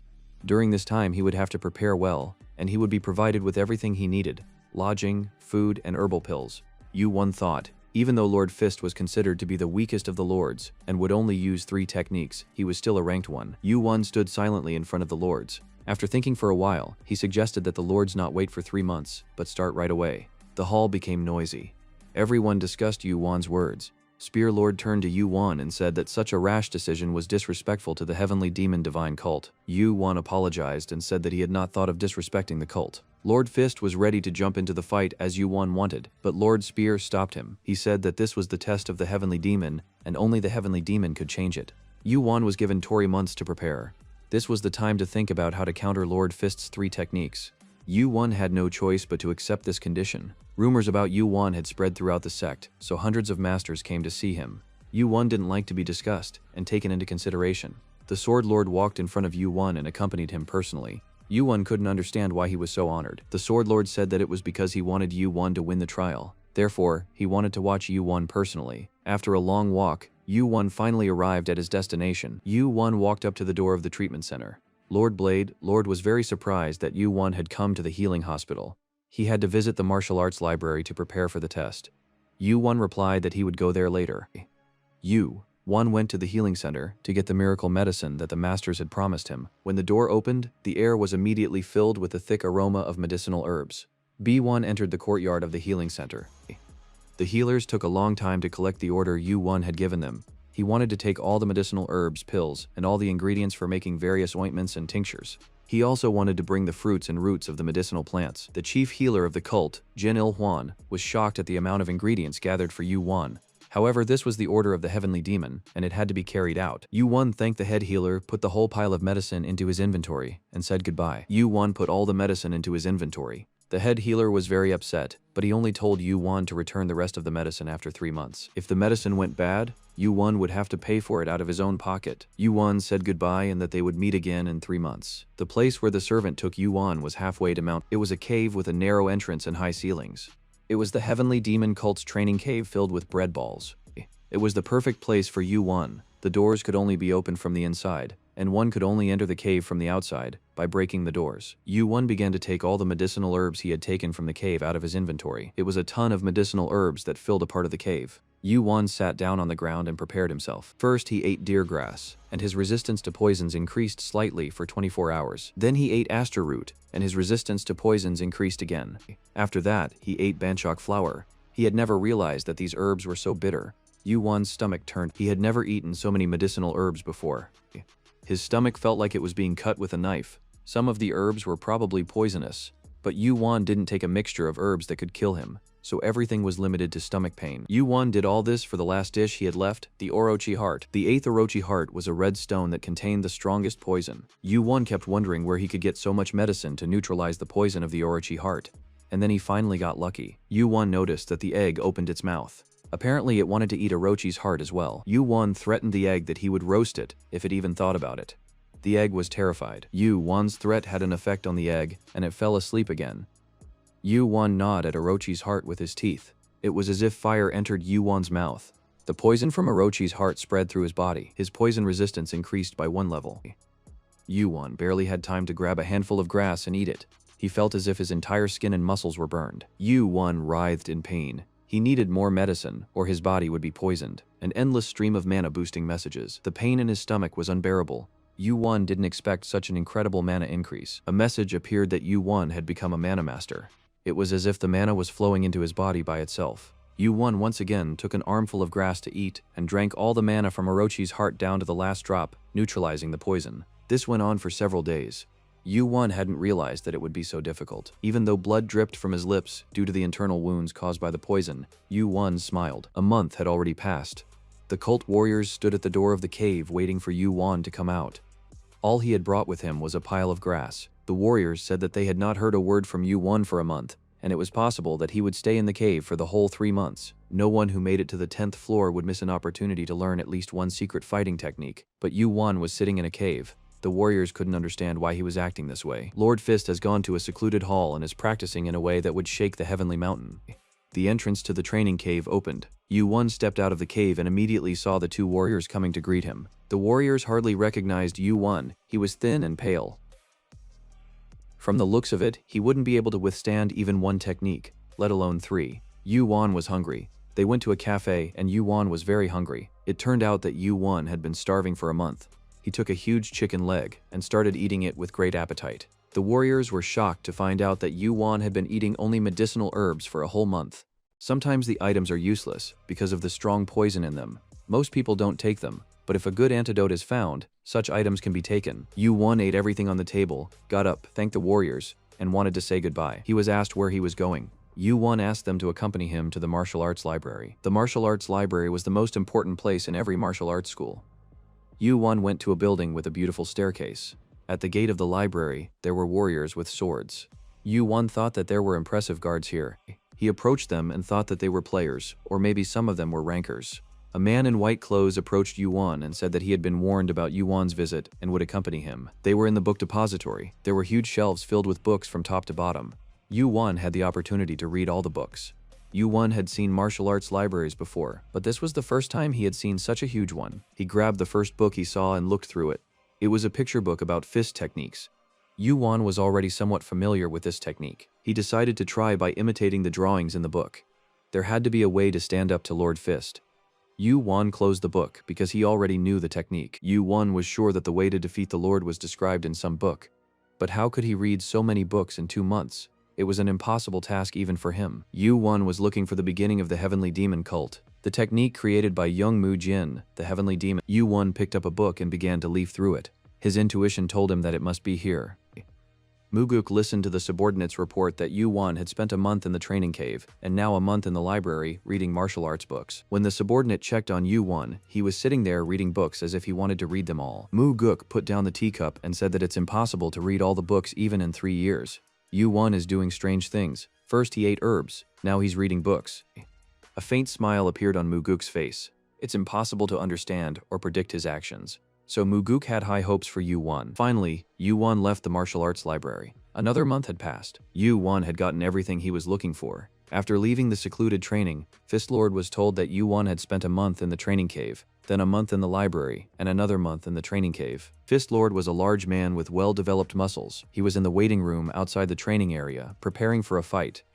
Fist Lord put on a red robe and thought that perhaps he had wasted his time practicing in seclusion. He put on his martial arts gloves and left his residence. Thousands of martial artists had gathered at the drill ground. Many of them were pinning their hopes on Yu-won's victory. Some came to see the master's skills, while others wanted to see how Yu-won would fight. Everyone was full of anticipation. The place was buzzing with people talking to each other. The Lord of the Fist appeared on the stage. He walked with a wide stride and the crowd roared as they saw him proudly walk down the stairs.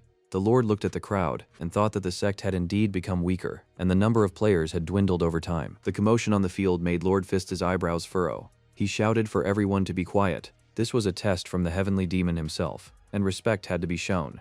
Yu-won had not arrived yet, but now the gate swung open. Standing on the platform was Yu-won. He had arrived at exactly noon, after the Fist Lord. Yu-won felt that the Fist Lord was emitting a martial aura. Yu-won put his sword in his inventory and pulled out the Dark Knight sword. The Fist Lord offered to get right to the point. Yu-Won's task was to block the Fist Lord's 3 attacks. A message appeared that the second trial of the Heavenly Demon Divine Cult had begun. Yu-Won thought that the Lords would regret giving him 3 months. The Fist Lord swung his fist. A flash. A bright light flooded Yu-Won's eyes. The Fist Lord had used his first technique. Yu-Won looked at the spot where he had stood a second ago. The devastating heavenly lightning had destroyed everything and turned the place into a pit. If Yu-Won hadn't dodged it, he would have felt very bad. This was only the first technique. Being struck by lightning was very dangerous. The Fist Lord said that Yu-Won had made the decision to dodge the strike. If he tried to block the strike, he would be a pile of mincemeat by now. The Fist Lord used his second technique. Dozens, hundreds of fists rained down on Yu-Won. His strikes accelerated, the fists moving so fast that they were almost invisible. Yu-Won turned on his flaming eyes skill. It helped him anticipate the trajectory of the punch and get out of the way in time. Fist Lord was surprised that Yu-Won was able to dodge the punches. Not only did he anticipate the punch, but it was as if he could read the Lord's mind. It must be the skill that made his eyes red. The Lord laughed. Being able to read his attacks with his red eyes helped Yu-Won dodge the blows. The clouds above the place thickened. The Fist Lord prepared for the third technique. Yu-Won couldn't dodge this technique. It became dark. The spectators became excited. The Fist Lord told his assistant to prepare a protective barrier to protect the audience. The Fist Lord would hit more than just the court. Yu-Won thought for a moment. If even the Heavenly Lords were worried, then this third technique must be something special. This attack would hit the entire drill ground. It would be impossible to dodge. Yu-Won realized that if the attack area was large, it would be weaker. He decided to block the third attack and activated the gigantization skill. The Fist Lord realized that Yu-Won had decided not to dodge the attack. This might have worked with any other master, but not with the Fist Lord. An electric beam shot out of the Fist Lord's hand. Sparks, crackling. Thick smoke filled the arena. It was the Fist Lord using his third technique. It was a monstrously destructive power. If it weren't for the Lord's protective barrier, all the spectators would have died. Finally, the dense smoke cleared. The platform was completely destroyed, and a huge hole appeared in the middle. The audience was speechless. They were shocked by the strength and power of Poon Peng Nim's punch. A message appeared for Yu-Won that he had withstood all 3 Lord Fist techniques. The second test of the Heavenly Demon Divine Cult had been passed. Yu-Won rubbed the back of his hand. When he blocked the attack, the electricity he couldn't stop partially paralyzed him. This was the end. Yu-Won had defeated all 3 of Fist Lord's Poon Peng Nim techniques. Despite Fist Lord's best efforts, Fist Lord looked at Yu-Won in astonishment. Not only did he block the third attack, but he also remained unharmed. Fist Lord motioned for Yu-Won to continue. He had gotten into the excitement and wanted a real fight more and more. Yu-Won felt that Poon Peng Nim was eager to fight him seriously. But this was exactly what he wanted. Poon Peng Nim smiled broadly. He looked at Yu-Won, his eyes filled with fighting spirit. The Fist Lord felt a faint warmth flicker around Yu-Won. He realized that it was mana. He was perplexed as to how Yu-Won could use the Heavenly Demon Spirit. This is the original form of the Heavenly Demon Spirit. It is also known as materialized mana. Although it's still in its basic form, it's definitely the beginning of the Heavenly Demon Spirit. Lord Fist was lost in thought. He looked at Yu-Won and wondered what else this guy was capable of. Then Yu-Won decided to make the first move himself. He could sense Poon Peng Nim's instinctive fear of the Heavenly Demon Spirit, even if it was still incomplete. When the fist and the sword collided, the blast wave and the mana flew apart. It seemed that Yu-Won had withstood 47 techniques from Fist Lord Poon Peng Nim's Fist Lord. The Fist Lord felt very uncomfortable. After all, this was supposed to be an ordinary shield, but instead, he had to fight a heavenly demon martial art. Peng Nim could feel that Yu-Won's unfinished technique was getting weaker and weaker. Yu-Won realized that the next attack would be stronger than the previous one. He tightened his grip on the sword. A report came in that Yu-Won had withstood 59 Fist Lord techniques. Yu-Won felt that Peng Nim's strength was increasing. It looked like he had adapted to the Heavenly Demon's technique. The Fist Lord was shocked that Yu-Won could withstand 59 techniques. It looked like he could last for a long time. It shattered his self-esteem a bit. Peng Nim was preparing his next attack. He told Yu-Won to attack him with all his might. The Fist Lord was getting stronger. Yu-Won had little physical strength left. Lord Fist sensed that Yu-Won was preparing an explosion of mana. Fire rained down on Lord Fist. His body was slightly burned. Lord Fist thought that Yu-Won was definitely abnormal. When he reached the 10th floor, he would definitely be able to compete with him, Lord Fist. He thought that both of them were abnormal to enjoy such a fight. They charged at each other with renewed vigor, attacking and retaliating at the same time. Lord Fist jumped up. Yu-Won moved like a dancer. Lord Kulaka kicked Yu-Won with force. Yu-Won tried to block the attack. A message appeared saying that Yu-Won had blocked 89 of Peng Nim's attacks. The next moment, Lord Fist attacked again, but Yu-Won managed to dodge the blow. Lord Kulaka said that this was finally going to be fun. Yu-Won thought that things had just become less fun for him. The spirit of the heavenly demon started to weaken, and Yu-Won had no way to attack. He thought he was finished. Yu-Won was constantly dodging attacks and moving faster than lightning. Lord Fist encouraged him to let Yu-Won show what he could do. Yu-Won wanted to close the distance between them so that he could use gigantization to immobilize Lord Fist for at least a moment. He activated the gigantization skill, and the giant's power began to concentrate in his hand. All of Yu-Won's energy was temporarily replaced by physical strength. Yu-Won stretched out his arm. The power of the Fist Lord's strike was absorbed by Yu-Won's palm. With his feet on the ground, Yu-Won was able to stop the Fist Lord's punch with his hand. The energy of the Dark Divine Crystal was transferred from Yu-Won's right hand to his left hand. The Fist Lord followed the path of the energy with his eyes. Yu-Won channeled the energy and stabbed him in the chest with his sword. Blood spurted from the wound. The wound was shallow, but when the Fist Lord touched it, his entire hand was covered in blood. He took a few steps back and stared at the blood on his palm in bewilderment. It was unbelievable that a player could wound him. The Fist Lord stood there and thought, just a little more and he will be able to defeat Yu-Won. But this was a test, not a duel. If only Yu-Won was of a higher level. Lord Fist lowered his hands and admitted his defeat. No one had expected this. The lords were surprised. The spectators did not disperse, recounting the details of the battle over and over again. The Sword Lord said it was a true miracle. Perhaps one day he would surpass their leader. Although this trial was against the rules, the lords were only there to observe. The heavenly demon himself watched the duel. Yu-Won received the news that he had passed the second trial of the divine test of the heavenly demon cult. He had obtained the heavenly demon spirit skill. Many masters present at the trial rushed to the library in search of the heavenly demon technique. However, not everyone was able to not only master the technique, but also find it among other similar books. The Sword Lord said that finding and mastering the heavenly demon technique was a challenge in itself. Peng Nim sat across from Lord Mecha, with his foot on his leg. He said that he was honored to have such a fight with Yu-Won. Yu-Won was looking for a chance to counterattack, and he found it. One day he would become the highest ranked. That was the opinion of the Lord of Fists. Peng Nim smiled and said that maybe this guy would even surpass the cult chief one day. The Sword Lord said that the cult chief would have to meet Yu-Won in person soon. Heavenly Demon and perform the final test. Yu-Won was lying on a bed in the treatment center. His right arm was broken. He remembered the fight with the Fist Lord and thought that if the Fist Lord didn't admit defeat, he would lose 100%. His wound should have healed in 2 days. Yu-Won tested his new skill. The Heavenly Demon Spirit gave him the ability to create a clone. Most ranked players could only dream of having such an ability. Yu-Won sat down on the bed. He was thinking about the upcoming final test. His thoughts were interrupted by a knock at the door. Yu-Won was told that a heavenly demon wanted to see him. A servant escorted Yu-Won to the heavenly demon's residence. Yu-Won remembered that the heavenly demon was a person who didn't care about formalities and didn't like complicated things. Yu-Won entered the residence. It was a small room with a high ceiling. He looked around but didn't see anyone. Yu-Won walked forward. In the semi-dark hall, a gray-haired old man wearing a red robe was sitting on a high chair. Heavenly Demon Chun Mujin looked at Yu-Won and greeted him. Yu-Won bowed and said that he heard the heavenly demon calling him. Chun Mujin asked how Yu-Won felt and how his arm was. The Dark Knight sword activated and accelerated the healing of the wounds. As soon as darkness set in, its effect intensified. The heavenly demon noticed the sword on Yu-Won's belt and said that he wouldn't mind using it. Yu-Won remembered that Mujin had always been greedy for swords. Yu-Won replied that it was impossible, that the person who made this sword would eat him alive if he didn't keep his weapon. Mujin immediately realized that the sword was made by Hephaestus because he was the only one who had the habit of saying such words. The heavenly demon stood up and asked Yu-Won to proceed to the final test. Yu-Won objected that he couldn't fight with a broken arm. Mujin said that Yu-Won would not need his hand in this test. He turned around and walked to a blank wall with nothing on it. Yu-Won realized that it was an illusionary barrier. Mujin disappeared behind the barrier with a small flicker. Yu-Won took a step and cautiously entered the barrier. There was a sound in his ears and he felt dizzy. The barrier was so strong that he almost fainted. A large hand grabbed his shoulder and pulled him inside. Yu-Won entered the cave of the celestial demon. He found himself in a huge cave, with Mujin standing not far from him. Yu-Won made a fire to light the cave and held it in his hand like a torch. The heavenly demon said that he had enjoyed Yu-Won's duel with the Fist Lord and wished him good luck in the future. The egg in Yu-Won's inventory woke up, bared its fangs, and began to swallow spit. Yu-Won saw a purple flickering light at the end of the cave. It was similar to mana, but different at the same time. Yu-Won was sure that this power did not come from the tower, but from outside. It was absorbing the energy of the outer god. That was why the egg showed activity.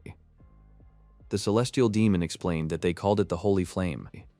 The cult exists to protect this flame and to find a master for it. Both the first and second celestial demons, as well as the celestial demon standing before Yu-Won, have dedicated their lives to preserving this flame. Before the cult was proclaimed, it was a religion, not a martial art. And like any religion, when the faith weakens, the support shakes. There are stronger factions in the tower than the cult, and there are people who are stronger than the Sky Demon. Those who wish to join the Sky Demon cult must pass a test to prove themselves worthy. Mujin explained to Yuan that such difficult tests were created to protect the cult and the sacred flame. Yuan looked at the flame floating in the distance and asked the Sky Demon if anyone had made it this far. Blade Lord Shin Mu-guk had reached this challenge, but he had failed. Now Yuan faces his final test. If he can endure the holy flame, it will recognize him. Yuan received the news that the third test to endure the holy flame had begun. Mujin told Yuan that the son of the great sage had endured more than 40 days in the holy flame. Shin Mu-guk reached the holy flame but could not enter because of fear. Yuan thought that although he had withstood Lord Fist's attacks, he was powerless in the face of such power. Mujin was well aware that this was a difficult test. He told Yuan that this flame was growing, fueled by fear. It is a power that has taken the form of fire. Yuan activated the flaming eyes to resist the holy flame. The fire spell mantle resists the holy flame. It gnaws and burns those who fear it. Yuan began to walk forward. The heat became more intense, and the flames more fierce. He has to pretend that he is not hot. At that time, the egg woke up and showed its fangs, but Yuan warned it to stay still. After all, it had eaten Orochi's entire corpse, so the egg can physically affect the flames. Yuan thought, if the egg consumes the flame, he will be in trouble. The process will stop. It had been a long time since Yuan had felt that something more terrifying than death might be ahead of him. He developed a fear of the outer gods. Because of his fear, the flames grew. Yuan remembered the time when he had fought the outer gods. He decided that if he was afraid, he had no right to possess it. Yuan said that he didn't know who he was dealing with, but if it was an outer god, he was tired of looking at it. His body was weakened by the time travel, but his mind was the same as before. Leaving behind the crumbling world he clung to for survival, Yuan returned to the past to set things right. Yuan said that he came back for one reason only. He came back to defeat the outside gods. After Yuan's words, the raging fire suddenly died down. Purple flames enveloped Yuan. The holy fire swirled around him like the wind. The drop-shaped holy flame rested on Yuan's hand. The fire divided into 3 parts and followed Yuan. He received the message that the last test had been passed. Yuan received the title of Vice Lord of the Heavenly Demon Cult. His stats increased by 1 level. Acquired the skill Sacred Flame. Yuan was able to move to the 11th floor. Mujin saw the fire diminish rapidly. He thought that Yuan had given up. Mujin's eyes widened. Maybe Yuan had not given up but died? Through the purple flames, Mujin saw Yuan's silhouette. He was alive. Moreover, the holy flame no longer returned to the heavenly demon. Yuan had become its master. Yuan could not stand on his feet from the strain. He slowly collapsed forward. Yuan gained full power over the members of the heavenly demon divine cult and became the master of the sacred flame. A few days later, Mujin was sitting in his favorite chair in his home. He thought about Yuan. He had received the holy flame after all. At that moment, the door opened and Yuan entered the room. Mujin and Yuan sat in the pavilion by the lake and drank tea. Yuan asked the heavenly demon if he had to stay here. After all, he had nothing else to guard. Mujin replied that he was already used to being here. Yuan said that he was given the title of Vice Lord, but at the same time, he doesn't want to join the heavenly demon cult. Mujin replied that the title is a reward for the challenge, not an obligation. Yuan can do what he wants. Heavenly Demon looked at Yuan sadly and said that things used to be different, and now the cult is the enemy of the Marine Alliance. Yuan decided that Mujin wouldn't make him the next Heavenly Demon and calmed down. He gratefully accepted the reward from the Heavenly Demon. Yuan got up and prepared to leave. Mujin asked him why so early. Yuan replied that he had to be in time for the start of the Great Marine War, in which he planned to participate. Mujin sat by himself and thought. The strong chains that bound him were gone. He wondered what he should do now that he was free. It seemed that it was high time for Mujin to do what had long been expected of him. It was time to return to Murim, the battlesphere. The test on the 11th floor was a team fight. Player Halaman sat and prayed that he had good players on his team. A screen appeared in front of him, and he saw that he had made it to Team A. There were 208 players on each team. Lars and Melly were in the same team as Halaman, but he saw the names of the other players for the first time. After going through over 100 names, he found only a few familiar ones, and all of them were pathetic and unqualified. Halaman looked up the names of the members of Team B. The first name of one participant was already familiar to him. It was a player with a rare healing ability. The entire second team consisted of players whose names everyone had heard at least once. Halaman wondered why he was so unlucky, since he had failed the test 3 times before, but this test would be the worst. He decided to take another look at the names of the players on his team. Suddenly, he saw the name of Kim Yu-won. Of course, Halaman had heard that Yu Wan was a really cool guy, but beating a team with 200 cool players is unrealistic, even if he has Yu Wan on his team. A man put his hand on the hotel counter and complained that the room cost 30 points. Yu Wan watched the scene at the hotel counter. Because of the upcoming tournament, the hotel prices were exorbitant. Yu Wan looked at the team rosters. All the talented players he knew were on Team B. But for some reason he was listed on Team A. On the 11th floor, the examiner was Hypnos, one of the 11th rankers. Yu Wan thought that maybe they were avenging his past. They don't just want him to fail the test. They want him to die. The hotel receptionist invited Yu Wan. Yu Wan asked if there were any rooms available. He was told that only the best room was available for 100 points. Yu Wan agreed to rent the room and asked if he could change the currency. Yu Wan wanted to exchange the Asgard money that he and Hargan had split in half after defeating the Jackal Gang. Yu Wan asked the hotel clerk to change all the money into points. After exchanging the Asgard money, Yu Wan's account had 9,3,422 points. Immediately, a message appeared offering to summon a servant. Yu Wan agreed. The footman immediately appeared at Yu Wan's door and asked how he could help. Yu Wan had already entered his room and was sitting on the bed. He told the servant that he wanted to use the shop. The servant fluttered around Yu Wan, wondering what he needed.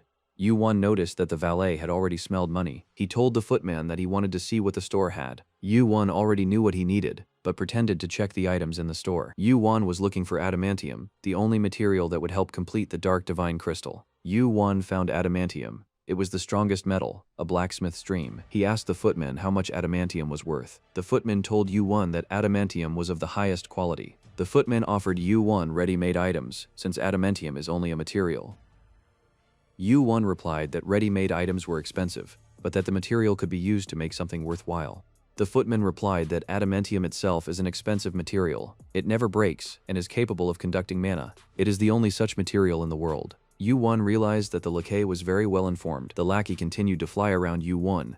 He said that adamantium can be used to make many good objects. Not all blacksmiths can work with this material. Therefore, this unpredictable material is considered the limit of dreams for blacksmiths. The footman asked Yu Wan if he knew Hephaestus. Yu Wan asked what it was about. The footman replied that if Hephaestus was known, he could create many first-class objects out of adamantium. The footman went on to tell Yu Wan that it was difficult for people to find a blacksmith, and if they did, they had to pay very dearly for the work. But this is not the case with Yu Wan, for Hephaestus will make him an object for almost nothing. Therefore, lackey thinks that the price of adamantium should be higher for Yu Wan than for others. The lackey set the price for 1.5 kilograms of adamantium at 1.5 million points. Yu Wan didn't have that much money, so he told the footman. The footman immediately suggested that Yu Wan buy adamantium on credit. He was already prepared for Yu Wan to agree to his terms, but Yu Wan said that he had changed his mind and that he would buy adamantium elsewhere. The footman offered Yu Wan a discount and tried to persuade him to buy. Yu Wan replied that he could get along just fine without adamantium. He wanted to make it clear to the footman that he was not interested in buying it, so he wanted to lower the price. Yu Wan haggled with lackey until the amount reached 85,000 points. Then Yu Wan said that he would buy adamantium. Lackey was not satisfied with the price and tried to raise the price again. Yu Wan said that he would not pay more than 85,000 points. Then the lackey sold him adamantium, a blacksmith's dream. Yu Wan thought he could buy adamantium cheaper than the market price. The lackey asked if Yu Wan needed anything else. He said he didn't need anything, and the footman disappeared. Now all that remained was to give the medal to Hephaestus. Yu Wan looked at the dark divine crystal on the back of his invisible glove. He couldn't go to the test without it, for there was no telling what the Olympians had come up with. Yu Wan realized that working with adamantium would not be easy even for Hephaestus. It could take 2 or 3 months. He wanted to meet the smith right after the test, but it was still a week away, so Yu Wan decided to take a walk. Nam Gong Hong, nicknamed the Genius Player, was a purebred descendant of the Nam Gong clan. With talent and skill, the support of a large faction, and hard work, Hong could easily become the leader of his group. Hong and his team entered the 11th floor dungeon, a Gray's Labyrinth. Was this really the hardest dungeon? They were probably the first to finish it. It didn't seem difficult for Gong Hong's team to reach the end of the dungeon and clean it up. The captain of Nam Gong Hoon's team ordered them to hurry up because they needed to rest after the cleanup before the test. They went through a huge tunnel and talked about how they could easily handle the A-team because they were all weaklings. Of course, there's Yu Wan. They heard that he passed the Heavenly Demon test. Gong Hong said that they must do their best under all circumstances. The captain thought of Kim Yu Wan. He had never seen him in person. Although he had heard a lot about him, he wanted to meet him at this trial. Gong Hong and his men entered a huge cave. Inside the cave, purple flames were blazing. The captain ordered everyone to stop. There were dozens, if not hundreds, of burnt spider corpses all over the cave. One of the team members pointed to the ceiling and everyone saw a huge spider, the size of a house, with dozens of legs. It was dead and so burnt that it appeared black. However, there were dozens of eyes on its back. It was the chief of the dungeon Agria, the queen of the spiders who could not be defeated for many years. It looked like someone had already been in the dungeon. It was clearly burned, but there was no sign of fire around it. Hong examined Agria's body carefully and saw the deep wound caused by the sword. The spider's skin had been softened by the fire, making it possible to stab it with a single blow. It is unclear who could kill such a monster with a single blow. Gong Hong could only explain everything that had happened by involving a ranker-level master. He ordered his men to return as this dungeon had already been cleared. The Spider Queen Agria's thread, harder than steel. It is a superconductor of mana. After checking what he had taken from the dungeon, Yu-1 placed a skein of Agria's thread in his inventory. He decided not to sell the thread and use it later. After leaving the dungeon, Yu-1 called the holy fire into his hand. He wanted to practice before the trial began. He didn't feel any burning because holy fire was a skill that only destroyed the targets, Yu-1 specified. Its power depended on the strength of the opponent's emotions. As the mana and completion rate increased, the power of the skill would also increase. Yu-1 went to his room and thought that he was less than 10% away from completing Fathom of Heaven, and the growth was faster than he thought. Back at the hotel, Yu-1 saw a group of players waiting for him at the door of his room. It was Halaman and the other members of Team A. Halaman asked Yu-1 if it was true that he was Yu-1. Yu-1 looked at them and nodded his head. Halaman told Yu-1 that they were on the same team. Half of the players on his team had already quit, and the other half hadn't quit yet. Yu-1 realized that it was because of him. Yu-1 didn't care. Each of the players had heard his name at least once. Halaman said that Team B was full of skilled players, but only Yu-1 could handle them. The players wanted to say that they believed in Yu-1, but he stopped them. Yu-1 immediately realized that they had no points. The players had to pay for each test. The team members added that the penalty for failing a test was also not small, 1,000 points. Yu-1 said that he realized that they just want to give it to someone strong, but if they don't want to die, they should give up. Halaman was shocked by what he heard. He realized that Yu-1 did not want to surrender. Yu-1 asked them to leave and opened the door to his room. Before closing the doors, Yu-1 told the players that there was no point in them losing their lives in this ordeal, and that he should be the one to take the risk. The door closed behind Yu-1. The players didn't leave immediately. He could hear their excited voices. What were they going to do? It didn't seem like Yu-1 was going to cooperate. Some of them decided to give up. They left, but Halaman stood there for a long time, with his teeth clenched. He decided not to give up. The day of the test came. A dark forest was chosen as the place for the test. Hypnos, the examiner, looked at the list of participants. The difference between the two teams was too great. Hypnos thought he would be cursed for such an unfair test. He wondered how that Kim Yu-1 could be so frustrated with Olympus. Hypnos had received a single order from the Great Olympus to destroy the contestant Kim Yu-1. He was already dreaming of a reward for the order and gladly agreed to do it. Hypnos flew everywhere on a white bull. This time too, he climbed on the back of the bull and rode to the place of the trial. At this time, Hypnos's player's kit rang. It was a message from Hera, the wife of Zeus. The trial took place in a dark forest. Aliram, Team A had 4 times fewer players than Team B, and the teams were also very different in the quality of their players.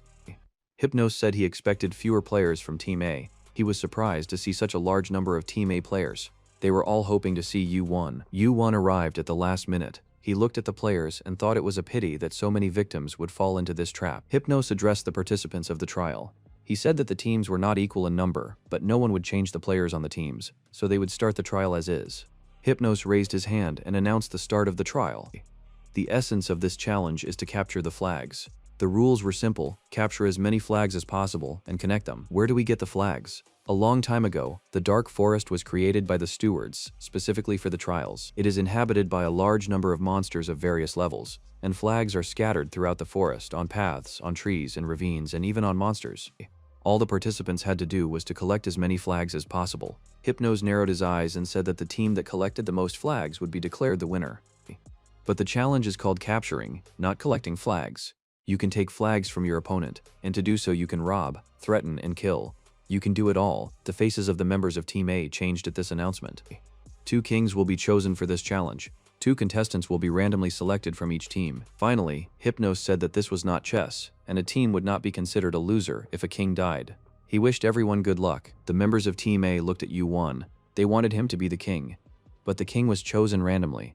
Hypnos held out his hand and a flash appeared. The trial had begun. The view around them changed. The members of Team A were transported into a dark forest. A glowing scoreboard appeared, displaying the flags they had collected. The time limit for the challenge was 24 hours. Halaman's body began to glow. He was proclaimed king, which he was not happy about at all. Halaman did not know what to do. Yu-won turned and walked the other way. The king ran after him, shouting that he, the king, must be guarded, and Yu-won left. Yu-won replied that if the king wanted to stay alive, he had to stay here and not go anywhere, and he would go and collect flags. Unlike Team A, there was not the slightest tension in Team B. They wanted to finish the challenge quickly and go to celebrate the victory. The mood of the participants was completely relaxed. Only Hong from Team B thought it was too early to be so relaxed. After all, Team A had a competitor named Kim Yu-won. A woman of stunning beauty with blonde hair called out to Hoon, saying that he was nervous. Hong knew her name. It was Roll, nicknamed Angel. She got her nickname because of her unearthly beauty and her healing abilities. A light breeze blew from her. Roel was a cheerleader. She told Hong that he shouldn't be too nervous because the difference in the number of players was really big. Hong told Roel that it was strange that there was such a big difference in the teams. Angel Roll replied that it was probably a coincidence. Hong said that his family has a saying that nothing happens by chance in the Valley of Rivers and Lakes. Roll asked who was the king of their team. None of the participants knew. Hong thought for a moment. He seemed to have seen someone with a golden glow, but now he couldn't remember his face. It was strange that he could not remember the king's face, for he remembered everything he had ever seen since he was a child. There was a golden light coming from Halaman's body, because he was the king of Team A. He sat and looked at the scoreboard with his glasses. They didn't collect many flags. They collected flags while accompanying the king. The team members sat and discussed that it would be good to catch the king of Team B, then the score would be in their favor. There was even one person in the team who could do it. Kim Yu-won. Although he didn't look like he would cooperate with the team when they first met, the team members stood in the forest waiting for Yu-won's return. After all, he was the one who brought most of the flags. Suddenly there was a crunching sound and the members of Team A turned their heads in the direction of the sound. Team B spotted the enemy team in the forest. Team A found itself in a position where it had to defend the king.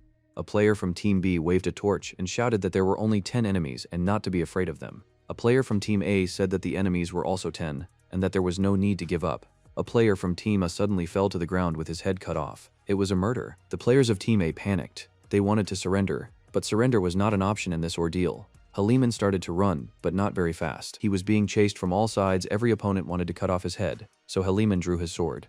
Halaman felt the cold blade touch his neck and closed his eyes, expecting death. Suddenly, Yu-won appeared and ordered him to stand still. With one blow, he killed the player who had thrust the dagger into Halaman. Halaman shouted with joy when he saw Yu-won. Yu-won's appearance put an end to the chaos. The other players of Team B began to retreat after seeing Yu-won massacre their comrade. In Team B, some members wanted to run away while others thought they could take the chance to win. Yu-won told them that they could go but that they should give up their flags. A player from Team B started to attack, thinking that they would win since they were outnumbered. Suddenly, a player with a black mask on his face shouted that they should kill Yu-won. A moment later, his body was cut in half by Yu-won's sword. The situation had changed. Yu-won's eyes turned red. The players of Team B, who only wanted to fight Yu-won, suddenly stopped talking. One of the players approached Yu-won, kneeled down and begged for mercy. He gave Yu-won his flag. There were shouts that the players also wanted to give their flags to Yu-won. They came to Yu-won one by one and gave him their flags. There were 3 players left who didn't have any flags, but they also decided to surrender rather than lose their lives. In this way, Yu-won managed to get 8 flags. King Halaman stood aside trembling. He began to apologize to Yu-won for his behavior, almost crying and begging Yu-won not to leave him. Halaman shifted his eyes to Yu-won's flags. He could not believe his eyes. Only 4 hours had passed since the ordeal. Yu-won had 27 flags that he had collected all by himself. This was almost half of the flags collected by the entire team. Their team had collected 64 flags, the B-105 team's flags. Yu-won explained to Halaman that each team already had enough flags. Therefore, the opponents would go after the players, instead of the monsters. Halaman was scared and confused. Surely they will come for the king again, like they did recently. From then on, Yu-won ordered Halaman not to go more than 20 meters away from him. Yu-won thought that even without the king, it would be difficult for him to win. Yu-won once again reminded Halaman to stay close to him and they moved on. The real game had begun. Hong asked his comrades why they had given the flags to Yu-won and run away. A member of Team B replied to Hoon that he didn't even have time to see Yu-won expose his blade. He said that Yu-won's eyes were red like a demon's. Hong was angry that a group of 10 people ran away from when Yu-won. Suddenly, Roll came over and asked if it was true that Yu-won had met with the king. If so, he would now protect the king. Roll ordered to contact other experienced players. Hong thought for a moment. They still have enough time. Stop running after flags. They still have enough great players. He may be Kim Yu-won, but he's alone, and they have many good players, including Hong and Roll. There were no other good suggestions. The decision has been made. They will get Yu-Wan and the king. It was the 12th hour of the trial. Yu-Wan was collecting flags in the forest, and the king was nearby. Halimun realized that it was no longer a competition between two teams, but 200 people trying to catch a monster named Kim Yu-Wan with their combined efforts. By this time, Yu-Wan had already collected 100 flags. Yu-Wan still didn't trust Halimun. Yu-Wan wanted to give the flags to the king at the last moment of the challenge and double his score. There was no problem as long as the king was under his care, but suddenly the king's flags would be stolen, or he'd be killed. Then things would be bad. Nevertheless, Yu-Wan decided to give the flags to Halimun just before the end of the trial. Recently, the players of Team B surrendered immediately and voluntarily gave him the flags when they saw Yu-Wan. Yu-Wan asked Halimun if Team B had any information about him. He thought that the opponents had already exchanged information. It seems that everyone in Team B knows that Yu-Wan is now with the king. Yu-Wan explained to Halimun that they probably agreed among themselves to just give the flags to Yu-Wan and run away. Halimun couldn't understand why they would do that since they couldn't win that way. Yu-Wan caught an arrow right in front of the king's face. They want to kill Yu-Wan and the king along with him, but they want to kill the king first. Halimun fell down in surprise. The arrow flew straight at him, so he was the target. The king was killed first. Yu-Wan caught the arrow with his hand, so Team B chose the encirclement strategy. Yu-Wan looked around. A large number of players surrounded him. He thought that it was a heavenly net, a technique that had long been used in the martial realm to surround someone. It was a trap that was impossible to escape. Yu-Wan picked up his sword and swung it. Halimun groaned, thinking that Yu-Wan wanted to kill him, but Yu-Wan drew a circle with his sword and told Halimun not to leave it or he would die. Halimun didn't understand Yu-Wan's order to stand in the open instead of hiding in the forest. He thought that Yu-Wan had left him in the circle to die. Yu-Wan told Halimun to clearly follow his order not to take a step outside the boundaries of the circle. Yu-Wan repeated that he had told him once before not to move anywhere, but the order was broken and they lost a team member. If Halimun steps outside the circle, death is imminent. Yu-Wan turned and walked towards the forest while Halimun stayed inside the circle. He was very afraid and ran after Yu-Wan. Yu-Wan turned around and pointed his sword directly at Halimun. He ordered him again not to leave the circle. More than 50 men from Team B waited in ambush for Yu-Wan. They saw Yu-Wan leave the king and go to the forest. A player from Team A named War told everyone to stand back and prepare to spear. Var dreamed of defeating Yu-Wan so that someone from a big guild would pay attention to him. He threw the spear with all his might and aimed it at the king. Var launched the spear perfectly, but before it reached its target, the spear suddenly stopped. The spear Var threw froze, floating in the air. Suddenly, the spear disappeared, and a terrible sound was heard right beside Var. The head of his companion standing beside him was pierced by the spear. An unknown force lifted the players up and broke their necks. Suddenly, Var saw a red cloak flash through the air. It was Yu-Wan. He slowly approached Var. Yu-Wan asked him where Nam Gung-hoon was now. Yu-Wan disappeared as suddenly as he had appeared. He suddenly appeared behind the back of the player with a thousand eyes skill. It was a complete surprise as the players were sure that Yu-Wan and the king were surrounded by the heavenly net. People started coming out of the forest. Finally, the main characters Nam Gun-hoon and Rail appeared. They asked Yu-Wan why he left the king alone. Could it be that he wanted to win the battle? Hoon told Yu-Wan that he was sorry for what had happened. Even though it was not his will, he formed a good team, unlike Yu-Wan. Therefore, Hoon is not ashamed of the situation. Hoon suggested that Yu-Wan, surrounded on all sides, should surrender voluntarily. He did not want to win this way. Yu-Wan smiled and raised his sword, showing that he had no intention of surrendering. He told Hoon that he was too talkative. Hoon expected this answer. He ordered everyone to step back and prepared to fight Yu-Wan himself. Yu-Wan asked Hong if he wanted a one-on-one duel. He didn't care about the number of opponents.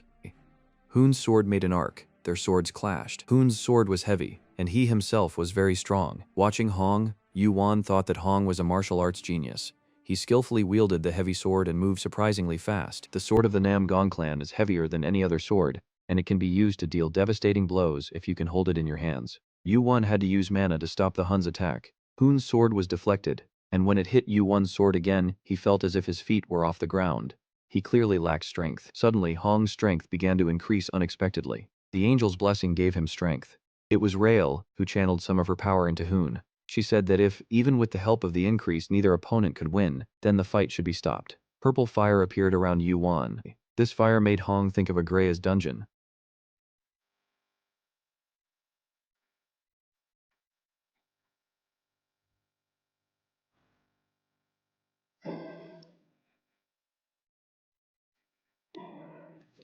The, this, the, this, the,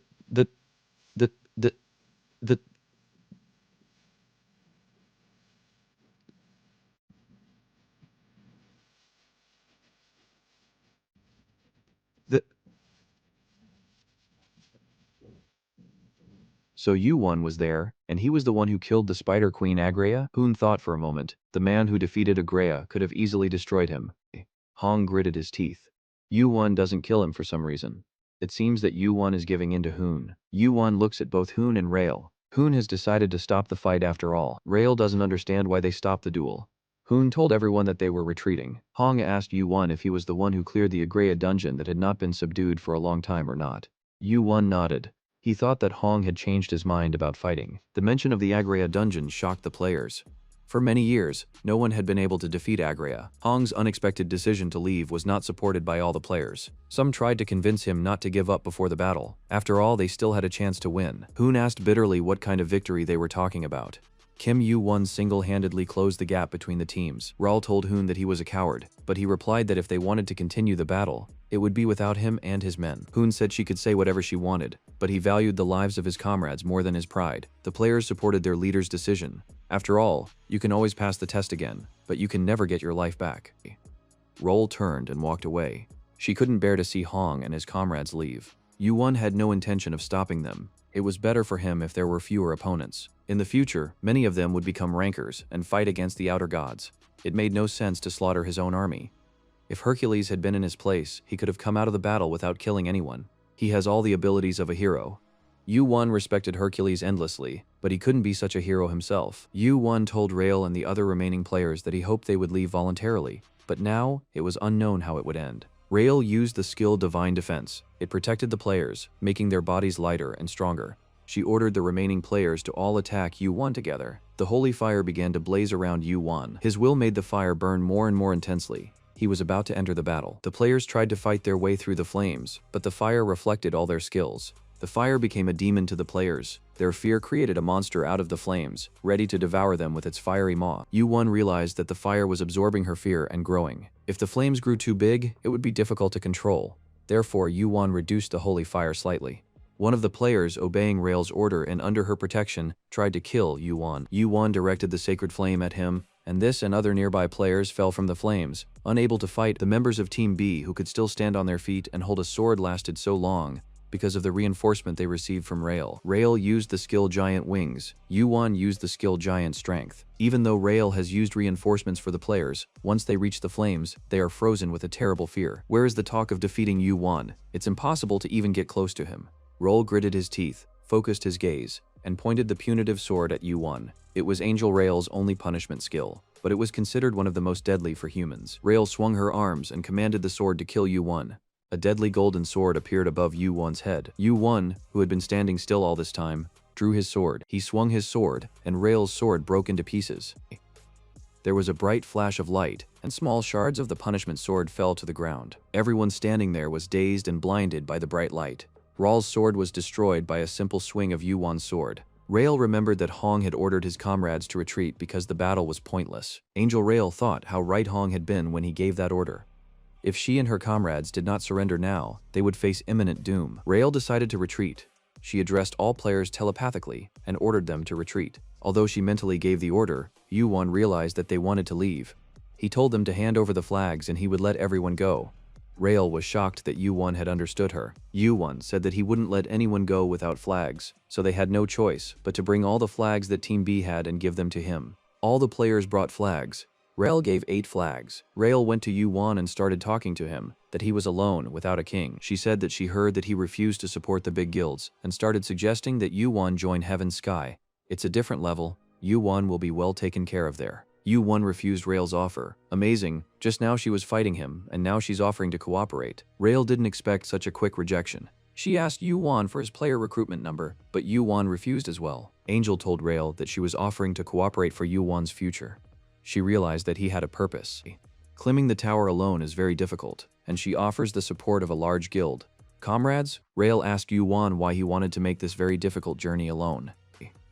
Rail was persistent. That's why she was able to advance so quickly in the tower. Yu-won replied that he could not accept help from the guilds, for they were fighting each other for the rights to the tower and might ruin everything out of pride. He must become strong on his own. Yu-won said that he could climb the tower without a team or help from the guilds. He finally refused Rail's offer. He will do it alone. At this time, King Halaman stood in the circle that Yu-won had drawn with his sword and hiccuped with fear. He was scared to death and could not wait for Yu-won to come. Suddenly, fire flew towards him and exploded just above his head. Halaman screamed in terror. 5 players from Team B came out of the bushes. They saw the king standing still in the circle, not moving. He was easy prey. Halaman wanted to run into the forest, but he remembered Yu-won's words about not going anywhere outside the circle. He closed his eyes and prepared to die. He realized that if he ran, he would be captured quickly, and if he fought, he had no chance of winning. Still, Halaman decided to buy some time, believing that Yu-won would surely come back for him.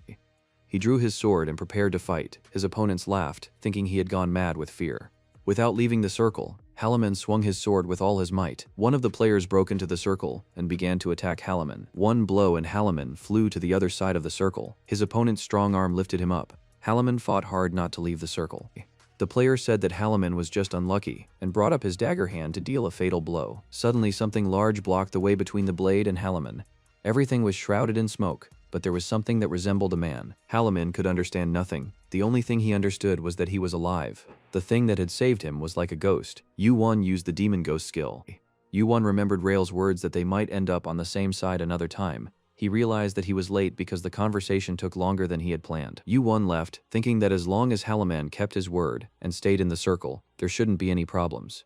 Yu-won heard a rustling in the direction where no one was. Then a golden light appeared out of nowhere, and a voice asked how long ago Yu-won had noticed it. It was a man in a black cloak and mask with a golden light, symbolizing the king of Team B. The masked man looked around. According to the kind of fire that was raging here, everything should be burned. But there wasn't the slightest trace of fire. Yu-won asked what the examiner with the strange mask was doing here. The masked man was in shock. Yu-won clearly saw his face. Yu-won activated his flame eyes and was able to see rancor even through the mask. Hypnos was amazed at Yu-won's skill.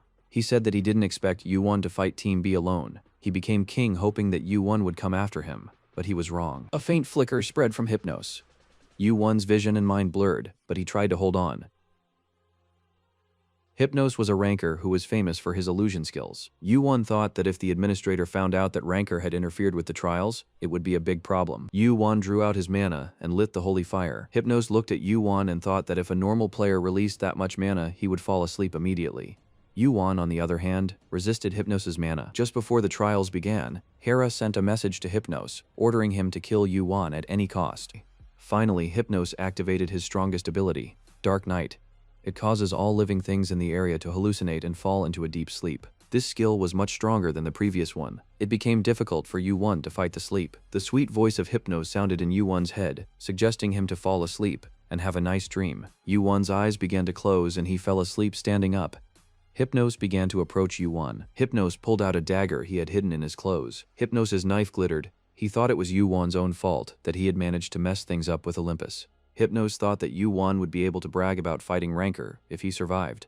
But his dagger relentlessly approached Yu-won's neck. He had to be finished. Suddenly, Yu-won swung his sword, and a bleeding wound appeared on Hypnos' body. It was unexpected. A deep cut went all the way across his chest.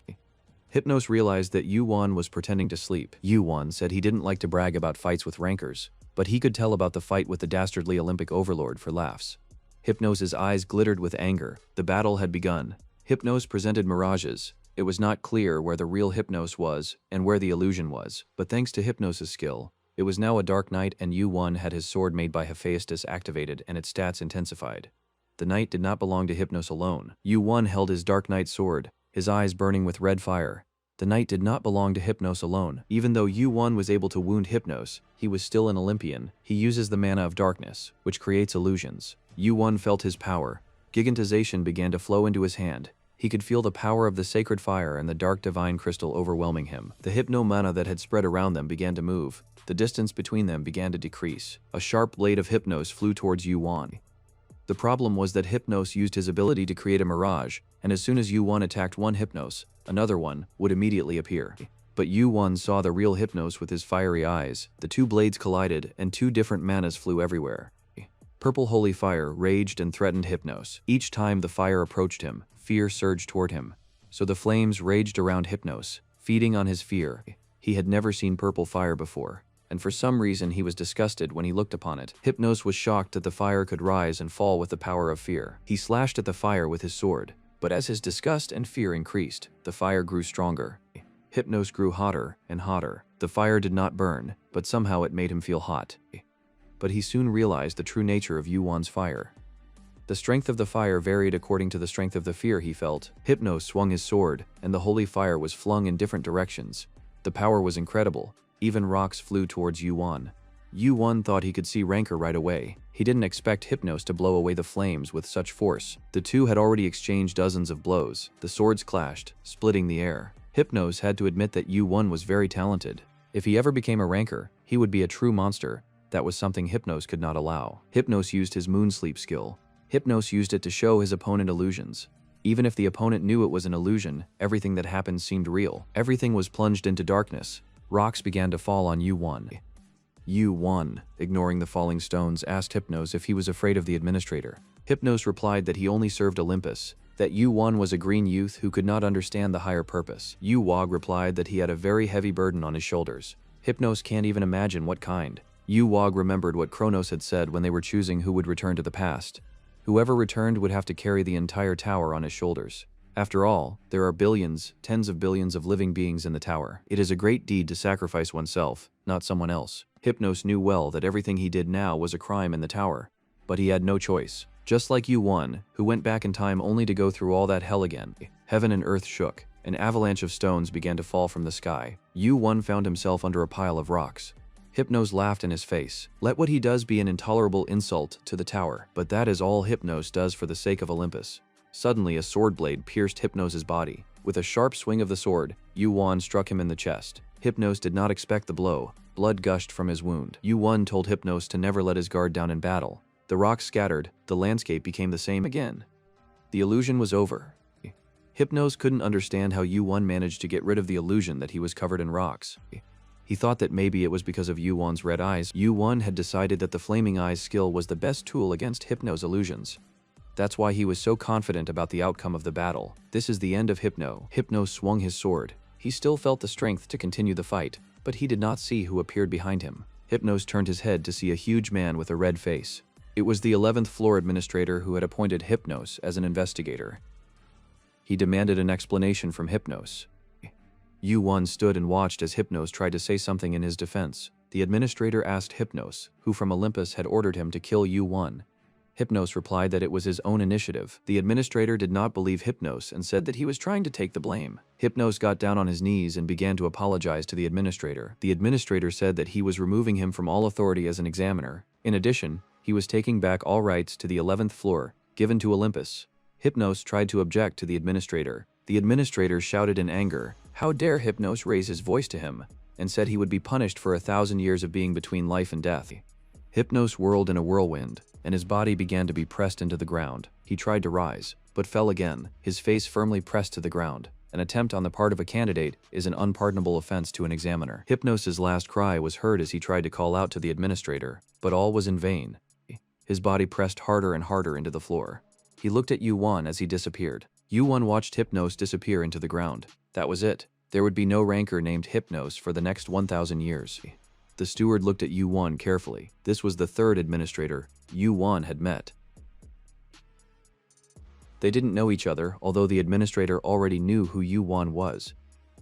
He asked what Yuan hoped to gain by fighting Rancor. Yuan replied that he had gotten into a lot of trouble because of the poor organization of the trial. It was risky for Yuan, but he thought that he should not be afraid of the administrator now, because the examiner was the administrator's representative in the trial. The administrator asked Yuan who he thought was at fault. Yuan replied that it was partly the administrator's fault. The administrator laughed and thought that Yuan was a cocky guy, and he was right to a certain extent. He promised to give Yuan a good reward at the end of the challenge. Yuan wondered if the man would change his mind. The manager said he would keep his promise. Several players watched what was going on. Yuan noticed Nam Gun Hun. The administrator said that a great storm of change was coming to the tower. The room in front of him exploded and he disappeared in an instant. Hong told Yuan that they had come here because they had noticed their king and had witnessed something incredible. Was it really all arranged by Olympus? Hong was sure that such a thing was beyond the power of one man and that the top of Olympus must have been involved in the scandal. But if the public were to find out, the tower would descend into chaos. Hoon pondered how this guy named Kim Yu-won was able to fight Rancor, even so strong that he was appointed as the examiner of the trial. A player named Sun Wukong had once defeated Rancor in the same way. Hong asked Yuan what he planned to do now. After all, this incident will shake the whole Olympus. Every Olympian will now look at him with hostility. How will Yuan fight so many enemies by himself? Hong asked Yu-won this question, to which he replied that he would fight until he overthrew Zeus, the ruler of Olympus. Hoon asked Yu-won what problems he had with Olympus. Yu-won replied that he helped a blacksmith who didn't want to make weapons for them. Since then, they have been after his head. Hoon realized that the smith Yu-won helped was Hephaestus. He told Yu-won to take care of himself. After all, his opponents were Olympians. Hong received a message from his clan that the great tournament of Marine was about to take place. He told his companions that they were returning to the Namgung clan. Halaman finally saw Yu-won and became terribly excited. He told Yu-won that he almost died, but he did not leave the circle. Halaman could hardly stand on his feet. What he had experienced seemed like hell to him. Yu-won praised him for not giving up and persevering. It was a good job. When all the players dispersed, Yu-won continued to collect flags and ended up collecting 618 flags. Yu-won brought all the flags to the king, as required by the terms of the challenge. Of course, Halaman was happy because he would also receive a prize. But what pleased him the most was the praise of Yu-won, the man who had collected all those flags. Yu-won presented all the flags to his king. Halaman accepted the flags. According to the conditions of the test, the number of flags doubled. A message came about it. Team A collected 618 flags. The number of flags doubled. There were 1236 flags. A message came in that the challenge was over. Team A wins. The number of flags collected by Team A is 12036. Team B 2 flags. Yu-won has received a message that he has scored 10,000 points for unknown reasons. The 11th floor ladder has been updated. Yu-won has gained access to the 12th floor. Yu-won received a message that he can teleport to the 12th floor. The updated player ladder for the 11th floor has opened. Kim Yu-won was in first place. A new record was set on the 11th floor. Yu-won sat in a small hotel on the 12th floor and looked at the leaderboard. He had over 20,000 points. It was a large amount. The extra points were probably given by the administrator. The king of Team A, Halaman, was ranked 36th. He risked his life to fulfill his role, so the award was well deserved. The 11th place was Sun Wukong, but it was quite low for his level. But that was because he wasn't suited for team tests like this. Hargon was ranked 6th. After the match with Yu-won, Hargon had steadily improved his ranking, and the point difference between 6th and 4th place was minimal. Hargon showed a lot of promise at the beginning, but as he climbed the tower, he became stronger and stronger. Yu-won thought that he would like to see Hargon. He probably wasn't the same now as he was when they first met. The Namgung clan was the center of the world on the 10th floor, run by the Martial Guild. It was the second largest organization in the martial world, after the Heavenly Demon Cult. It was an elite clan that produced many glorious rankers, including the highest rankers. Namgung Ji Wong-hoon's father, a man with a pointed beard and sharp eyes, he led the once endangered clan to prosperity and glory. Hong entered his father's study and bowed in supplication. His father said he had heard that the trial on the 11th floor had ended in scandal. Hong replied that even the steward had intervened in the matter. Hong did not want to inform his father through the player's kit, so he came in person before the appointed time. Hoon briefly told his father that the Olympians had found Hephaestus and wanted to recruit him, but Yu-won had prevented them, and told what had happened during the trial. Ji-woon realized that Yu-won was fighting Olympus alone. He asked his son if he had a man named Gibbons in his team, who was sponsored by Asgard. Hoon replied that he did. Then it is only a matter of time before Asgard finds out everything. Rising star Kim Yu-won is about to find himself in the middle of a big storm. Ji-woon thought that this time the big tournament in Marima would cause a stir. A fireball quickly flew down the line and smashed the target. Yu-won threw fire spears at the targets. It was a test where 100 targets had to be hit. They were spinning and accelerating, and it was very difficult to hit them. A flaming spear flew from Yu-won's hands and pierced the target. The spectators were ecstatic. They hadn't seen anyone hit so many targets at once. It was a new record. Yu-won was told that he had destroyed 1,000 targets. He was good at spear throwing techniques, but making spears out of flames was something he had never done before. Yu-won passed the test on the 19th floor and was allowed to go to the next floor. All of his stats increased by 1 level. Yu-won received 50,000 points, destroyed 10 times more targets than required by the test, and received a rather modest reward. Yu-won got the right to live on the 20th floor. He didn't go up yet. He sat in his hotel room and immediately a servant appeared and opened a shop in front of him. Yu-won walked down the street and thought he would have to climb to the 20th floor or higher to get the honors he deserved. But he decided to keep climbing for now. He decided that now was the best time to increase his mana to triple digits. The most effective way to add a mana level is to get the highest level elixir. The Great Pill is an elixir that is made in Marima every 3 years. It can be obtained from the Great Martial Arts Tournament. The Grand Tournament was only a few days away.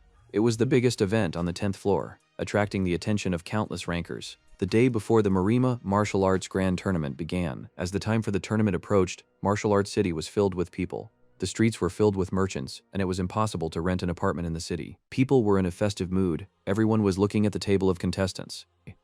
The town discussed the list of contestants, betting on the winner. Harganen was the favorite. News reached the city that Yuan would be participating in the tournament. People wondered why someone who refused to join the guild would participate in a tournament that everyone went to just to get the guild's attention. People wondered why Yuan would enter the tournament and bet on how many guilds would invite him. It got to the point where representatives came to Yuan's inn to invite him to join their guilds. Even ranker Branil came in person to offer his guild's support. Yuan refused all offers, tired of chasing away guild representatives. Even ranker was no exception. Branil was stunned by Yuan's refusal. He expected to be invited for a cup of tea. Yuan silently pointed his chin behind ranker's back. There stood Sariel, the ranker of the Heavenly Guild.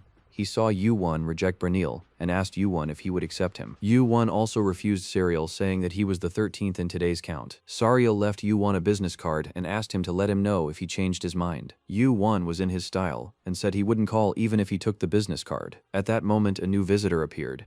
Yuan, who was about to go to his room, stopped when he heard a familiar voice. It was Hargan, a chiseled, handsome man with golden hair and piercing eyes. Hargan looked just like they said he did. Yuan told Hargan to leave as well, hiding a smile. The rankers who came to see Yuan were shocked. He refused even Hargan. Yuan turned to Hargan and said he was joking and to go inside.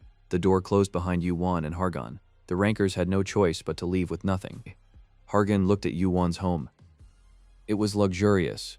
Yuan replied that since he had gone to the lower floor, he would at least live in comfort. There was a knock on the door. It was another guild representative who entered. Yuan told Hargan to ignore it. Hargan thought that even though Yuan had rented a nice room, he would not be able to rest in it. So many visitors come to see him before the grand tournament. Hargan told Yuan that it was easy to find him because he was very famous.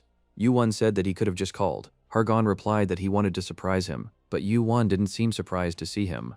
Yuan asked him about the team. Hargan replied that everyone came with him. He asked Yuan if it was true that he was the one who stopped the Olympians from taking Hephaestus. Hargan said that when he heard about it, he thought that Yuan had gone crazy, fighting against Olympus. Yuan was surprised that Hargan, the son of Zeus, came to him after hearing about it. Hargan replied that he did not depend on people's opinions. Yuan asked Hargan if Zeus knew about the incident. Hargan said that Zeus was concentrating on passing the last floor of the tower and had not been on Olympus for a long time. The 100th floor of the tower is now called the last floor of the tower because no one has passed through it. Hargan warned Yuan to be more careful and that he would talk to his father when he could. Yuan offered Hargan to keep him company as he had to go to the first floor to see Hephaestus. At these words, Hargan's face changed, for he too thought that Hephaestus was a criminal like all the Olympians. The loud, deafening blows of the hammer resounded. Hephaestus was striking a red-hot piece of metal with his hammer. He had many orders. He worked passionately, without ceasing. He had just forged a protective glove and put it away to cool. Hephaestus had worked for 3 days without a break and decided to rest for a while. He picked up a towel and wiped his hot face. He hadn't made weapons for a long time. All his orders were for protective armor. Hephaestus waited for Yuan, who had informed him that he would come by. But when? Suddenly, Hephaestus heard a familiar voice. Hephaestus was overjoyed, but hid his smile and put on a stern expression. It was Yuan, the only one who could enter without knocking. As Yuan entered, Hephaestus saw behind him another man with golden hair and the same eyes. Hephaestus asked Yuan, pointing to the man coming down the stairs, "Who is this?" Hargan stepped forward and introduced himself. Hephaestus looked at him with disapproval. Hargan asked Hephaestus if he wished to call him younger brother. Hephaestus replied that their family discord was too serious to call each other brothers. He thought Hargan had come for him.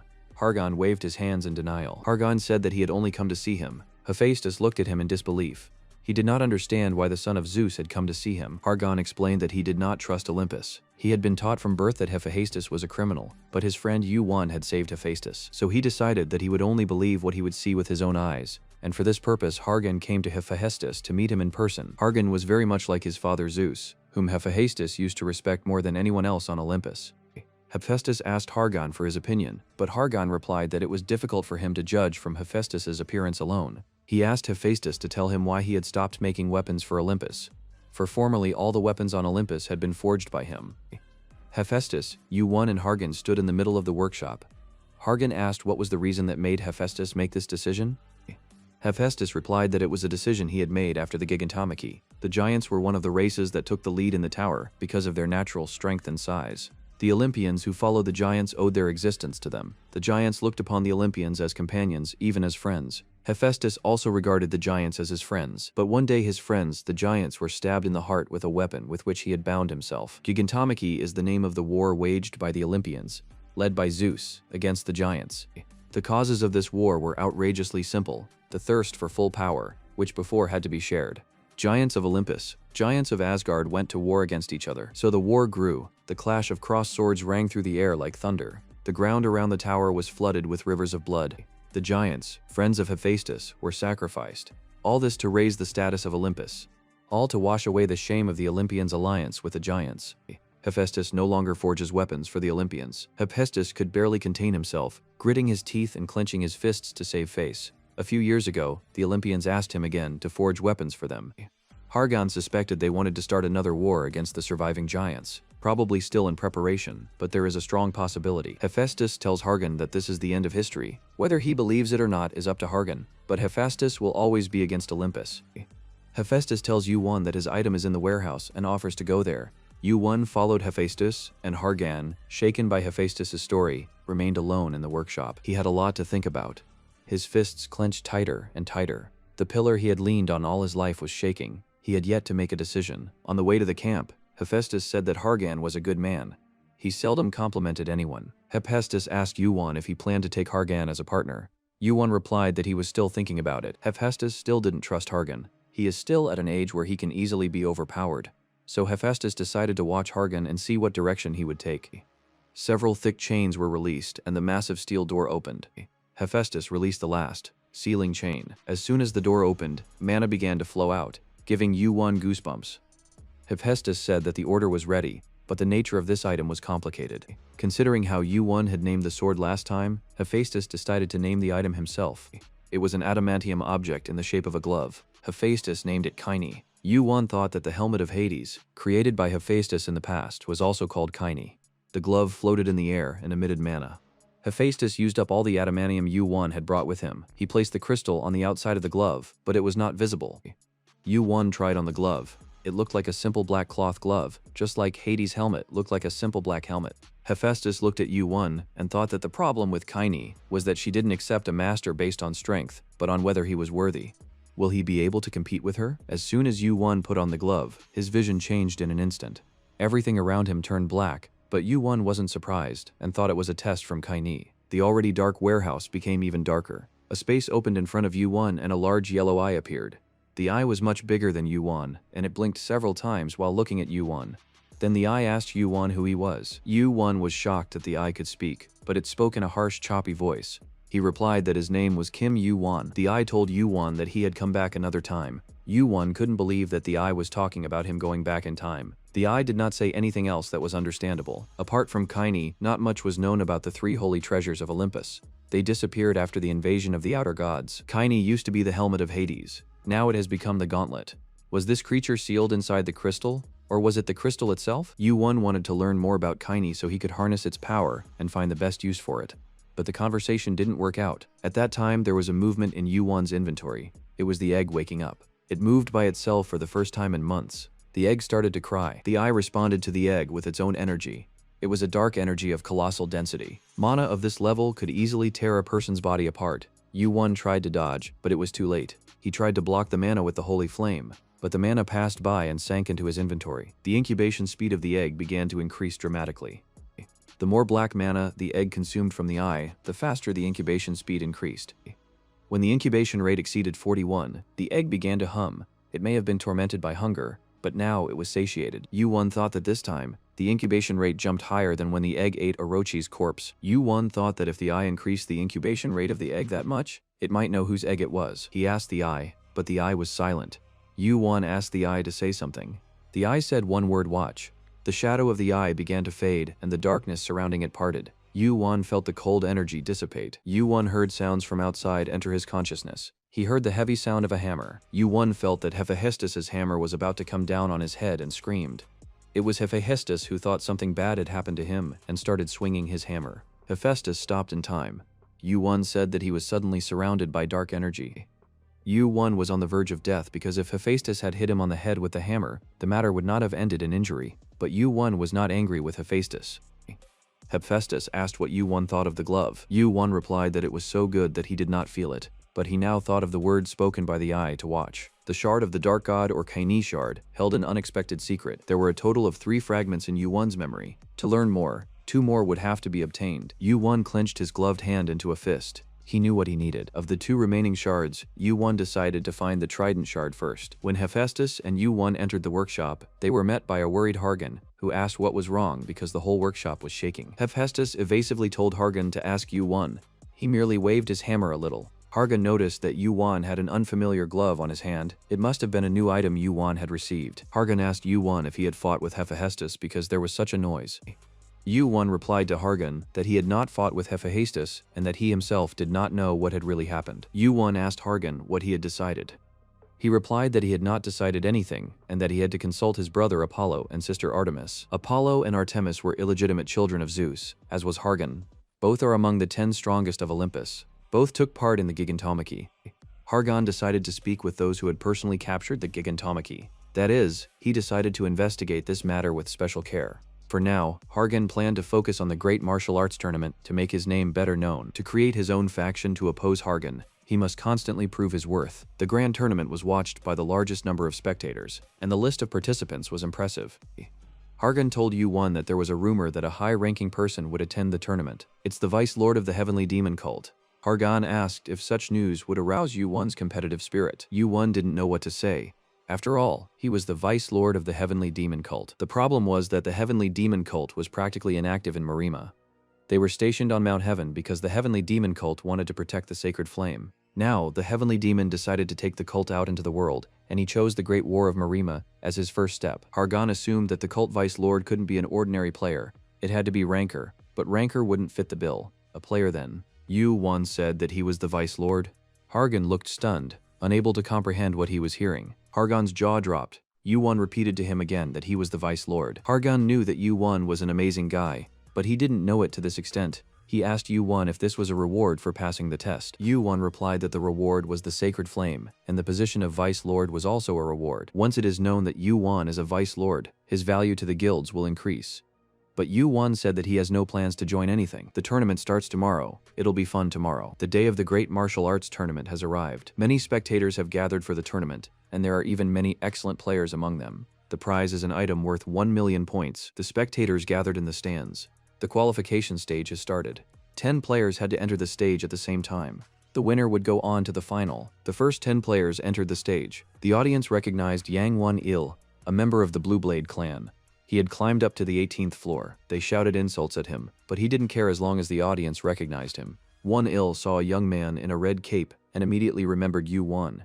It was the man who had once humiliated him. While Won-il was thinking about Yu-Won, one of the players shouted that Kim Yu-Won was here. These words caused a commotion. Won-il was furious. He had been placed in the worst possible qualifying group, but at least he would try to kill his tormentor. He shouted roughly at Yu-Won. Won-il grabbed the hilt of his sword and shouted at Yu-Won that he hadn't forgotten the humiliation he had caused him. Won-il jumped forward and pulled out the sword hanging from his belt. His sword sliced through the air. Suddenly, he felt a blow on his jaw and flew to the side. The blow wasn't very strong, and Won-il tried to ignore it. But no matter how much he tried to gather his strength, he couldn't move. His arm weakened and the sword fell to the stadium floor. Yu-Won asked Won-il who he was. He didn't even remember him, but judging from Won-il's demeanor, they had met before. Won-il couldn't answer because he lost consciousness. The other players stood cautiously in the distance. A player from the Seo Moon clan also recognized Yu-Won by his black hair and fire spell robe. Yu-Won told the players to attack. If they didn't attack, he would. He didn't want to prolong the first stage and wanted to end it quickly. After a moment, several people were thrown aside. Another player was thrown into the air and fell to the ground screaming. Almost no one could see Yu-Won's movements, so fast were they. Seo Moon Chang could only see the tip of his sword but had no way to react. It was as if Yu-Won was flying through the air, attacking from all directions, and it was impossible to guess where he would strike. Yu-Won's sword caught up with Chang a few strikes earlier than he could have expected. Chang tensed and thought he was already dead, but the blade of the sword only touched the tip of his nose. It was a very precise and light strike. The players defeated by Yu-Won groaned and rolled on the floor. It was impossible to continue the fight in such a state.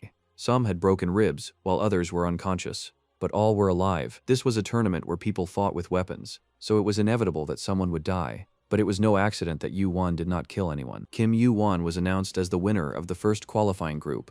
He decided to stay and watch Hargan, who was to compete in the next group. Hargan came on stage and just like Yu-Won, he killed all the players in the second qualification group. Hargan was declared the winner of the second group.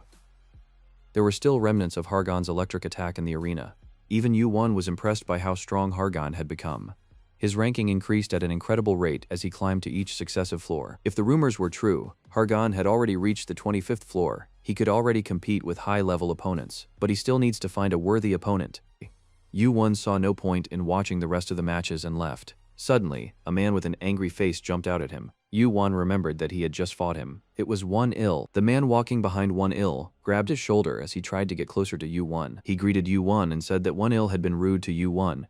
He introduced himself as the head of the Sapphire Sword clan named Moon Ju-Pek. Moon Ju-Baek said that he wanted to ask Yu-Won to join his clan. Yu-Won thought that if he was the head of the clan, he could be a ranker.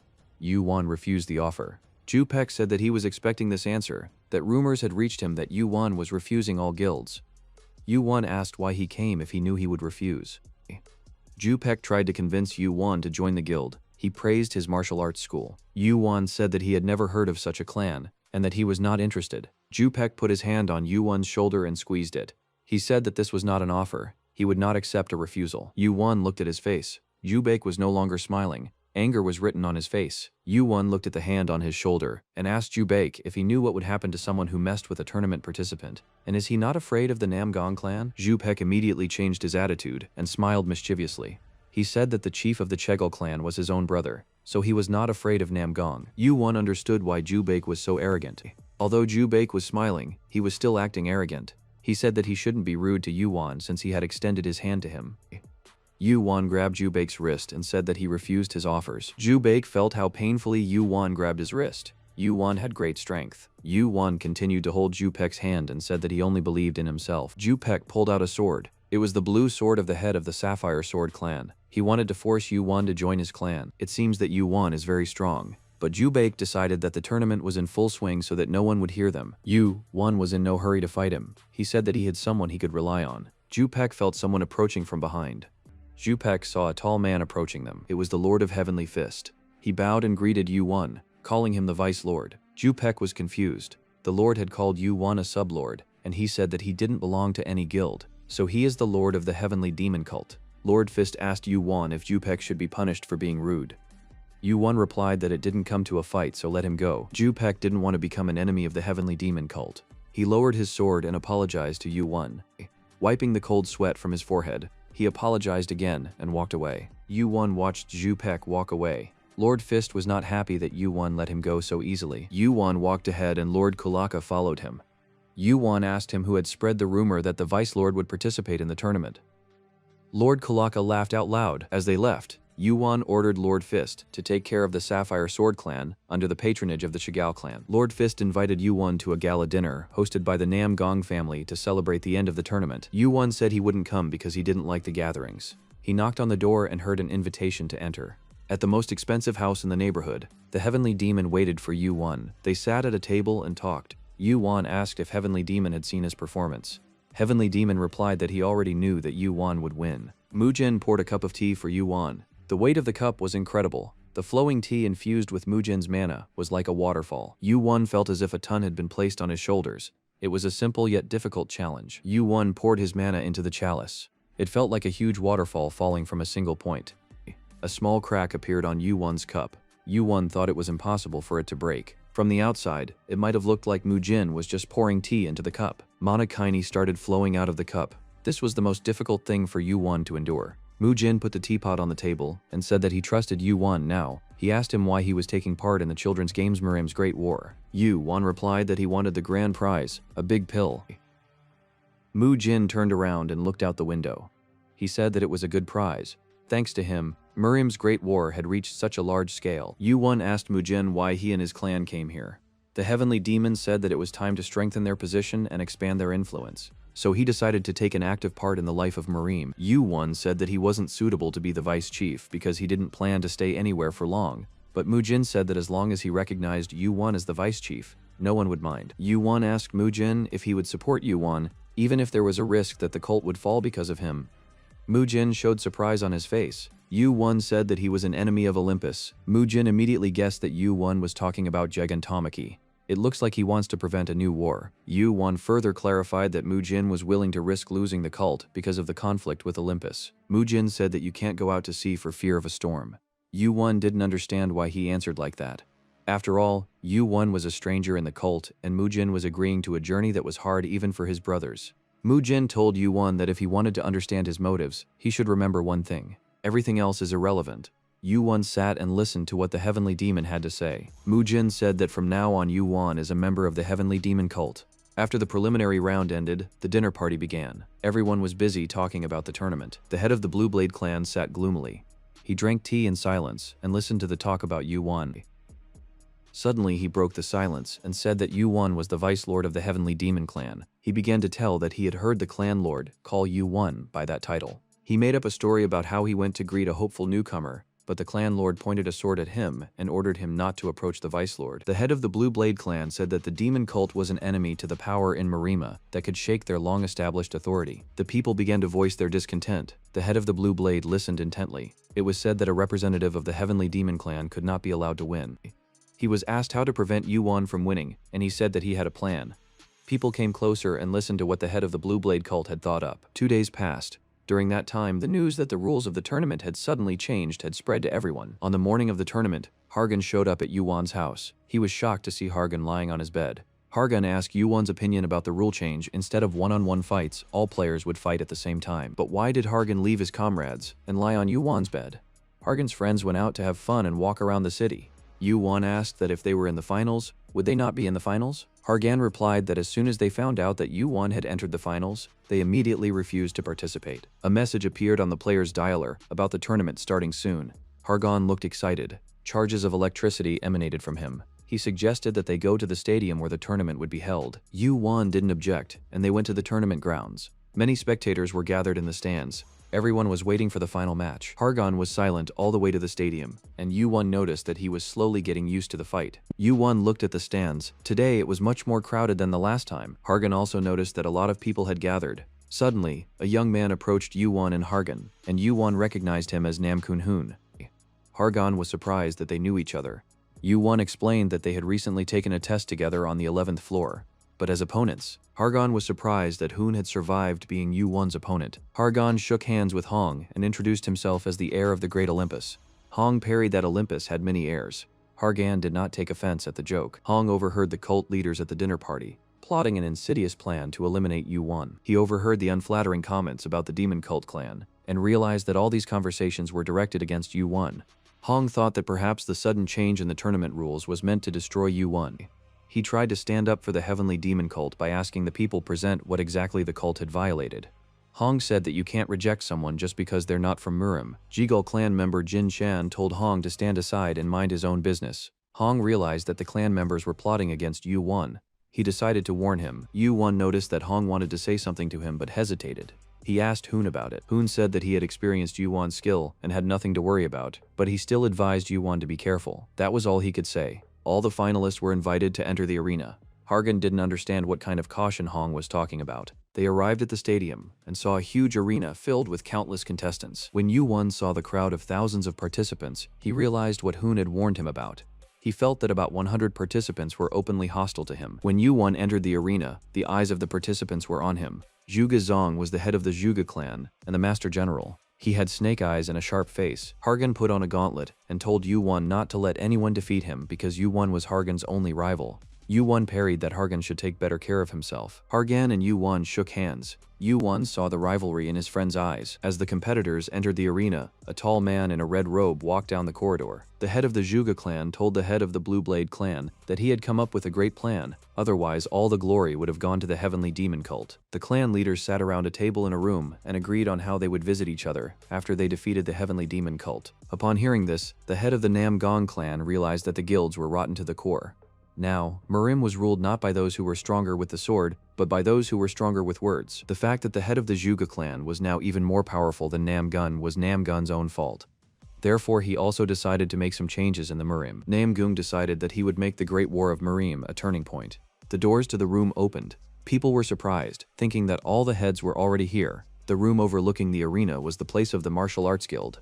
A stranger couldn't enter it. The man who entered the room was less than 2 meters tall. He didn't look like an ordinary person. After looking around at those present, the man asked if he was late. He greeted everyone in the room. He said that he had come at the invitation of the chief of the Nam Gong clan. and that his name was Mu Jin. Then he looked at the arena and saw Yu Won there. Mu Jin thought that now their nefarious plan would collapse. The rankers averted their eyes. The heavenly demon will not leave things as they are when he finds out what has happened. Nam Gong said that he was glad to welcome the heavenly demon, since he had come such a long way. The head of the Blue Blade cult instinctively grabbed the hilt of his sword. Mu Jin warned him that if he exposed the blade, he would die at the hands of the heavenly demon. From what Mu Jin had heard, he realized that the vice lord of the heavenly demon cult was still winning. Everyone's mood was ruined. The heavenly demon asked the people present what was wrong with their faces, why they were so sour. Mu Jin said that the obstacles the cult leaders had so diligently built would be destroyed. As the battle in the arena began, everything became chaotic. Suddenly, a knife flew past Yu Won's head. Yu Won turned to see a man with a sword flickering with blue light. Yu Won knew that it was a key magic weapon, and someone who knew how to use it must be quite talented. In the next moment, Yu Won's blade blocked the spear that flew at Yu Won from above. One by one, the players scattered around the arena began to approach Yu Won. They were all aiming at Yu Won, as the heavenly demon cult was considered a longtime enemy of the Marima alliance. Zhu Gezong thought that changing the conditions of the tournament was an easy and effective way to defeat Yu Won. When several thousand people gather at the same time, it's natural for the strongest to be mobbed. Yu Won activated his magic sword by filling it with mana. However, an unknown force blocked the mana. The effectiveness of the magic sword was reduced. Zhu Gezong saw that Yu Won was living up to his fame, but contrary to the rumors, Yu Won was still far from Ranker's abilities. Zhu Gezong thought he could be handled. Zhu Gezong opened his fan and signaled for an attack. The players rushed towards Yu Won. Suddenly, an electric charge passed through Yu Won. The players who rushed towards Yu Won were thrown back and burned by the fire. It was Hargon who used his attack, but Yu Won was unharmed. The players kept moving as they watched Hargon. Zhu Gezong asked him if his attack meant that he was on Yu Won's side. Hargon confirmed that it did. Zhu Gezong said that his clan and Hargon's clan could have a good relationship. Hargon said that he did not know in whose mind such a foolish thought had arisen.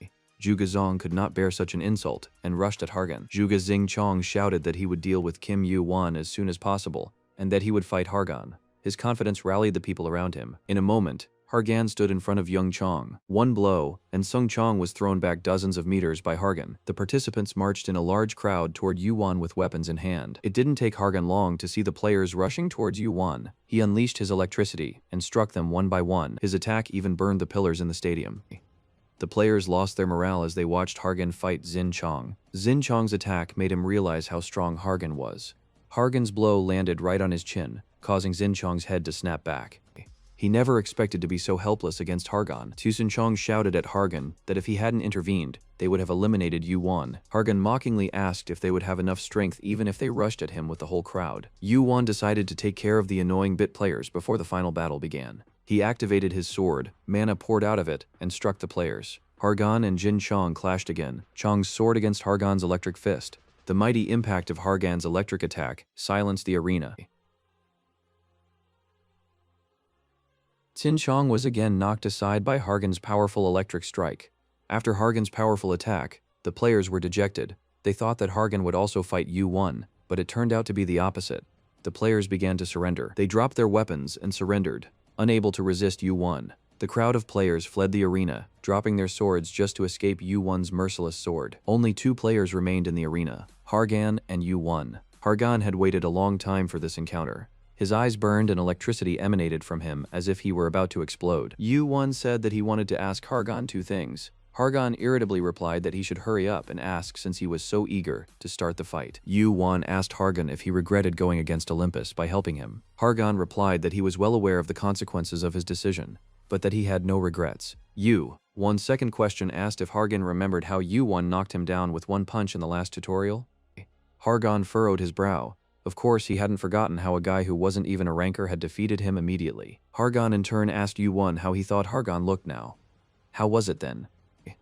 Yu Won said that Hargan seemed even smaller. Hargan understood Yu Won. He has hidden his power, but Hargan will bring it out. Yu Won's sword and Hargan's fist were at arm's length. Yu Won didn't try to dodge Hargan's attack, he planned to fully take it on. A cracking sound resounded throughout the arena. Sword and fist collided. The lightning bolts released from Hargan's fist flew around the arena, striking those players who were nearby. Hargan's punch caused Yu Won to step back. His sword was unable to fully repel the attack. Hargan moved like golden lightning, instantly appearing next to Yu Won. Another loud clang resounded throughout the stadium. The players standing at the edge of the arena shouted for Hargan to contain his power, or else they would all die. Their weapons and themselves were struck by Hargan's lightning. They could not be here. Hong watched this battle and thought that this fight could be called a worthy finale. Hong had heard of Hargan, but he hadn't expected such power. Trying to fight him would be pointless. Hong thought that Yu-Won was having a hard time right now. He was having a hard time stopping Hargan's attacks. The fist strike again. This time, Yu-Won deflected the blow with his sword. Hargan was emitting electricity. While Yu-Won was glowing with blue mana, light was bursting out of the two of them. Hargan attacked again and again. He told Yu-Won that he was quite strong. Hargan stepped back, feeling the warmth on his shoulder. He was hurt, but he didn't pay attention to it. He struck again with the electric shock. An explosion erupted. There would be few people in the world who could survive such an attack. Hargan asked Yu-Won if he was alive, and he said he was. Yu-Won's sword cracked and fell apart after Yu-Won's many electric attacks. Despite the blood gushing from his wound, Hargan was ready to fight. He grabbed the wound with his hand and saw that his hand was covered in blood, but that did not stop him. Hargan thought that Yu-Won probably had much higher physical strength than him. They faced each other again in a fight. Hargan made the decision to break Yu-Won's sword. Like a boxer, he threw punch after punch. Yu-Won's sword shattered like shards of glass, flying in all directions. Hargan was confident of his victory. He thought he had done it. At this moment, Yu-Won's mana began to repel Hargan's electricity. Hargan felt a blow to his face. He started to lose consciousness. Hargan's body flew into the air and fell to the ground. The players who were still in the arena froze. Yu-Won said that the fight wasn't over yet. Many players were scattered around the arena. Yu-Won decided to leave them alone. He had a great desire to finish it all quickly. Yu-Won saw on the screen that he had been declared the winner of the tournament.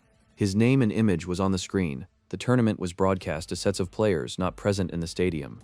All players saw the winner's name. Yu-Won picked up the broken sword forged by Hephaestus from the ground. Yu-Won used it to control the mana to be about the same level as Hargan. The sword's control of mana made Yu-Won look equal to Hargan. Yu-Won did this to deceive the rankers. The lackey appeared and announced Kim Yu-Won as the winner of the 834th Great Martial Arts Tournament. The lackey tried to interview Yu-Won, but Yu-Won was speechless. He said it was fun and didn't say another word. The footman suggested moving on to the awarding. He brought out the Great Scarlet Healing Pill. This elixir cost a great deal of money and took a long time to make. It was the dream of every ranker. There was a powerful energy emanating from this pill. Yu-Won thought it would take a long time to digest it. Yu-Won put the pill into his inventory. The 20th floor was waiting for him. But before that, there were many things to finish. Yu-Won decided to start by raising characteristics since the healing pill was very good at raising mana. Zhu Gazong wondered why Hargan was siding with Yu-Won. After all, he is the son of Zeus and should have been on the side of Olympus. The heads of the cults, who had been weaving intrigues against Yu-Won not long ago, were now applauding him. The heavenly demon was being congratulated on his cult's victory by those who had been slinging mud at his cult an hour ago.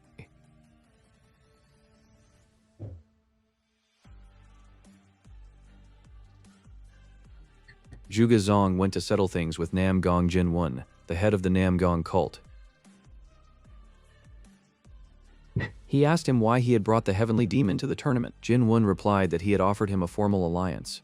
Zhu Gazong didn't understand what kind of alliance there could be between Merim and heavenly demon. Jin-won replied that was it better to let himself be consumed by Olympus? Now, after Yu-Won's victory, Jin-won held a higher moral position. Xing's shoulders slumped. He thought that it was all over. Now that the Nam Gong clan and the demon cult had united, it would be hard for the Zhuge clan to resist. Seeing that Zhu Gazong was not resisting, the rankers also lowered their heads. Xing thought that Jin-won might have already known about his connection with Olympus, and he might even have proof. Now was the era of the noble Nam Gong clan and the heavenly demon cult. Before leaving, the heavenly demon asked a question. He asked after looking around the room with the rankers, which one was Moon Seo-baek.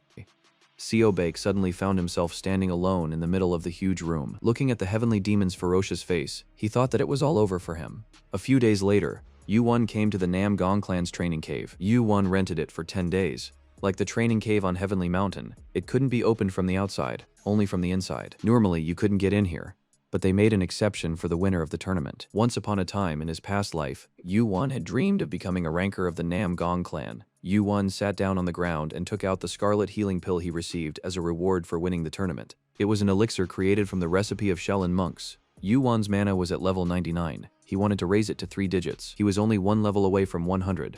But it wouldn't be easy. He remembered that from his past life. The benefits brought by a pill greatly depended on the person taking it. In Marima, everyone talks about breathing techniques, but Yu-Won knew that the most important thing was concentration. He took the pill in his hands. Yu-Won swallowed the pill. The question was exactly how much energy he could take. Yu-Won sat down on the floor, in a comfortable position. The pill had a completely different effect depending on who takes it. A very dense, transparent energy began to flow into Yuan's body. Sweat was running down Yuan's face. The more he strained his will, the more resistance the energy had. It seemed to him that the energy was leaving his body and flowing outward. Over time, Yuan managed to hold onto the energy. The waves raging in his body began to subside. His energy was still at the same level. 20th floor. Portugia Sea Kingdom. On Neptune, one of the 12 islands, there was endless fighting. Players were threatening a tall guy and a girl. They were giants. They were no more than 10 years old if judged by human age, but they were over 2 meters tall. It was getting harder and harder for them to hide because of their size. Ever since Asgard had broken good relations with the giants, situations like this were commonplace. The muscular guys demanded that the giants tell them everything. The red-haired man was a member of the Scarlet Wolf Horang Guild. He told the giants to tell them about the legend of Portugia Stone of the Sea. There is a legend in Portugia that whoever finds the Stone of the Sea will become the god of the seas. The giant boy said it was nonsense and a child's tale. Horang drew his sword and said that he had heard that the giants were hiding the Stone of the Sea with them. He began to threaten the boy with his sword and said he would kill them both if they did not tell him where they were hiding the sea stone. Horang had already given the command to kill the giants, but they heard an unfamiliar voice and saw a cloaked man heading towards them. Horang, seeing that only one man was coming, told him to get away. The man in the red cloak came closer. Yuan activated the skill Flaming Eyes Battle Prediction. He closed his eyes and remembered the Nam Gong clan's training cave. Sweat trickled down Yuan's face. His senses had sharpened. Yuan was sitting on the floor. An incredible amount of energy was circulating in him at a tremendous speed. The energy index reached the level of 100. Mana itself was striving towards it. By crossing the characteristic threshold, a new skill had opened up for Yuan. His eyes turned red, and his senses sharpened by 50%. Yuan had obtained the sensory field skill. This skill helped him get information about all objects and creatures within a radius of 50 meters around him. The players who attacked the giants thought it was the vice lord of the heavenly demon cult, Kim Yuan. The giants heard that the players called the man who came in as Yuan. They also heard about the winner of the tournament. Horang was a player much higher than the 20th floor. Therefore, he perceived Yuan, even though he was the winner of the tournament, as a 20th floor player. There was a deafening cracking sound, and rocks sprinkled down the mountain. Yuan, with red eyes and a sword in his hand, jumped high up. He activated the sensory field skill, which allowed him to see the intentions of the players and the outcome of the battle. Yuan flew into the air above the heads of his opponents. They stood with their heads back and didn't realize what was happening. Horang furrowed his eyebrows and clenched his sword in his hands. It was just one guy, even though it was Yuan, but he might have his comrades nearby. Yuan flew right in front of Horang. Horang was furious. Although he was great with his sword, there was nothing he could do against Yuan. He shouted at Yuan to stay out of it and get out of here. When Horang examined Yuan's face closer, he had no doubt that the winner of the tournament was in front of him. He spread his arms and pretended to be happy to see him. He gave a strange smile and said that it appeared that the deputy head of the heavenly demon cult himself had come to see them. The giants, a boy named Biwar and a girl named Nuyar, were also surprised that Yuan was here. Horang thought that he had too few men to fight Yuan. He decided to retreat. His companions were against leaving, but they obeyed Horang's orders. Horang ordered everyone to leave. They left, grumbling and regretting that the giants had been lucky today and had not managed to kill them. Yuan held his sword in his hands and looked at the departing players. Horang decided to urgently see the warden of the 20th floor. The giants stood back, and when everyone had left and the danger was over, they thanked Yuan for saving them. Yuan asked them why they didn't fight, since they were so big and it wouldn't have been hard for them to kill a man. The giant boy replied that Yuan must know the giants well. Dwyer said that since Yuan is a human, he wouldn't help the giants for nothing, so he needs something in return. Yuan said that he needs the Stone of the Seas too. The boy replied that they don't have the stone. Unlike the others, Yuan knew that the Stone of the Seas existed and knew how to find it. He knew that these giants didn't have the stone. Yuan wanted to meet the other giant. When the boy and girl heard that Yuan wanted to see their elder Urfa, the giants made surprised faces when they heard the name of their elder. Boar said that the elder does not receive anyone, especially people, and if Yuan didn't leave, Boar would squash him like a fly. Yuan realized that the giants were gifted with great power from birth, but they have to hold back because disagreements with humans could lead to a new extermination of the giants. Boyer told his sister that they had to leave, but Nuyar stopped him. She said she had contacted the elder. After all, this man saved them, and the elder must know that Yuan wants to see him. Nuyar said that it is not up to them whether Yuan meets with the elder or not. Urfa will make the decision himself. Yuan's interest grew at the mention of the giant he was looking for. The elder was waiting for him. Boar snapped his fingers and a pack of wolves appeared. They were very large wolves. They got on the backs of the wolves and rushed through the forest. Yuan was able to easily subdue a huge wolf over 2 meters tall and over 10 meters long.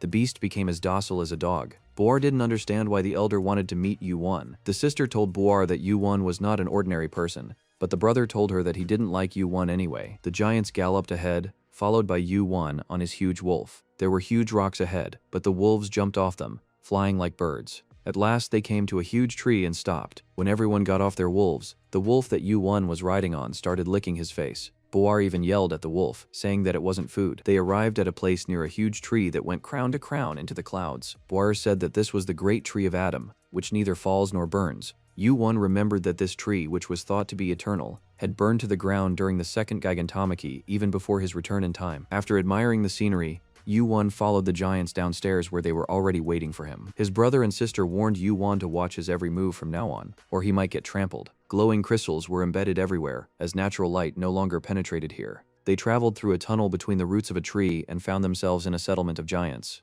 The giants they passed by were whispering as they looked at Yu-won. They couldn't believe they were seeing a human being. Since Yu-won was walking beside Boar and Nuyar, it was clear that it was a guest. Nuyar said that Yu-won had nothing to fear since he was a guest of the elder. At last they came to the elder's house. It was a sturdy house with a steep staircase. A blue light streamed from its windows. Yu-won saw a door about 10 meters high. Yu-won and the brother and sister stopped near the staircase. Boar asked in an unexpectedly soft voice if the elder was home, and was told that Yu-won could enter. The door opened by itself, and Boar stepped aside, letting Yu-won go through. Yu-won was greeted by the elder of the giants, a high-ranking player who lived before the first Gigantomachy. Yu-won looked at the giant. It was someone who was called a living legend among the giants. The elder of the giants, Urfa, sat in a chair and stroked the wolf cub lying in his lap. He said he was getting old and asked Yu-won to tell his name again, which he had forgotten. Yu-won introduced himself and Urfa said he had heard much about him from little Hephaestus. Urfa asked if it was true that Yu-won was at enmity with Olympus. After all, he is not even a ranker, but a young man who has barely reached the 20th floor. The elder tells Yu-won to stop going against Olympus if he cares about his life. To Olympus, he is a pathetic crumb that can be swept away at any moment. Yu-won stood in front of the giant. He said he had heard that the elder was a pacifist. Yu-won smiled and said that Urfa was just afraid. Urfa's eyes flashed with anger. He asked how dare Yu-won mock him. The room shook and Mana squeezed Yu-won's shoulders. Yu-won replied that Olympus was busy preparing for the second Gigantomachy. Would the giants just sit around and wait to be exterminated? Warmth appeared in Urfa's eyes and his tone became soft. Urfa's energy refused to harm Yu-won. There was not an ounce of fear in Yu-won's gaze. The elder of giants said that Yu-won was really fearless, as they said about him. Yu-won felt that he had absorbed the mana of Ufra. The elder said that Yu-won is right, and the giants may be destroyed in the near future. Ufra stroked the sleeping wolf cub. He said he had heard from Hephaestus that Yu-won was searching for the Stone of the Seas. Ufra knew where it was. Yu-won asked why he had decided to tell about the Stone of the Seas. The elder gave 2 reasons. The first was because of Hephaestus's recommendation. He could be sure that Yu-won was not in league with the Olympians. The second reason is because you are the strongest player of the era. Ufra remained seated in his chair with the wolf on his lap when Yu-won said goodbye to him. Yu-won was given a room as a guest. Yu-won went down the stairs and decided to take a walk. Yu-won looked at his black-gloved hand. In the same way, Ufra looked at Kylie. Yu-won remembered his words about being the strongest player of the era. Suddenly, bright flashes of mana appeared around Yu-won. Had Ufra just conducted a test to determine if Yu-won was worthy of the Stone of the Seas? Either way, the location of the Stone of the Seas would soon be known. Yu-won climbed onto the branch of the huge tree that served as the giant's dwelling, and he wanted to test all his skills. With his current abilities, he couldn't harm the tree. It was hard to leave even a single scratch on it. Yu-won decided that he could go wild with his heart. Hundreds of sacred flame fireballs appeared above Yu-won's head. He thought that he wouldn't be able to control so many fires. Soon they would fly in different directions. Yu-won activated the Flame Eyes skill. Then he activated the Sensory Field skill with obtaining information about all objects and creatures within a radius of 50 meters. Inside the field, Yu-won's senses were amplified many times. Fire blazed around Yu-won, glowing with a purple color. On the only island where there was no fire, Yu-won landed. He started practicing with the sensory field and noticed his skill increasing. The activation of the Flame Eyes gave Yu-won a headache. Because he was using multiple skills at the same time, he felt his brain boiling. He could now use 2 skills at the same time, which was much more efficient, but it was greatly overloading his brain. Yu-won decided that he needed to practice some more. He applied a sensory field to his flaming eyes, but it made everything around him much clearer to read. Suddenly, a familiar voice sounded in the silence. A young giant named Quantum and several other giants stood looking at Yu-won, talking amongst themselves. The giants began to approach Yu-won. They had intimidating faces. They wanted to fight with Yu-won. They believed that all humans were their enemies. Yu-won only smiled. They were like children not listening to their teacher. At this time, Ufra sat in his rocking chair and dozed. He was having a nightmarish dream. He dreamed of men killing giants. The whole earth was drenched with blood. Suddenly, the sea rose into the sky. It was a tsunami. A powerful wave swept over the giants and dragged their bodies into the sea. Ufra gazed far out to sea. On top of the wave that swallowed the giants, a man appeared with a trident in his hands. Ufra realized that this was Poseidon, the god of the sea. The elder awoke. He remembered every moment clearly. He was afraid. He could no longer count how many times he had had this dream. But today he saw it especially clearly. The wolf cub, sensing his master's anxiety, clung to him more tightly. Was Ufra seeing this dream so clearly because of the visit of the human child? Kim Yu-won. There were shouts that a fight was going on. Kim Yu-won is fighting with the giants. Ufra got up from his chair and walked out. He thought that this time it would not be the way Poseidon wanted it to be. Yu-won realized that the giants were acting like big kids, so easily provoked by his laughter. He raised his hand and stopped Quantum's fist.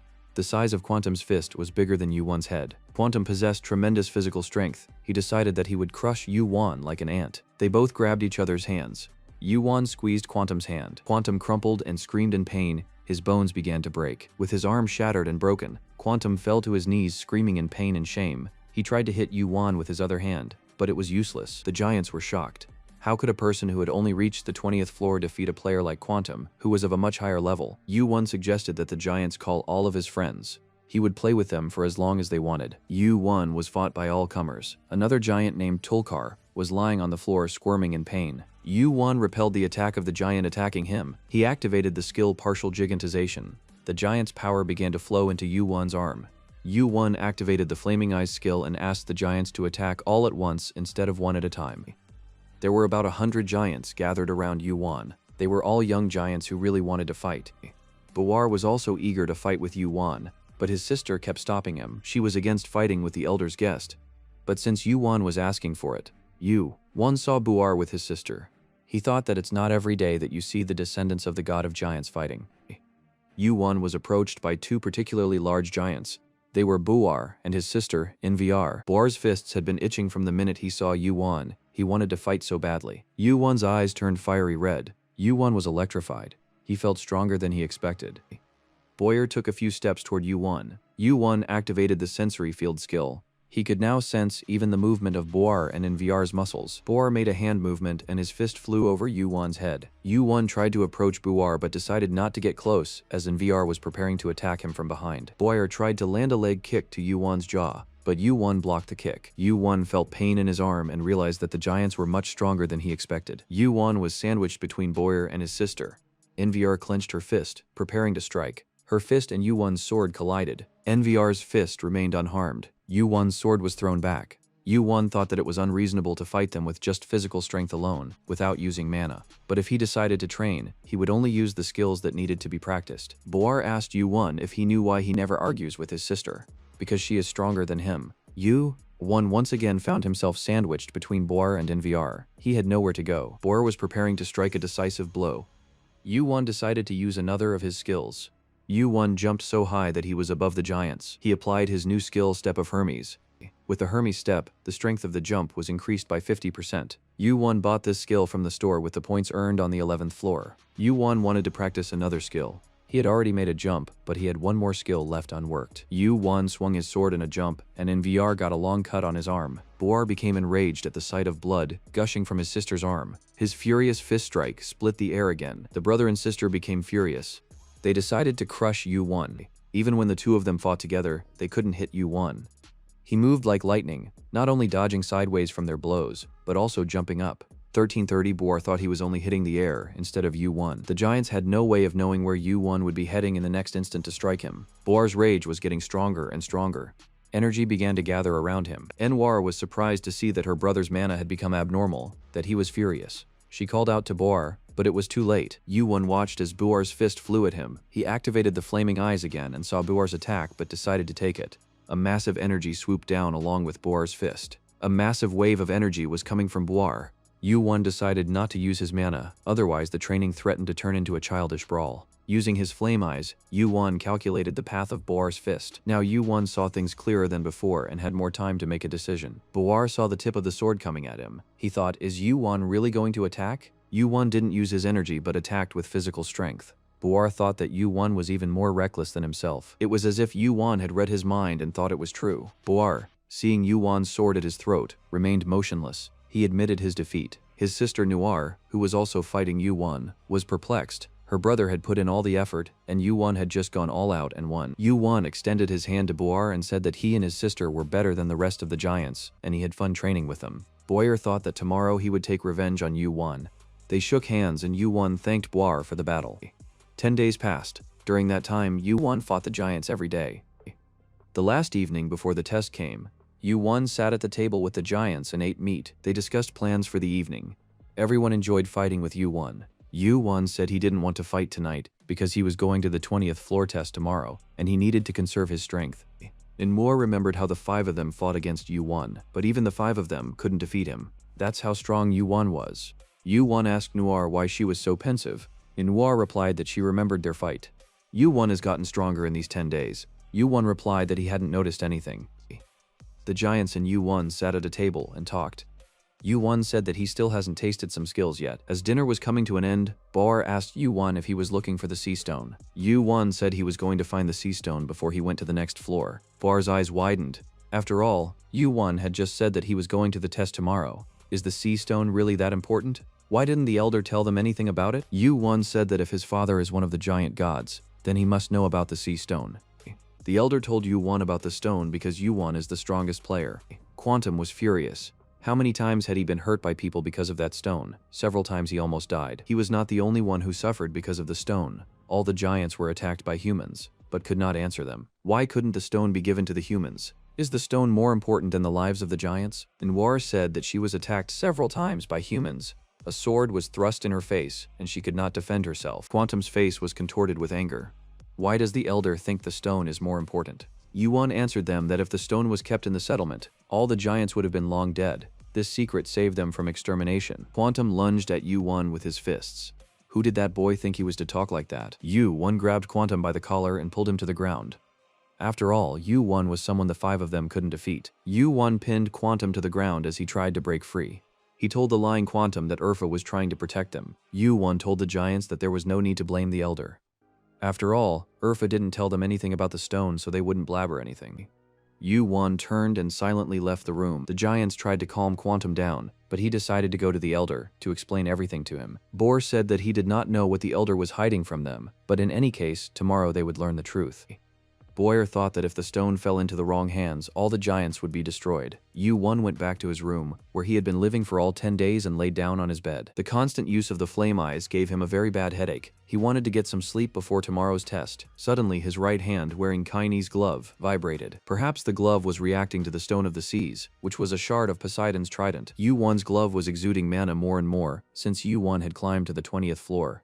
It and the stone had the same energy. If Yu-Won's speculation is correct, that Kaine reacts this way to the sea stone, then the glove can be used like a radar. Yu-Won needed to learn how to control Kaine's energy. He extended his hand clenched into a fist. Yu-Won realized that Kaine's glove wanted to find the missing part.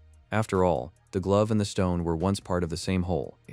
Yu-Won began to summon the yellow eye that had come to him once. Yu-Won directed the sacred flame at Kaine.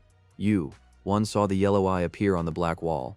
The 20th floor trial took place on a small island called Triton. The top of the island was rocky. Various monsters lived there. Huge monkeys and bears lived in the forest. By Urfa's order, Boar and his sister accompanied Yu-Won to the place of trial. They walked along, chatting merrily among themselves and remembering how Boar had almost been eaten by a chimera in that forest. Boar and Noir walked Yu-Won to the place. It seemed to them that nothing difficult was going to happen, but Yu-Won felt that this ordeal would not be an ordinary exam. Yu-Won stood silently to the side. He didn't utter a single word.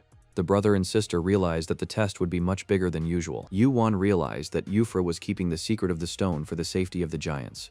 Now he has revealed all the cards and Olympus will find out about everything sooner or later. The giants are under attack. A message appeared that the test would begin in 20 minutes. Yu-Won said goodbye to Boar and in VR and went to the mountain, while his brother and sister stood and watched him go. Yu-Won said goodbye that new times had come for the giants, since Euphra had allowed them to leave the forest in which they lived.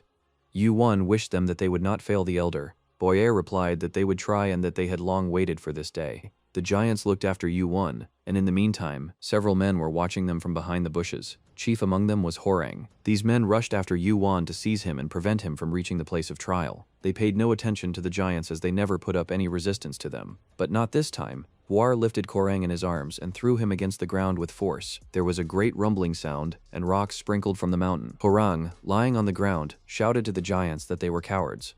But now they could not be so called. Boyer and Noir worked their fists, blows raining down generously on Horang and his team. And Noir's eyes burned with the cold blue fire of hatred. Horang couldn't understand why suddenly the giants, always cowardly and weak, had changed so much. Boer pounced on Horang and grabbed him by the throat. He said that they would always fight now, and it was unlucky for Horang that he had gotten in their way. There were two men standing on top of the mountain. It was the 20th floor examiner and his assistant. His player Set received a message that Kim Yu-won has sided with the giants. This was reported by Horang of the Scarlet Wolf Guild. The examiner of the 20th floor was Theseus. The assistant told him that it had come to light that the giants had accompanied Yu-won to the island and were protecting him. Theseus thought that Yu-won was no match for the guys from the Scarlet Wolf Guild. After all, he had already slapped Olympus himself twice. Theseus told his aide to make sure that his men made sure that Yu-won didn't get to the place of trial. Theseus wanted to deal with Yu-won personally. What was strange was that the giants were helping Yu-won. After all, they should have hated humans after the Gigantomachy. Theseus was the illegitimate son of Poseidon. His father ordered Theseus to find the sea stone, and then he would recognize him as his son. For this purpose, he appointed Theseus as examiner on the 20th floor. Poseidon even went against Zeus for the opportunity to possess the stone. Kim Yu-won sided with the giants. As soon as he appeared, the giants left their forest. Theseus thought it all had something to do with the stone. He could see no other reason. The message came again on the player's kit. Theseus's men had failed to stop Yu-won. Yu-won stood on top of the cliff and looked down. A message came that the trial was starting. Yu-won had a lot of interference, but he still made it in time, and the giants would be able to fight back. They had endured for so many years. There are various sea monsters living on the island. According to the terms of the challenge, for each monster killed, participants receive sea hearts. Points will be awarded according to the number of hearts. Yu-won was standing on top of a mountain. He wasn't going to just peacefully participate in the challenge. He was going to win. Yu-won tilted his body downward. The waves were hitting the rocks. Yu-won closed his eyes and jumped down. He slowly plunged into the depths of the ocean. When Yu-won talked to Euphra, the latter told him where the sea stone was. Yu-won was sinking deeper and deeper. He activated the flame eyes to see his way. Yu-won saw sea creatures with glowing eyes. He remembered Urfa's words that he would have to descend to the deepest depths of the sea. There would be the most dangerous creatures there, and defeating them would be the easiest of the trials that awaited Yu-won. With the help of his red eyes, Yu-won continued to search for what he had dived here for. In the depths of the sea lives a sea turtle, whose shell is this island. The sea stone is hidden in the turtle's belly. Suddenly, a huge monster several meters long appeared out of the sea. The participants of the test stood on the shore and shared their impressions. They thought the trial was easy enough. They had already collected 15 hearts, but only half of the time allotted for the challenge had passed, and they were going to earn more points by killing sea creatures. There was still time left for an additional reward. Kim Yu-won still hadn't been seen by anyone at the challenge. Orders came from Olympus to find Yu-won and stop him from winning. Theseus asked if the players had found Yu-won or not. He was told that they were looking for him everywhere but could not find him. Several hours passed, but he was nowhere to be found. The trial participants gathered on the shore and decided to split into two groups. Suddenly, the ground beneath them began to shake. Huge waves came up. The team reacted quickly. Someone was approaching the shore. It was a man. He landed safely. His hair was wet, and he was wearing a red cloak. The participants could not believe their eyes. In front of them stood a man who had jumped out of the sea. Yu-won raised his head and asked the participants if they were from Olympus or not. Akil was confused. How did Yu-won know their affiliation? He knew that Yu-won had a feud with Olympus. What could Yu-won do to them? All the Olympus players froze and looked at Yu-won. Yu-won turned his back and said that he wouldn't fight them. The sea became agitated, and some circles appeared on the water. A monster over 20 meters long emerged from the sea. It was a sea serpent with a huge mouth and burning eyes. Akil began to count the monsters that appeared before him. How many were there? Hundreds, thousands, or tens of thousands. Akil was told that the monsters were attacking from the other side as well. Akil ordered the players to leave the island immediately. Some players were afraid that they would be disqualified if they left, but something incredible happened during the trial. Yu-won said that there was nothing wrong with the trial. He changed the conditions slightly. Akil felt that Yu-won was at the center of the turmoil. Akil noticed the system message that the conditions of the test had been changed. What should he do now? Run away? By breaking the seal on the turtle can be awakened. The stone of all seas is inside the tortoise. The important thing now was to survive. Monsters were coming from all directions. A long time ago, an old giant raised this turtle himself. He made it swallow the stone of the seas and put it into a deep sleep. Yuan fought desperately against the sea monsters. When the ordeal was over, Olympus tried to attack Yuan and take the stone away from him. Urfa warned Yuan of the impending danger and promised not to let the stone fall into Poseidon's hands. Yuan had to protect the stone at all costs. The monsters sensed the power of the stone and came at its call. They only attacked Yuan. The sea turtle woke up. The target of the trial was changed. Thousands of monsters approached Yuan. Yuan thought that he had broken the turtle's seal long ago and that the turtle had just awoken. A message came that the test site had been moved to the turtle's body. Theseus received a message that his men still couldn't find Yuan. Theseus thought that Yuan couldn't have escaped the test, that something was wrong here. The ground continued to shake and tremble. Theseus looked into the distance and wondered what Yuan was up to. A message came in that Theseus had been removed from his position as examiner due to the changed conditions of the test. Theseus was so surprised that he almost dropped the player's kit. Suddenly, the rocks began to sink. The ground began to shake even more violently. The sea turtle finally woke up and began to move. The sea turtle was the ruler of the 20th floor. It was the strongest sea creature with the stone of the seas in its belly. After the turtle awoke, the challenge became more difficult and came under the control of the administrator. Theseus decided that this was all the work of Yuan. He decided to inform his father and ask for help. Once the trial was over, Yuan would be torn to pieces. In the Scarlet Wolf Guild, there was a ranked player named Suktar. Theseus hadn't seen him since the Gigantomachy. Suktar was Rancor the Titan, son of the fire giant. They met unfriendly, exchanging barbs. Suktar remembered how the Scarlet Wolves had attacked the two little titans as a pack. Theseus realized that Suktar was trying to provoke him. He pulled his dagger from its sheath. Theseus said he understood that Suktar wanted to disrupt the trial, but he didn't care who was standing before him. It was strange for Suktar to hear such accusations. He was not interested in the trial. Suktar said that he was doing Elder Urfa's will and wouldn't even let him touch Yuan. Meanwhile, Yuan was already standing on the turtle's tongue. Yuan activated his flaming eyes skill. He saw Suktar on the shore and several giants with him.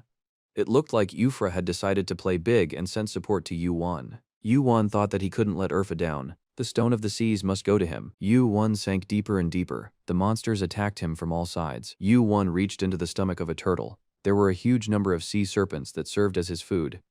He didn't want to fight each one of them because he had another goal. The belly of the turtle was very dark. Under the influence of the darkness, Yuan's mana recovery rate, stamina, and strength increased. The turtle let out a terrifying scream. Yuan could hear this scream even inside the turtle. Inside the turtle's body, Yuan could roughly locate where the sea stone was. Yuan fought desperately against the snakes that prevented him from reaching the sea stone. Whoever finds the sea stone will become the god of all the seas. At that moment, the turtle was the god. Yuan walked forward. This place was not just his stomach, but a full-fledged dungeon with its own ecosystem. Suddenly, a water dragon pounced on Yuan. It wanted to grab Yuan and eat him.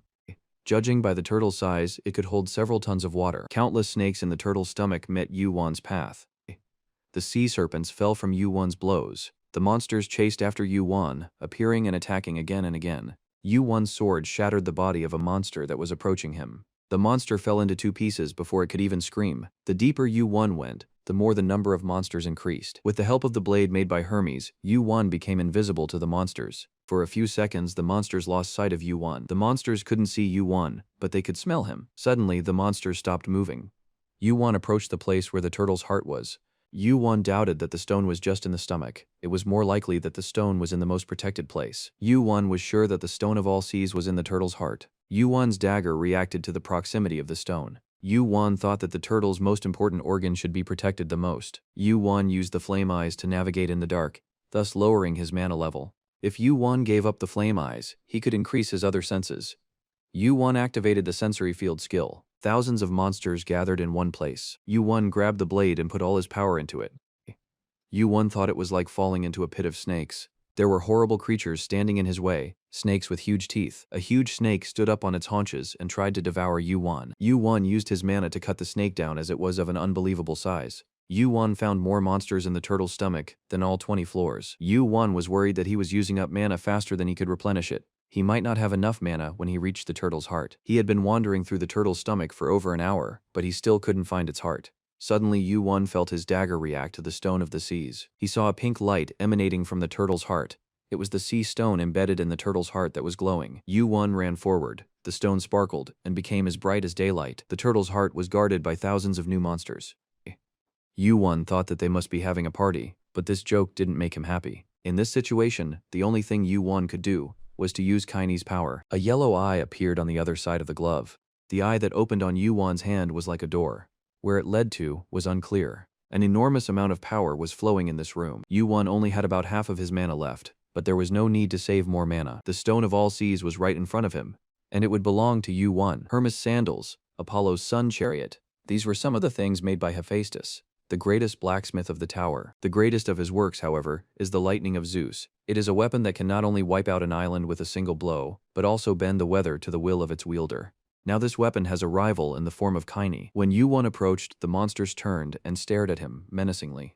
But none of them came close to Yuan. Adamantium was a unique material that could channel the power of the Dark Crystal, Sea Crystal, and Heaven Crystal. However, its power depended on the master who used it. One by one, the monsters began to disperse to the side. Yuan didn't do anything. He simply used Kaini's power. The monsters bared their fangs and stared at him with yellow eyes. Yuan stood, surrounded by monsters on all sides. His gauntlet emitted magic power that affected the monsters. Yuan continued to move towards the sea crystal. He couldn't show the monsters that he was worried, because then the monsters might attack him. Therefore, he took his time and walked between the monsters on both sides. The stream of mana that appeared from Kaini absorbed all the monsters. They disappeared at the same time. Yuan used the Hermes sandals, which gave him the ability to jump 50% higher. He stepped into the air, and his body flew into the air. The distance was instantly shortened. The monsters were already spitting saliva as Yuan rushed past them. Yuan only had 5 seconds, but he used it to the maximum by flying past the monsters. His body became as light as a feather. Yuan approached the heart of the turtle. Yuan flew so high that the monsters stayed far below. The color of Yuan's eyes began to change to red. Yuan felt that his goal was near. His vision became brighter, and his flame eyes began to pave the way. Yuan couldn't find the Stone of the Seas. It was somewhere nearby. Kaini could sense it. Yuan saw a small blue stone wedged deep inside the turtle's heart. Kaini felt the energy of the sea stone. An eye opened on the back of her glove. Yuan decided to break through to the crystal with his sword. He sliced into the turtle's heart with his sword. Blood gushed from the cut on the heart like a fountain. The monsters sat on the edge of the turtle's heart, forgetting their desire to protect the sea stone. Some of them were hungry, drooling from their open mouths as they looked at Yuan. Yuan felt his right arm start to tear. This was due to the huge flow of energy that his body couldn't handle. He was not very pleased with the great power of the gauntlet that exceeded his expectations. Yuan was unable to handle and control this power. Yuan thought that his situation was not good at all. He looked at his palm. He couldn't see it because of the glove, but his hand was shattered by an energy flow that was beyond his ability. Yuan thought that he should increase his stats instead of going to the next floors of the tower. He moved the sword to his left hand since he couldn't feel his right hand at all. In his hand was a gem that glowed with a blue light. It was the Stone of All Seas. At that time, Theseus and his group were talking to Suktar on the island. Theseus did not believe that Yuan would be able to find the Stone of All Seas. Suktar replied that if the elder believed in Yuan, he would find the stone. Suddenly, the head of a giant turtle appeared from the depths of the ocean. The turtle's head rose above the water and fell into the water, causing a huge wave to sweep over Theseus and his men. A message arrived on Theseus's set that player Yuan had passed the test. Theseus couldn't believe his eyes. His mouth twisted into a grimace of pain. This was impossible. Theseus ordered his men to capture Yuan and bring him to him immediately. Suktar did not stay away and told Theseus that he would not allow that to happen. Theseus threatened Suktar that a second war with the giants might break out. A chariot of fire came out of the sea. It was covered with gold. History repeated itself. Theseus fought Suktar 3 times. Theseus reminded Suktar of their third fight, when Suktar fled the battlefield. Theseus could not defeat Suktar once and for all. He suggested that Suktar withdraw, but Suktar did not agree. Suktar said that if they retreated, it would be their defeat. Suktar gritted his teeth. After all, the dastardly Theseus was the son of Poseidon. Out of the golden chariot came the rankers, who had come to help Theseus at his request. Theseus said that history was repeating itself, and now the rankers would deal with Suktar and his giants. There was an explosion, and the golden chariot shattered in the sky as the rankers disembarked. The rankers who stepped out of the golden chariot all came together to stop Suktar. They bared their swords and marched towards Suktar. Suktar did not hesitate and swung his sword. The flame that came out of the sword was as big as a house. It flew in the direction of the rankers. A monstrous scream came from the side of the turtle corpse. It was so strong that even the rankers bowed their heads. It was a gigantic wave over 10 meters high. The head of a sea dragon emerged from the ocean. It was Leviathan, a monster that had emerged from the water only a few times in history. Behind him were several thousand sea monsters of all kinds. Leviathan opened his jaws. It was a catastrophe that had never happened before. Theseus couldn't understand why all the monsters of different colors were moving here, and why Leviathan was here. Perhaps they were attracted by the Stone of All Seas. Theseus thought that it was not for nothing that his father Poseidon was so eager to get that stone. So the legend was true. It gave power over everything in the ocean. It was the power of the sea god. Suddenly, the ocean split in two, and the water broke away, exposing the bottom. Along the way, a man in a red robe appeared. Yu-Won came out of the ocean with a sword in his left hand. On his right hand was a caney gauntlet that emitted a blue light. With his gloved hand, Yu-Won was holding something that emitted blue light. Theseus immediately recognized Yu-Won and realized that he was holding the Stone of All Seas. Theseus jumped at Yu-Won with a scream and demanded that he give him the stone. The object that Theseus's father Prometheus had been searching for so long was in Yu-Won's hand.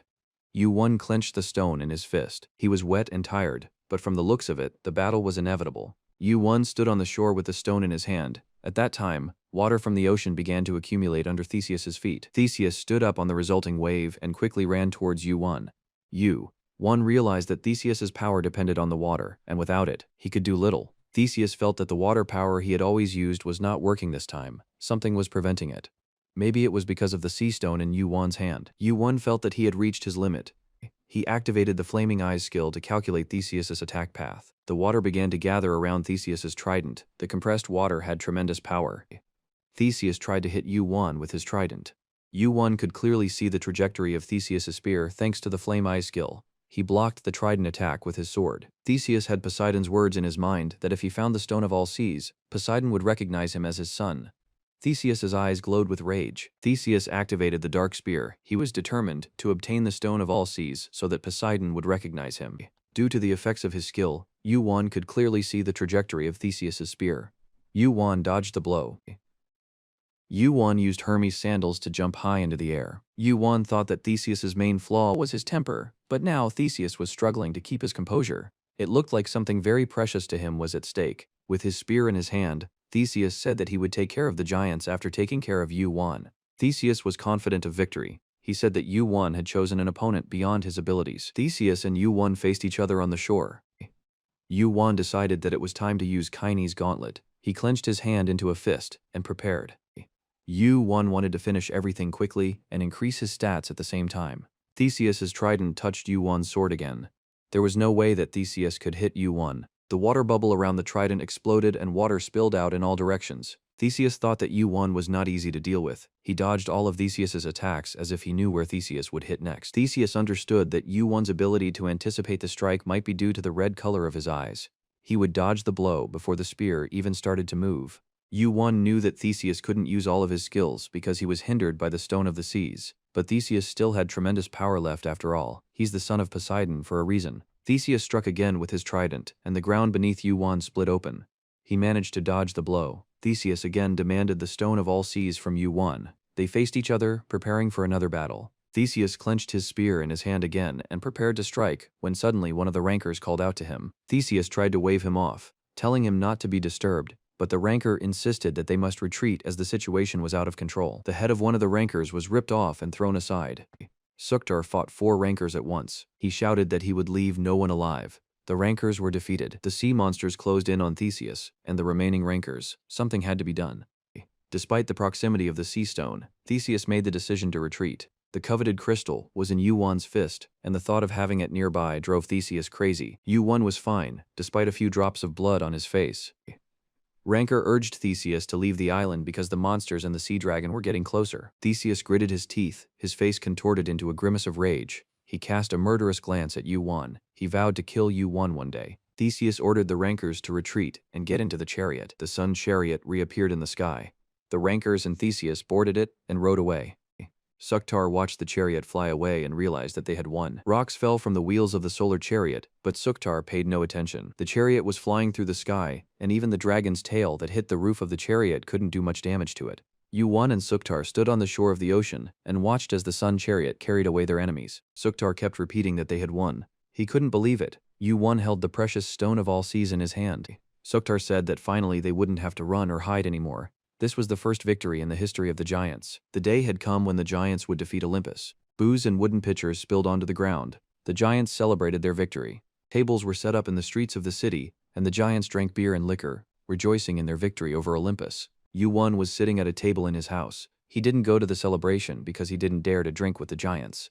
A cup from them would be like a barrel to him. Yu-Won thought about the last battle. He had clearly lost to Theseus, and if it wasn't for the Stone of All Seas he wouldn't have lasted much longer. After all, Theseus had almost defeated Yuan, and even Suktar couldn't help him. If the monsters hadn't appeared, many giants would have fallen. Yuan thought that they didn't have the ability to face Olympus yet. But Yuan was getting closer to his goal faster than he expected. And now that he had the Stone of All Seas, his steps would become even faster. Yuan took out his player's kit and immediately started writing a letter. Yuan smiled in anticipation of his meeting with Hephaestus. Hephaestus was standing in his workshop near a red-hot furnace. For some reason he felt cold even though the furnace was hot. He thought he had caught a cold because he was shivering. Suddenly he heard a message on his player. Hephaestus wondered who was texting him at this late hour. The message was from Yuan, who wrote that he would be visiting him soon with something interesting. The Stone of All Seas that Yuan showed Hephaestus was glowing with blue light in the workshop. Hephaestus asked Yuan if he realized how valuable what he was holding was. Hephaestus said that he had been searching for this stone for 1,000 years. Yuan smiled and said that he was just very lucky to find the stone. Hephaestus laughed. Yuan spoke as if he had found the stone on the street. Theseus didn't live up to his expectations and missed the stone. Now Olympus would stay away from Yuan for a while. Yuan gave the stone to Hephaestus and said that he wanted to rest for a while. Hephaestus thought that no matter how smart Yuan was, he didn't know all of Olympus's political games. However, he managed to turn the situation in his favor. Hephaestus examined the stone in the palm of his hand. It had the same power as Zeus's thunderbolt, although their properties were different. Yuan asked Hephaestus if he could process the stone. Hephaestus said he could, but he would need adamantium again, just like last time. And it's extremely hard to get. Yuan said that he would try to get adamantium even though he didn't have as much money as before. After all, he spent all his money on Kaini. Hephaestus thought that Yuan didn't mean it. If he said he would get it, then he would get adamantium. Hephaestus asked Yuan if he really wanted to go against Olympus. Yuan replied that not only against Olympus, but against everyone. Hephaestus looked at Yuan with interest. What did he have in mind? Yuan said goodbye to Hephaestus and told him not to worry about the payment. Yuan walked down the street and thought about how surprised Hephaestus was. And if he knew what Yuan was up to, he would faint. The egg in the inventory shook again. The incubation percentage increased. This time the egg responded to Yuan. Yuan told the egg that if it was hungry, it would have a chance to eat soon. Odin told Yuan where to have a feast for the egg. Runker Odin, the head of the Great Asgard Guild, said that such a valuable item as the Stone of All Seas should not fall into the hands of Olympus. Ranker told Yuan that he was putting himself at great risk by possessing the stone. A retaliation of colossal force is to be expected. But as long as Zeus is the Lord of Olympus, Yuan doesn't have to worry about that. Zeus won't be able to fight a player who isn't even ranked to get the crystal. Hercules, the hero of Olympus, said that the three main lines of Olympus came from the same family, although their relationship wasn't very good. The three greatest gods of Olympus have an endless power struggle. The fight between Zeus and Poseidon was the most brutal, but after Zeus obtained the divine heavenly crystal and created his thunderbolts, he gained power over most of Olympus. Zeus then realized that the divine sea crystal and the divine dark crystal should never fall to his brothers. Odin told Yuan that all he had to do was keep the sea stone with him until Zeus and Poseidon could deal with each other. The temple shook. Poseidon smashed everything around him in anger. His third son, Orion, stood in the hall, kneeling. Poseidon's third son, Orion, had come to tell him that the sea stone had been left with Yuan. All of Poseidon's wrath fell on Orion's head.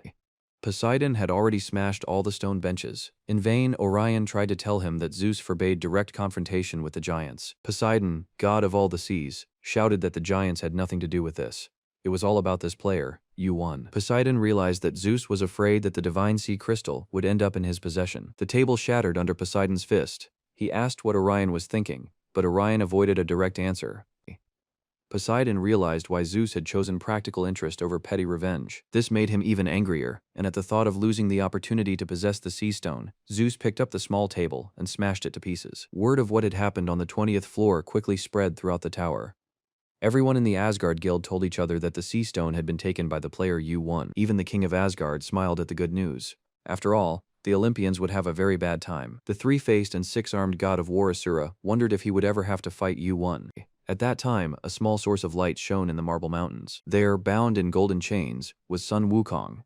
He too had learned that the sea stone had gone to Yuan. Sun Wukong thought that Yuan was just a beginner, but that was not the case. He couldn't wait to find out what would happen next. The world on the first floor of the tower was huge. Therefore, the journey on foot was long and tiring. Yuan used the replica of the sun chariot he saw on the 20th floor to get around. He paid dearly for the trip, 1,000 points. Yuan was grateful for the quick delivery to the scene. Although it was only a replica, The chariot traveled through the sky very quickly. With the help of the chariot, Yu-Wan quickly got to the place he wanted. He arrived at a place called the Edge of the World. In front of Yu-Wan was a high black wall with no end and no edge. No one could break through it. Who would have thought that one day it would collapse by itself? Yu-Wan activated the flaming eyes. He searched for a man-made dungeon. In Yu-Wan's inventory, the item he had bought back after passing the test on the first floor was vibrating. A fragment of the Tatsuka no Tsurugi sword. A 10-fist-long sword fragment in which Susanoo sealed a snake with 8 tails. The king of Asgard, Odin, told Yu-Wan about this place. He told him of a dungeon hidden at the edge of the world. Finally, Yu-Wan saw a light shining from the ground. It was Susanoo's dungeon. He had built it for his 3 children. It would take 1,000 years to find it, but Yu-Wan was ahead of them all. Yu-Wan held the half-broken sword and searched for the place where the dungeon opened. Where the sword shard reacted, Yu-Wan stabbed it into the ground. Moments later, news arrived that Yu-Wan had discovered Susanoo's hidden dungeon. Nothing happened for a while. Yu-Wan passed the test, but soon a message came that the doors to the dungeon were open. It was a red dungeon that could only be left after finding the key. Somewhere in the dungeon were the relics of Susanoo, but they also had to be found. Yu-Wan realized that he would not be allowed to go to the relics so easily, as there were already several hungry hyenas around him. The number of hyenas gathered around Yu-Wan was huge. They looked like hyenas, but were the size of tigers. They were the monsters of the 40th floor vampire hyenas. Yu-Wan started killing the hyenas one by one, hoping to improve his stats. Yu-Wan's stats increased as hundreds of hyenas were killed. Yu-Wan found himself in front of a 2-meter-high door covered in rust. Yu-Wan's stats increased significantly. He was at level 80. Yu-Wan pushed the doors and saw a dungeon with high ceilings and a narrow corridor. Yu-Wan entered Susanoo's dungeon. Here too, there was a test to pass. There were 100 floors and Yu-Wan thought it was a miniature version of the tower. Yu-Wan had never met Susanoo, but he had heard many bad things about him from his comrades. They said that there was no one in the world worse than Susanoo. Yu-Wan's inventory suddenly opened by itself. The sword shard suddenly began to vibrate, and a red mist began to flow out of it. Yu-Wan saw a small purple doll the size of his palm. It was a small samurai with a sword at his side. He opened his eyes and wondered where he was. Yu-Wan couldn't recognize who it was. Meanwhile, the samurai, who had a very bad aura emanating from him, asked Yu-Wan where he got Tatsuka no Tsurugi. Yu-Wan looked at the samurai. He had a funny appearance, but Yu-Wan felt that this little guy had a strong desire to kill. Yu-Wan thought that this little samurai was Susanoo. Susanoo's tiny body looked like a ball of smoke that could disappear at any moment. It was indeed Susanoo, the swordmaster, the spirit caster. He was legendary as a bloody killer. Susanoo raised his eyebrows. He didn't think that they would talk about him so badly after his death. Yu-Wan knew that Susanoo had died fighting a snake with 8 tails. Yu-Wan was glad that Susanoo died so early because he was a bloodthirsty killer, who was also proud of it. Susanoo flew around Yu-Wan asking who he was and where he came from. When Yu-Wan said that he wasn't a ranker, but a simple player, Susanoo's eyes were disappointed. Susanoo started to ask Yu-Wan how he found this place, and where he got the sword fragment. Yu-Wan was annoyed by these questions. He told Susanoo that if he wanted to know everything, he should tell Yu-Wan where to go. Susanoo pointed Yu-Wan in the direction where the door to the next floor was. Yu-Wan had to walk in a circle until he found the door Susanoo was talking about. Yu-Wan found the maze big and confusing. He couldn't do without Susanoo's hint, because the sensory field didn't work here. Susanoo asked where Yu-Wan got the sword fragment. Yu-Wan replied that he earned it in the first floor trial in the Colosseum. Susanoo was very surprised that the sword fragment was the reward in the first floor trial. He knew it was because of Orochi. Yu-Wan struck the wall with his sword with all his might. The wall collapsed, and in the room that Yu-Wan opened, he saw monsters. They took the form of souls and surrounded Yu-Wan like smoke. Yu-Wan's hand filled with energy, and Kaini poured energy into Yu-Wan's sword. Yu-Wan smashed one wall after another and made his way to the upper floors. The guy with the strange glove was able to defeat Orochi. Susanoo thought, who is this Yu-Wan really? Yu-Wan continued to advance. Susanoo was very curious to see if he could make it all the way through the tower. The monsters that lived here were ghosts. Yu-Wan could easily deal with them by killing them with his mana sword. Yu-Wan thought that all these monsters were the souls of the people that Susanoo had killed. Although Susanoo looked ridiculous now, he was once strong and cruel. Perhaps he had built the tower to imprison the souls of the people he had killed. Yu-Wan felt that he was not climbing the tower, but a mountain of corpses. The thought made him sick. Yu-Wan reached the 10th floor. The condition to pass was to clear room 1 and defeat all the monsters. The door to the first room opened. A man with a white, emaciated face stood there. Yu-Wan directed purple fire at the man, and divine flames engulfed the monster. Tears appeared on the man's distorted face, and he was grateful to be spared the torment. Yu-Wan continued to burn the monsters with divine purple flames. Susanoo confessed that they were the souls of the men he had killed. By killing them, Yu-Wan freed their souls from their imprisonment in Susanoo's tower. Susanoo smiled mischievously. From the 6th room on, It would be much more difficult for Yuan. Yuan decided that he would pass this test no matter what. As he climbed from floor to floor, Yuan could hear the voices of the dead asking to be killed so that they could be freed from centuries of captivity. He had already reached the 40th floor, but the voices of the dead were eating away at his mind. The dead begged him to free them by killing them. Kanei's gauntlet absorbed these souls. Yuan absorbed the insults of the dead. A report came in that Yuan had completely cleared the 40th floor. Yuan didn't know what it meant to absorb the insult of the dead. A report came in that he had cleared the 50th floor. On the 50th floor, Yuan found a chest containing the first relic of Susanoo. It was a robe of the 4 great elements: fire, water, lightning, and wind. The robe had a strong resistance to the manifestation of these elements. Yuan took off the robe and put it into his inventory. Yuan's growth rate surprised even Susanoo, and he said that Yuan had become much stronger than when he first entered the tower. It was the 42nd day of Yuan's stay in the tower. He began to hear voices every time he killed someone here, and received mysterious messages about absorbing grudges. As Yuan climbed the stairs, Susanoo whirled around beside him, chattering softly. He noticed the glove on Yuan's hand and said that it's unusual. Susanoo asked why Yuan didn't use it properly. Yuan didn't know how else to use the glove, except to increase his own energy. Yuan realized that Susanoo was giving him a hint without telling him the whole story. Kaini might be shaped like a glove, but it was made of the same material that Hades used.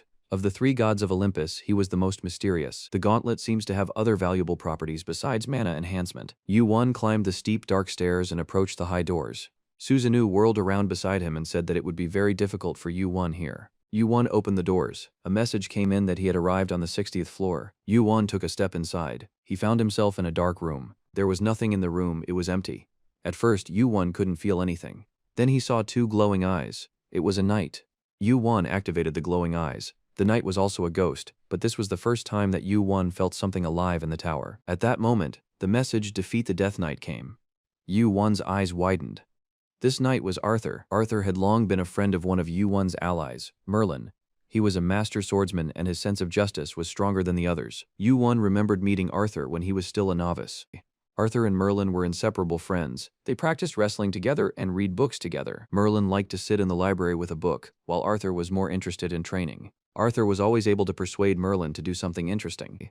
And so Arthur, king of all knights, king of Britannia, and leader of the Knights of the Round Table, is in Susanoo Tower, in spirit form. Arthur was a high-ranking man in his lifetime, similar in rank to Theseus. Yuan was shocked to learn that after his death, Arthur became Susanoo's slave for 1,000 years. But Arthur's sword stayed with him even in death. It was the Great Excalibur. Arthur moved towards Yuan. A blue light came out of his sword. It was the mana of the ice attribute. From the impact of Arthur's sword, the air around the place where Yuan stood froze. The moisture in the air turned to ice and fell to the ground. Yuan activated the Hermes sandals and jumped up. Yuan activated the Divine Flame and the Dark Blade. In Arthur's lifetime, Yuan would never be able to defeat him, but Arthur's spirit wasn't that strong. Yuan thought that since Arthur could defeat Susanoo, Arthur was not as strong as before. Yuan's sword was suddenly blocked by a huge chunk of ice that suddenly appeared between him and Arthur. Yuan broke through the ice and was immediately hit in the shoulder by Arthur's sword. Now Yuan realized why Arthur was the only opponent on the 60th floor. Ice spears rained down on Yuan from all sides. Yuan's body temperature started to drop rapidly. Yuan felt his body turn icy and his blood begin to cool. He activated the 4 great elements clothes to resist frostbite. Yuan could easily read Arthur's attack trajectory with the flame eyes, but the strikes were flawless. Yuan's temperature began to drop again after another ice attack. Once again the clothes helped. The frostbite resistance was successful. Arthur tried to immobilize Yuan's body with the ice aura, but failed. Yuan activated the gigantization skill, and the power of the giants went into his hand. Now the course of the battle was about to change. With renewed strength, Yuan aimed his sword at Arthur. Noticing the unusual change in Yuan, Arthur took a defensive stance. Yuan's strength, enhanced by gigantization, was such that even a living Arthur would have a hard time. Yuan knocked Arthur to the ground and ignited the sacred flame. The message came back that Yuan had absorbed the attack. Yuan thought that Arthur could rest now. Yuan said it was a pity that Merlin wouldn't be able to see Arthur again. Inside Kaini, Arthur's voice rang out. Yuan grabbed Kaini's hand. When Yuan held the glove with his hand, he heard the voice of the dead. Now he heard Arthur say that he wanted to meet Merlin, because he had a message for a friend. Merlin said that Lancelot had betrayed Britain. Yuan heard his words as clearly as if they had been spoken by a living person. Lancelot was an important person who made the Round Table a great guild. Yuan could hear Arthur thanks to the glove, but he couldn't resurrect him. That's what Arthur really wanted. But Yuan thought that since he couldn't resurrect Arthur, He could meet Merlin and tell him everything. Yu-Won's hand rested on the gauntlet, and he could hear Arthur's voice. He decided to get Arthur's support. When Yu-Won took his hand off the gauntlet, Arthur's soul entered Caney. A message came that Yu-Won had accepted Arthur's offer. Yu-Won received the soul of the King of Knights in his complete obedience. Yu-Won didn't need Arthur's complete obedience. He wanted to help him for nothing. Yu-Won picked up Arthur's sword from the ground. At the same time, Susanoo appeared nearby. Yu-Won asked Susanoo if he had killed Arthur by accident. Susanoo said he would answer the question when Yu-Won got to the top of the tower. Yu-Won put Arthur's sword into his inventory and continued to climb the tower. Yu-Won thought he needed to rest. Here he would climb to the top floor and take a breather. On the 50th floor of the tower was the Rating Management Bureau. A ranker suddenly burst into the office and started asking the staff about Yu-Won. It was Sung O-gong or someone very similar to him. A manager with a baby face approached him, but everyone bowed to him. The manager replied that they don't give out information about players. They only showed Kim Yu-Won's ranking, and that's public information. But even for the ranking office, Yu-Won was a mysterious person. Not much was known about him. Nothing was known about where Yu-Won came from.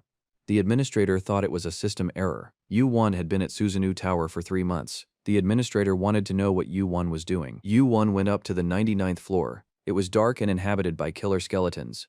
He threw another skeleton aside and it crumbled into ashes. Finally, the rankings appeared. Yu-Won had passed the 99th floor and his level was 96. Yu-Won was very tired, exhausted, and wanted to sleep. These 3 months in the tower had been very difficult for him. From the 90th floor, the difficulty of the challenge increased dramatically. Yu-Won was afraid to imagine what it would be like on the 100th floor. Yu-Won sat down on some logs and fell asleep. He slept for a whole day. When he woke up, he saw Susanoo spinning around. Susanoo said that he wouldn't have believed it if he hadn't seen Yu-Won on the 100th floor. Yu-Won stood up. He had to keep climbing up the tower. He went to the door leading to the 100th floor. Susanoo hesitated for a moment. Yu-Won looked like Ranker. Yu-Won went to the top floor. He was uneasy. He didn't know what was in front of him. Yu-Won felt that someone was in front of him. He could hear the screams of the dead, and a deep coldness gripped his body. Arthur spoke to Yu-Won through a glove like a medium. Yu-Won heard his voice in his head. Arthur said that it was his killer. It was a knight who looked like Arthur and wore dark armor. His eyes glowed with blue fire. Yu-Won realized that it was the Death Knight Susanoo. Yu-Won looked at Susanoo, who asked if Yu-Won was a runner. Yu-Won thought that Susanoo had turned into a dungeon boss. He activated the flaming eyes to reveal Susanoo's true intentions. Yu-Won and Susanoo faced each other and talked for a while. They made a bet that the loser would answer the winner's questions honestly. Susanoo prepared to attack. Yu-Won clearly read his intention to kill him. Susanoo drew his sword and moved towards Yu-Won. A black, murderous energy emanated from him. Yu-Won felt the presence of a large number of evil spirits. They were the souls of all the people Susanoo had killed. Finally, Yu-Won realized the reason why Susanoo had built this dungeon. He wanted to live even after his death. He wanted to keep fighting and killing. Yu-Won aimed the sacred flame at Susanoo. The sacred flame, instead of going out, flared up more and more. Arthur's voice echoed in Yu-Won's mind. He asked if Susanoo was burnt or not, but Susanoo wasn't that simple and Yu-Won knew it. The flames that consumed Susanoo were no longer burning, which told him that he was no longer afraid of fire. By consuming the souls that lived on the ground, Susanoo had already won part of his face. He was glad that Yu-Won had come to his tower, because it had been a long time since he had killed anyone. Yu-Won bared his sword. Susanoo shouted that he wanted to have fun. Yu-Won looked at the glove that held his sword. Susanoo's sword moved again. He and Yu-Won came together in a new battle. The spirits that descended from Susanoo's sword threw themselves at Yu-Won with ferocity. Yu-Won's eyes followed Susanoo's blade, but it was so fast that it was hard to follow. Yu-Won activated gigantization, and the power of the giants began to penetrate his arm. There was more to this attack than what Yu-Won could see. Thanks to his flame eyes, he could see more than one sword. Susanoo attacked, and Yu-Won parried the sword strike into empty air instead of Susanoo's chest. Laughter erupted, and Susanoo's mouth twisted into a horrible smile, revealing his fangs. Susanoo grabbed Yu-Won's shoulder and shouted that he was trapped. Yu-Won aimed his holy flames at Susanoo again. Yu-Won activated his flame eyes. The holy flame, its power didn't do much damage to Susanoo. Susanoo laughed openly at Yu-Won. The fire didn't hurt him. He enjoyed the whole duel. He was excited about the opportunity to kill Yu-Won and played with him like a cat with a mouse. He remembered how a long time ago, a man had also rekindled his thirst for killing. As young Susanoo sat on the rocks, a man approached him. The man suggested that Susanoo kill a gambler named Yu-Won. Susanoo could not understand why he should kill Yu-Won. Susanoo asked who the man was. The man did not give his name. He had no face, only a glowing spot. He was wearing a black cloak with a hood. He told Susanoo to do what he most wanted to do, Kill. And now, Susanoo had regained the feeling of wanting to kill. Yu-Won's glove began to activate, and yellow light began to burst out. Yu-Won did not dodge Susanoo's sword blows. Susanoo's hand burned with holy flame, but it did not burn him because he was no longer afraid of fire. Susanoo hooked Yu-Won's shoulder with his sword. He ordered Yu-Won to fight. The screams of the ghosts could be heard, and their shapes could be seen. Susanoo was skilled with his sword. Not for nothing was his nickname the Sword Spirit. A black light shone from Yu-Won's gauntlet. Kaini, the one Susanoo had been waiting for, activated her power. The back of the gauntlet opened and yellow light spread throughout the dungeon. Susanoo rejoiced and said that Yu-Won could finally use the gauntlet for real. The yellow eye on the glove began to open. It opened very slowly. Yu-Won realized that the reason he heard the voices of the dead was because of his glove. It had something to do with Kaini absorbing the souls of the dead. Susanoo tells Yu-Won that he has a special glove, but he doesn't use it properly. With the Divine Sea Crystal, Yu-Won controlled the sea monsters. With the Divine Heaven Crystal, you can control everything in the sky. Yu-Won realized that the Dark Divine Crystal could control dead souls. Susanoo showed impatience. After all, the real battle was just beginning for him. The eye on the gauntlet finally opened completely. Yu-Won summoned the power of hell. The spirits screamed in confusion, as if they had lost their way. Yu-Won heard the voices of the dead and looked down at them. The spirits obeyed his will. Susanoo was also confused. The spirits he had used for 1,000 years to increase his power no longer obeyed his commands. Susanoo realized that he was losing control of the spirits. His face began to dissolve. Yu-Won realized that Susanoo had opened his eyes to the true power of Kaini. Now Yu-Won realized that he held the absolute power over the dead in his hands. The yellow eye flashed again. Yu-Won stood in the center and ordered the spirits out of Susanoo's control. But Susanoo didn't give up. He was still quite strong and crossed his sword with Yu-Won's sword. Susanoo took the blows from Yu-Won's sword. However, he began to retreat little by little. He tried to gather more spirits, but he failed. Yu-Won activated gigantization again. The power began to flow into his hand. He felt that Susanoo was losing his advantage. But Susanoo didn't give up. He burned the souls of the ghosts like fuel. However, as the ghosts began to run out, the balance between the opponents began to collapse. Yu-Won could see with his flame eyes that Susanoo still had the intention to kill. It wasn't the end yet, but when the ghost shell around Susanoo's body disappeared, he met his eye. A huge yellow eye appeared behind Yu-Won. Susanoo froze. He struggled to extinguish the flames. A searing pain pierced his body as if he were alive. Susanoo experienced fear, and the flame only fed on fear, so it flared up even more. He suffered from the bursting flames, but he couldn't do anything about it. Yu-Won was calm and smiled. This was the end of Susanoo. With his last strength, Susanoo tried to hit Yu-Won with his sword. The hand holding the sword trembled. Eventually, Susanoo fell to the ground. Yu-Won's gloved hand covered his face. Kaini emitted a flash of light, and Susanoo crumbled into dust. Yu-Won stood up with a raised hand. All the ghosts vanished and Susanoo turned to ash. A message came that Yu-Won had passed through Susanoo's dungeon. It was all behind him. Yu-Won received Susanoo's soul as a reward. Yu-Won also received the legacy of Susanoo as a reward. He was given the title of King of the Dead. It was possible to leave the tower with the order to return. A message came that the tower would be destroyed in 30 minutes. Yu-Won was back at the first floor wall of the tower, at the edge of light. He checked the rewards: the sword of Kusanagi no Chiruki, the title of King of the Dead, and the soul of Susanoo. While he knew about the legacy, the title and soul as rewards came as a complete surprise. Yu-Won heard Arthur's voice asking if Susanoo was really dead. Yu-Won replied that he was already dead. He had just severed the connection between body and spirit. Susanoo's legacy, the legendary sword Kusanagi, but to Chiruki, only empowered its wielder at the moment of battle. The rest of the time, it destroyed his body and mind. Yu won the sword and placed it in his inventory. The title of King of the Dead, on the other hand, gave him the ability to summon the souls of the dead, give them bodies and empower them. Apparently, he received this title after fully mastering the gauntlet. Arthur said that Yu-Won could now seal the soul he possessed into a physical shell. The dungeon began to shake. Yu-Won decided that he had to hurry because the tower was about to be destroyed. Yu-Won thanked Arthur for the tip. Kaini had two souls, Arthur's and Susanoo's. Yu-Won went to the forest and killed the orc. Then he ghosted Arthur. A message came in asking what Yu-Won would name the spirit that was placed in the orc's body. Yu-Won answered, Arthur. The system registered the name. Arthur in the orc body grabbed his head and asked for his real body back. But the tower collapsed and Arthur's body disappeared, so he must be an orc. Yu-Won regretted leaving Arthur's body in the tower, but there was nothing he could do about it. Now Yu-Won summoned the spirit of Susanoo. Yu-Won reminded him of the wager. The light emanating from Kaini grew stronger. Susanoo's spirit, which commanded souls, now obeyed Yu-Won himself. A ghostly figure appeared, and Yu-Won realized that it was Susanoo. Arthur sat behind Yu-Won. Susanoo asked if Yu-Won's question had something to do with the mute orc behind him. Yu-Won asked if Susanoo knew the person who had hired him to kill Arthur. Susanoo replied that he did not know who he was. Yu-won then delved into Susanoo's memories to see for himself. Yu-won saw a young Susanoo sitting on a rock. A cloaked man stood in front of him and offered to kill Arthur. Susanoo didn't see the point. The man told him about the war. Yu-won recognized the face of the man in the black cloak. It was an otherworldly being that could become anything and do anything it wanted. It was the oldest outer god the tower had ever seen. It was the belligerent chaos. It had no face, only a large glowing eye with no pupil. The man in the cloak suggested that Susanoo flood the entire tower with blood.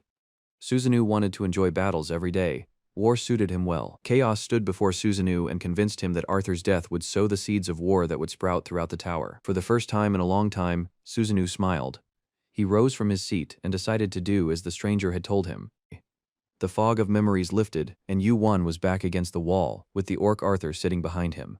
Susanoo added that the gigantomachy had begun in the tower shortly after he had met the cloaked stranger.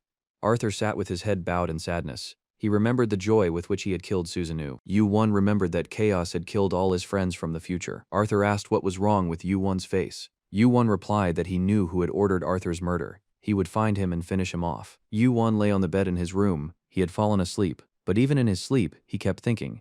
It seemed that the outer gods were one step ahead.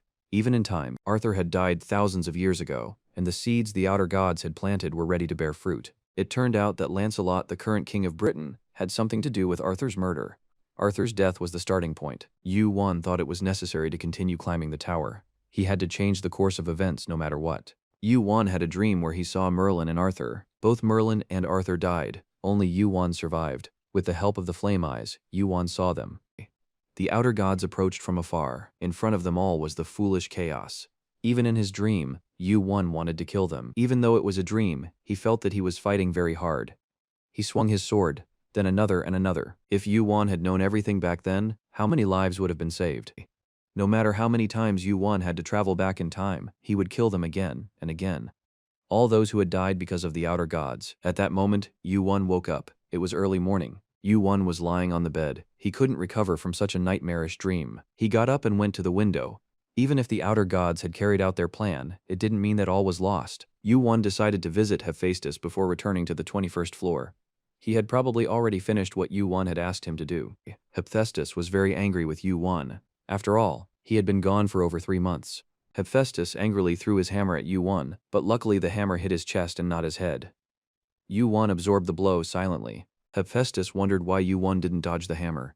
Yu-won replied that Hephaestus would let off steam faster and stop being angry. Yu-won thought that Hephaestus would be much nicer if he felt guilty. Hephaestus asked Yu-won where he had been all this time since he hadn't passed the test. Yu-won said he was in a hidden dungeon. It took a long time because it was very difficult. Hephaestus brought out a wooden box containing the process stone of all seas. The true divine sea stone. It has the power of all the seas. Yu-won thought that the difference with the divine dark crystal was small. One had power over the dead, the other over the seas and their inhabitants. Hephaestus asked for Yu-won's glove for a while to make a hole for the sea stone. Yu-won thanked Hephaestus for everything he had done for him. Hephaestus hid a satisfied smile. Yu-won took off his glove and gave it to Hephaestus. Hephaestus warned that it would not be possible to use 2 crystals at the same time. Yu-won asked Hephaestus if there was another way to make Kaini stronger. Hephaestus made a groove in his glove to insert the sea stone. He didn't know of any other way to make him stronger. Hephaestus thought it would be good to find such a way. He would indeed find it later. Yu-won thought that he had given Hephaestus a good hint. He would use it later. Hephaestus said that Yu-won paid for the work with his idea. Yu-won laughed and said that Hephaestus called him a genius. Hephaestus got angry and attacked Yu-won with his fists. Yu-won laughed, said goodbye and left. Hephaestus sat in his workshop and thought about Yu-won's words. How could he improve the items he made? He had tried many ways, but so far he had failed. A wrinkle appeared on Hephaestus's forehead. The smith's gut told him it was possible. For the first time in a long time, Hephaestus felt excitement. Upstairs, near the front door, someone was receiving. Hephaestus took his time opening it. The door was already being pounded as hard as it could be. Hephaestus picked up the axe. Judging by the banging on the door, it was the Olympians. When Hephaestus opened the door, Sun Ogon, the great sage equal to heaven, was standing on the threshold. Sun Ogon was a very high person. Something incredible must have happened for him to come to the first floor to see the blacksmith.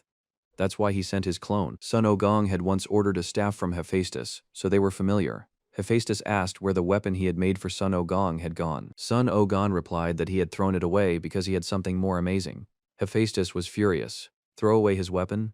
Sung Ogan said that he was here on business. He was looking for a man named Kim Yu-won. He activated the flaming eyes and immediately realized that Hephaestus knew Yu-won. It was impossible to fool him.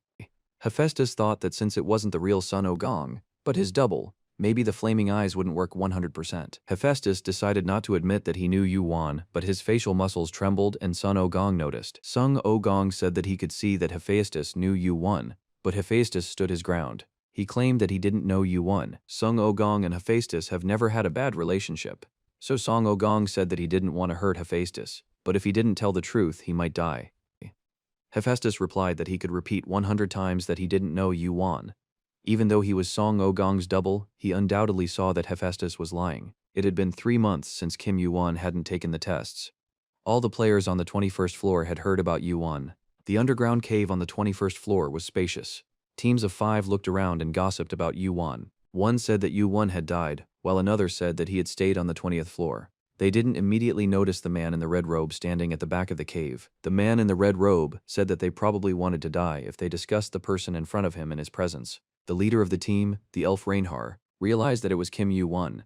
Reinhar and his team moved away from Yu-won.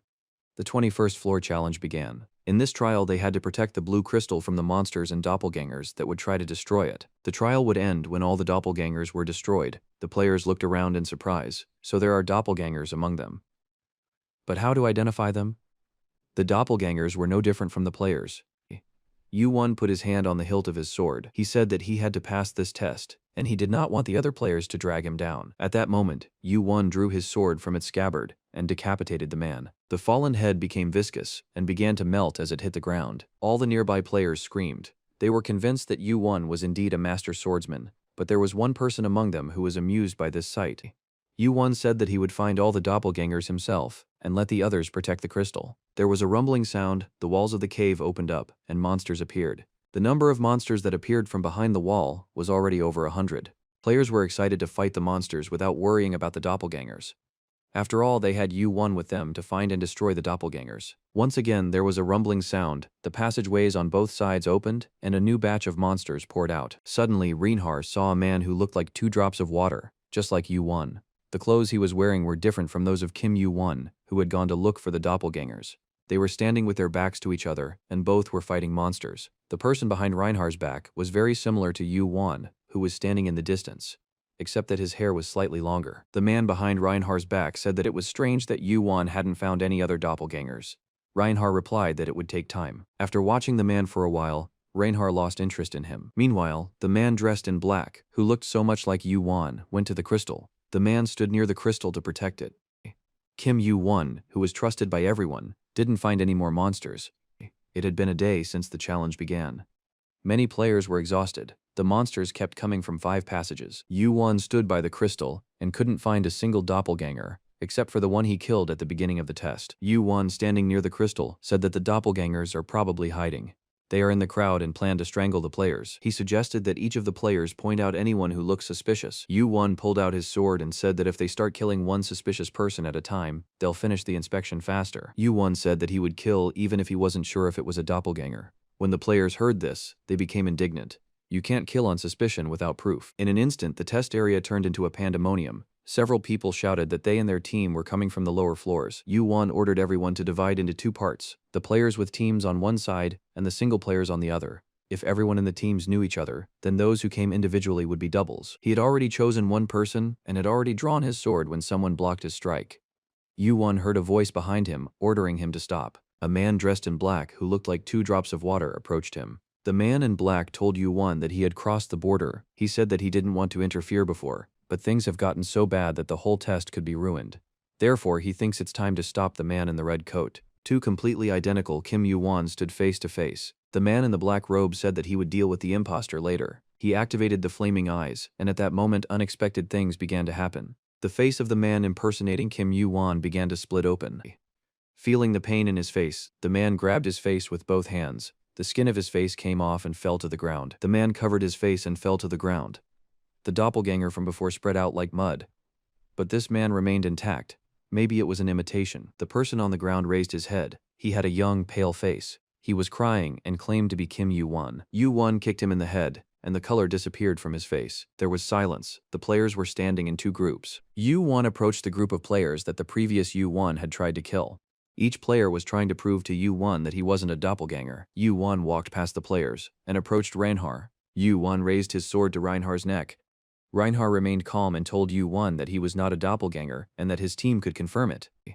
All of his team members started shouting that he was real and that they hadn't split up once since the ordeal began. Yu-1 grabbed Reinhard's neck. His breathing was labored. Reinhard's eyes flashed. He felt that he might actually die. Yu-1 swung around and threw a punch at Reinhard. What followed was an incredible event. White blood began to flow from Reinhard's head, and it melted. His teammates began to scream, but Yu-1 threw another punch at the player. A clear liquid poured out of the player's head. This player also seemed to be a doppelganger. Yu-1's eyes told him that the doppelgangers, after transforming into humans, made themselves forget that they were doppelgangers and thus passed the test. Several white-eyed doppelgangers ran towards the crystal. Yu-1 activated the heavenly demon spirit and destroyed the doppelgangers. A message came in saying that the test on the 21st floor had been passed and Yu-1 could go to the next level. The man slowly opened his eyes and looked around without moving his head. His vision was blurry, but he saw the outline of Yu-1. The real Kim Yu-1 was standing right in front of him. Yu-1 looked at him with his burning eyes. Yu-1 leaned over the man and asked him his name. The man said his name was Mamos. Since the test was already over, it didn't seem like it was a double. Yu-1 crouched down next to Mamos and asked him who he was. Mamos said that he was a doppelganger, but also a player. Yu-1's fiery eyes told him that Mamos wasn't lying. Yu-1 thought that Mamos didn't look like an ordinary doppelganger. His father was Belial, the king of the doppelgangers, the high-ranking Belial, the monarch of lies. His name was very familiar to Yu-1. Behind Mamos was a pretty big demon. If Mamos was the high-ranking son of Belial, it looked like the truth. The demon guild could compete with Olympus in size and strength. This meant that Mamos was on the same level as Hargan. Yu-1 asked, "What is someone like Mamos doing here?" Mamos said that he was a fan of Yu-1's. His eyes told Yu-1 that Mamos was telling the truth. Mamos looked like a child of about 10 years old right now. It was hard to imagine that this was the same bloodthirsty creature that wanted to kill all the players. Yu-1 was still supporting Flaming Eyes, and it looked like Mamos wasn't lying. He was sorry for what he had done. Yu-1 thought that meeting Belial's son wouldn't hurt him, so he decided to spare Mamos. He told Mamos that he would give him his life, but in return he had to help him in a matter. Yu-1 gave him his jersey and asked Mamos for his number. A month passed since Yu-1 passed the test on the 21st floor. One morning he received a message from Mamos. Yu-1 opened his eyes and read the message. Mamos had also applied for the next test. He seemed to be a bit pushy to Yu-1. Yu-1 looked at all the remaining trial plans. To get to the 25th floor, there were 3 trials to pass. Yu-1 planned to complete them in 10 days. If Olympus didn't interfere, it wouldn't be hard to pass these trials. Yu-1 wondered why this Mamos had texted him out of the blue. The player's equipment vibrated again. This time it was a message from Hargan, who was now on the 22nd floor, and invited Yu-1 to a meeting. Yu-1 went to the meeting place. Hargan was already sitting at the table waiting for him. Hargan's coffee was already cold, and it looked like he had been waiting for Yu-1 for quite some time. Hargan had already gone up to the 34th floor of the tower. Unlike Yu-1, who was trying to improve his stats, Hargan was trying to become a ranker as soon as possible. Yu-1 asked Hargan what he was doing on such a low floor. Hargan asked Yu-1 if it was true that he had the sea stone. Yu-1 said yes because Hargan was from Olympus and already knew everything, so there was no point in denying it. Hargan said that thanks to Yu-1, Olympus was in complete disarray right now. Thanks to Zeus and Poseidon, who are busy figuring out their relationship, Yu-1 is safe for now. But this won't last for long. Yu-1 has to bow down to Olympus and get the stone, or find some strong patrons. Hearing this, Yu-1 gets up from the table and says he will leave. Hearing Yu-1's answer, Hargan asked him if he was really going to go all the way. Yu-1 asked Hargan the same question. Hargan had already chosen the side opposite to Olympus. Yu-1's eyebrows moved. Hargan told him to be careful on the 25th floor. When Yu-1 was about to leave, Hargan told him to be careful in the heart of England. There's a trap waiting for him. After Yu-1 left, Hargan stayed there for a while. He received a message from Apollo, who asked how everything went. Hargan sullenly replied that everything had gone wrong. He had been unable to convince Yu-1. He decided to intervene in this fight. After all, Hargan asked Apollo how Uncle Poseidon was doing. Apollo replied that he was thinking. He advised Hargan to climb the tower faster to become a ranker. Hargan told Apollo that he had warned Yu-1 about Britannia, but he wouldn't listen. Apollo replied that it was foolish of Yu-1. It was the same with Chryses, Hypnos, Theseus. Who could have imagined that they would lose? But it was hard for Hargan to imagine that Yu-1 would lose. Maybe this time would be different? About a month later, the 24th floor test began. We have to stop the big cows. At each stage, the number of big cows summoned would increase. At the end of each stage, points are awarded. If a big cow is killed, the player gets 5 points. For 10 points, a cow can be summoned against any opposing team. Teams cannot leave their assigned zone. Anyone who leaves the area is eliminated from the test. When the test started, Mamos went over to U1. Mamos was happy to be on the same team as U1. There was a huge field with green grass and the players, including U1, were standing in the middle. Mamos wanted to stay close to U1 so that they could go to the 25th floor together. Mamos asked U1 what he was going to do on the 25th floor. U1 replied that Mamos would quickly change his mind about being with U1 when he found out what kind of job he had in store for him. A large circle appeared around U1 and the other players. This was the area set aside for the challenge. Each player was given 10 points. Everyone started with the same amount of points. It was enough to summon a cow. Everyone thought that this test was easy. All the players thought that they were very lucky to have U1 on their team. U1 looked at the herd outside the circle. At that moment, the cow summoning messages began to pour in. Messages of summoning a large cow appeared from all directions. They were all the other players who had summoned cows against U1's team. A large cow with red bloodshot eyes approached them. It was as large as an elephant. Right after the cow, U1's team was attacked by angry bulls. There were so many of them that it was impossible to count them. Mamos realized that the other teams wanted to eliminate the team that was most likely to win. This meant a battle between Yuan's team and all the other teams combined. Purple lights began to appear around Yuan. He used the mana explosion skill. The mana explosion spread out in all directions. Yuan used his skill on the cows approaching from all directions. The large cows were instantly destroyed. Mana explosions shot out without stopping. The charred bodies of the cows lay everywhere. The members of Yuan's team were in shock. They couldn't understand how this was possible. Yuan used a lot of energy when he blew mana. He told the players to hold on as long as they could. U1 told his team members that they shouldn't just stand there and watch him destroy the cows, but that they should fight if they wanted to pass this test. The players decided that U1 was threatening to kill them if they didn't fight. The members of Team 3 stood around and talked. They were not attacked by any big cows. Team 5 was also idle. They were thinking about how to get U1's team out of the test first. Team 9 was also waiting for U1's team to lose. They were ready to move on to the next stage. After 5 minutes, the 9th stage of the test began. The cows were ready to pounce on the players. U1 and his team members were exhausted from fighting the cows. Neither team had been eliminated yet. At the moment, only their team was being attacked. U1 asked Mamos to hold out until the 10th stage. As they talked, 5 minutes passed. U1 reminded Mamos that he had said at the beginning of the test that this would be the easiest challenge. The messages about calling the big cows came again. This time there were even more than before. The messages came one after another without a break. There was no end to the onslaught of cows. It was unclear where the other players had gotten so many points. U1 told everyone to take a break. From now on, he would go alone. Maymen was very worried about U1, but he hoped that he would be okay. U1 stood at the edge of the area set aside for the trial. There were big cows coming at them from all sides. U1 had acquired the mana wielder skill. His stats had increased by 10%. Controlling mana became much easier with this skill, but it was still not enough. Purple balls began to appear around U1. The 9th stage of the process had begun. The reports of defeating the cows began to arrive. The 10th, 11th, and 12th stages passed. The 13th stage began. U1 received the news again. There was 0.006% left to complete the Heavenly Star. U1 really hoped to get the remaining percentage before the end of the test. U1's mana explosions hit one cow after another. The messages now came in a steady stream. Suddenly, there was a message about Heavenly Star's completion percentage increasing. U1 continued to explode his mana. There were already more than 30 explosions that killed big cows. U1 ordered Mamos to spend points to summon the cows for other teams. U1 stood near the line that marked the test area. Thousands of cows towered over him. The members of his team were very worried about him. After all, he was the only one who fought against the monster cows. Mamos didn't understand where U1 got so much strength from, and that strength seemed demonic to him. Reports came back that the monster cows had been defeated. This was U1's mana at work. There was another message for U1. The news he had been waiting for so long. He had fulfilled the condition of the Heavenly Star. The completion percentage was -100. U1 had finally received the demonic body. A new demonic energy index was added. The demonic body gave U1 the ability to control demonic energy. Unbridled energy danced around U1.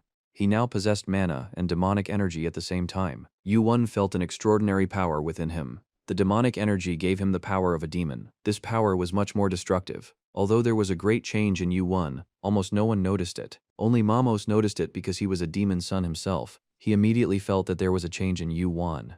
He asked U1 how he got the demon energy. U1 replied that he got a new ability, and that's what happened. He became more and more like a demon. Now U1 had what he had been seeking for so long. It was time to complete the process. Yu-Wan had accumulated over 24,000 points during the process. He summoned 2,435 large cows to the opposing teams. At that time, the members of the other team were lying on the grass and discussing Yu-Wan. Suddenly, a message came in that Yu-Wan's team had summoned a big cow to them. After that, the messages about summoning cows kept coming. Now the cows were going to attack their team. The players stood in a circle and didn't realize what was happening. The cows were running from all directions. When they realized that Kim Yu-Wan was involved, they saw hundreds of cows running toward them, shaking the ground. The news came that Team 1 had been destroyed. Then Team 4 was eliminated. The teams were eliminated one by one. Yu-Wan summoned 200 cows for each team. 1 or 2 teams could still withstand this attack of cows. Yu-Wan thought that all the other teams would be destroyed. The players of Yu-Wan's team were happy to be on the same team with him. A message appeared that the test on the 24th floor had been successfully passed. A message appeared that Yu-Wan had scored 50,000 points. The players in Yu-Wan's team jumped for joy and thanked him. Everyone was happy that the challenge was over. Some of the players came over to thank Yu-Wan personally. They said that they couldn't have passed the test without him. Yu-Wan received an additional 54,000 points and a new skill, Cloud Step. With Cloud Step, you could make your steps lighter and inaudible. Mamos approached Yu-Wan to say goodbye. He really didn't want to part with his big brother, as he called Yu-Wan. Yu-Wan suggested that Mamos move to the 25th floor together. Mamos was happy. Yu-Wan took Mamos's hand and squeezed it tightly. They teleported to the 25th floor together. They saw the surroundings change before their eyes. On the 25th floor was Britannia. On top of an altar decorated with sculptures of knights, there were many players acting like tourists. In the center was a statue of Arthur. Yu-Wan and Mamos found themselves in Britannia. They landed right next to the statue of Arthur. Arthur, the king of knights, was depicted riding a horse with a sword in his hand. Arthur's ghost in Yu-Wan's gauntlet also recognized himself. Arthur wanted his body back. The current king of Britain was Sir Lancelot. Mamos realized that Lancelot was the temporary king of Britain. That's why there was a statue of Arthur there. Yu-Wan told Mamos that the round table he knew did not exist in silence. The clatter of hooves was heard, and 3 armored knights rode up on white horses. They seemed to be the symbols of the Round Table. The oldest of them was the 31st Knight of the Round Table named Percival. He asked the players, "Have you passed the test and come up here?" The knights stood facing the players. The players called out their names, each of them desperately wanting the knights to pay attention to them. Yu-Wan and Mamos stood a little apart. Yu-Wan told Mamos that there was only one Knight of the Round Table here. The knights' attention shifted to Yu-Wan and Mamos. He asked them their names. Yu-Wan and Mamos said their names. They stood in front of the knight. Percival also introduced himself to them. Percival smiled and said that he was happy to welcome the newcomers to Britain. The knight invited the players to visit the capital of Britannia. Mamos felt that these knights were evil. They wanted to lure Yu-Wan to join them. Then Yu-Wan told Mamos about some situations that came to his mind. Mamos couldn't believe that the British could be as traitorous as Yu-Wan said about them. Yu-Wan and Mamos followed the riders along with the rest of the players. After traveling for a few hours, they stopped at a fortress wall guarded by many knights. Percival said that behind this wall was the capital of Britain, Camelot. Looking at Mamos, Percival said that they should inspect him, since it was impossible for demons to enter Britannia without inspection. Mamos's face showed anger. He asked what century they were living in. Percival said they passed such a law after the disappearance of Britannia's first king.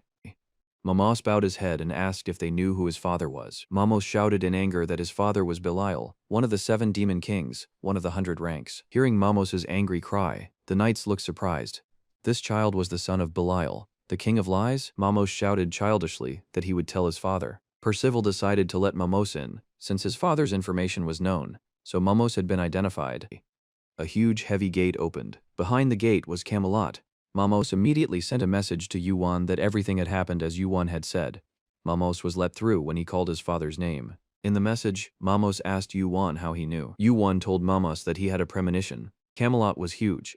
There were many people in the streets. At that moment the news came that the egg had shown its teeth. The egg was starving. It rang again. It had done so many times before. The messages came one after another. The egg screaming, the egg wriggling. It looked like there were remnants of the outer god here as well. Among the buildings, a tall castle with beautiful towers stood out, looking like a king's palace. Yu-Wan was walking through the king's palace, where he had been invited, when a message came that the egg was urging Yu-Wan to hurry. In the courtyard of the palace, the paths were paved with beautiful tiles. The trees were neatly trimmed, and there were fountains everywhere. Yu-Wan asked Arthur's ghost why he had been silent since they entered Camelot. Arthur replied that this castle had not changed at all. Yu-Wan was in a large room and talked to Arthur's ghost. Arthur said that the castle was very old, even older than himself. Arthur asked why Yu-Wan had come here since Hargan had warned him about the trap. Yu-Wan replied that Lancelot wanted to meet him. Yu-Wan had separated from Mamos earlier, so he came to the castle alone.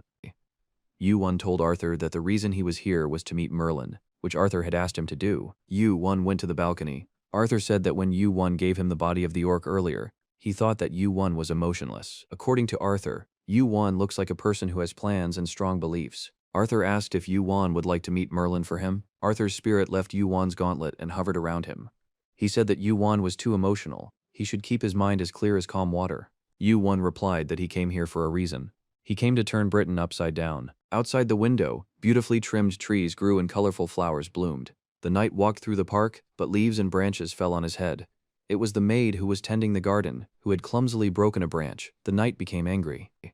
The knight almost cut off the maid's hands in anger, but then a man suddenly appeared to protect her. The maid was grateful to the man. He was a tall old man with a wrinkled face, white hair, and a long white beard. The maid realized that this was a man of high rank, because the knight ran away as soon as he saw the old man. The old man tended the roses in the garden, but he was no ordinary gardener. The maid offered to help him tend the garden. After all, the old man had saved her from an evil knight. The old man replied that he often walks among the beautiful flowers that grow in the garden. The old man climbed the white marble stairs leading to the palace. He mused aloud that the Knights of the Round Table no longer had the decency they once had. Things were not the same in his time as they are now. Suddenly, the old man saw a young man in a white suit approaching him. The young man called the old man the great magician who founded Britain with Arthur. It was the great Merlin. Merlin asked the young man who he was and what he wanted. The young man gave his name. It was Kim Yu-won. Merlin said that he had heard that name somewhere before. Yu-won said that he was a gambler who had recently come to this place. Merlin said that Yu-won must have been invited by Lancelot. He asked what Yu-won's business was with him. Merlin. Yu-won said it was about King Arthur and pulled out his sword. Merlin's face froze. He immediately recognized Arthur's sword, Excalibur. Merlin asked Yu-won where he got King Arthur's sword. Yu-won put the sword back into its sheath and said that this was a long conversation, so it was not worth talking in such an open place. Merlin invited him into the large reception room of his palace. They sat at a table and drank tea. Merlin repeated his question. How did Yu-won get King Arthur's sword? Yu-won replied that he had found the relic by chance. Merlin thought of his old friend. He didn't know where Arthur had gone from Britain. He hadn't seen his friend in over 1,000 years. Merlin asked Yu-won if he knew Arthur and how he found him. Merlin. Yu-won replied that he had met Arthur for the first time a few months ago. Merlin couldn't believe it. Was Arthur really alive? Suddenly, thick black smoke came out of Kaine's black glove. It seemed that Yu-won had summoned Arthur's spirit. The black smoke gradually changed shape, transforming into the orc's body, but Merlin couldn't see it as he sat with his back to it. Merlin realized that Yu-won had unusual abilities. Merlin saw the huge orc sitting on the ground and said that he hoped the orc wouldn't hurt him. Suddenly, the orc spoke in Arthur's voice. He said that he and Merlin had not seen each other for a long time. The orc called Merlin an old man. Only Arthur could call Merlin that when he was alone with him. Tears streamed from Merlin's eyes. He realized that his friend Arthur was sitting in front of him. Merlin rushed over to Arthur. Yu-won stood aside and watched as the two friends met for the first time in 1,000 years. Merlin asked, "Why is Arthur dressed like that?" Arthur looked at Yu-won with anger and said that this guy found him such a body. Yu-won thought he should give them a chance to talk privately. Merlin wanted to know who killed Arthur. He wanted to avenge the death of his friend. Arthur said he knew who killed his son. The murderer is right here in this castle. Merlin's eyes glowed green with rage. Arthur told Merlin that Lancelot had killed his son. Merlin was ready to kill Lancelot that minute, but Yu-won put his hands on his shoulders and asked him to calm down. Merlin couldn't stay calm after finding out who killed his friend's son. But Yu-won said that there might be an uprising and revenge wouldn't work.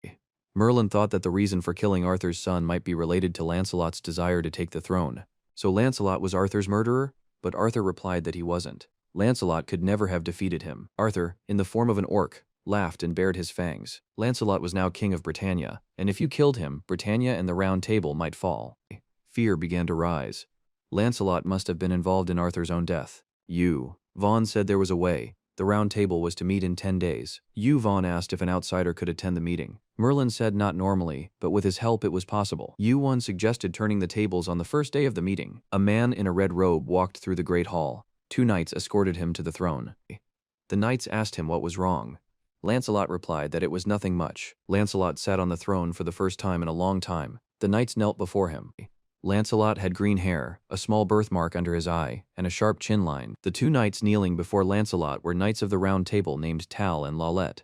They said that Yu-won had arrived at the castle. Lancelot expressed his desire to meet Yu-won in person. Lancelot put his hand on the armrest and said that he had heard about him from Asgard. Many guilds have tried to recruit him, but to no avail. Lancelot told Tal and Laletta that Asgard had conducted a secret investigation and found that Yvonne was a player of unknown origin who was rising in the tower at a tremendous rate. The king said that he had heard something terrible about Yvonne, as if Yvonne was involved in the death of King Arthur. The knights rose from their seats in surprise, which was against the rules. After all, the 1,000-year-old mystery of Arthur's death was almost solved. The knights clenched their fists and asked if the information was true. Lancelot said that since it came from Asgard, it must be reliable. Tal and Lollet didn't understand. Then why did the king invite this Yvonne to the palace? They were ready to kill him and asked the king to give them an order. Lancelot didn't want to give the order, saying that it might cause unrest in the country. Oh, and besides, a ranker can't fight a player. That would get him fined by the administrator. Lancelot said he couldn't leave Yvonne alone either, and let the knights decide for themselves. The king told the knights to do everything quietly, without leaking any information. Lancelot said that Tala and Lalletta's deeds would forever be remembered by the king and the other knights. The knights left the hall, leaving Lancelot alone. He sat on his white and gilded throne, hunched over with laughter. Tal and Lollet had been blinded by hatred for King Arthur's murderer for 1,000 years, for they had been his loyal servants. Lancelot had cleverly used this quality against Yvonne. Lancelot laughed that these loyal fools couldn't even tell friend from foe. A gloating smile creased his face. He dreamed of conquering this great land and ruling over all the rankers. Lancelot said the phrase he always said, "To the Sea of Olympus." Late at night, someone knocked on the door of Yvonne's room. Yvonne activated his fiery eyes and felt the bloodlust of the person behind the door. The thirst for revenge. The rage was boiling up in the person behind the door. Mana was ready to explode like a volcano at any moment. Voices could be heard from behind the door. Two knights called Yvonne by name and invited him to follow them. Tal and Lollet led Yvonne to the training area. They said they wanted to ask Yvonne a few questions. Tal, his eyes flashing, pulled his long sword from its sheath. He pointed the sword at Yvonne and said that if he didn't answer or lied, his limbs would be chopped off.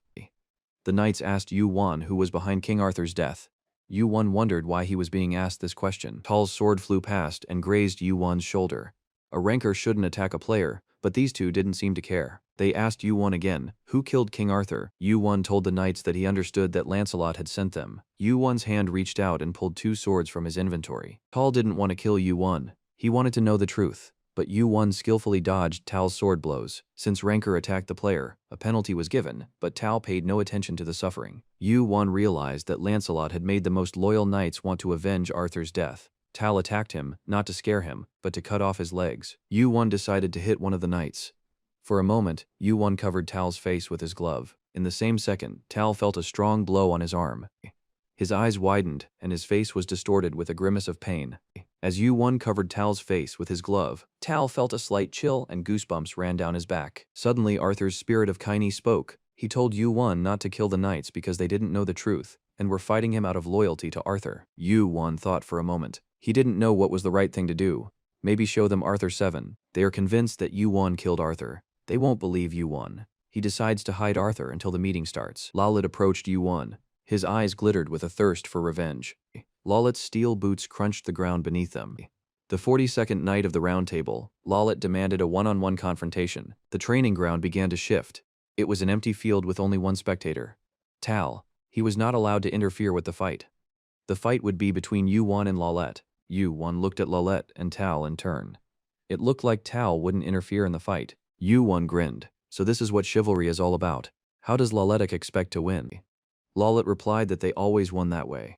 Yvonne thought it was silly to talk about ways of fighting when there had been bloody wars for thousands of years before Britain was founded. Yvonne decided to prove that Lollet could never defeat him with this chivalrous method.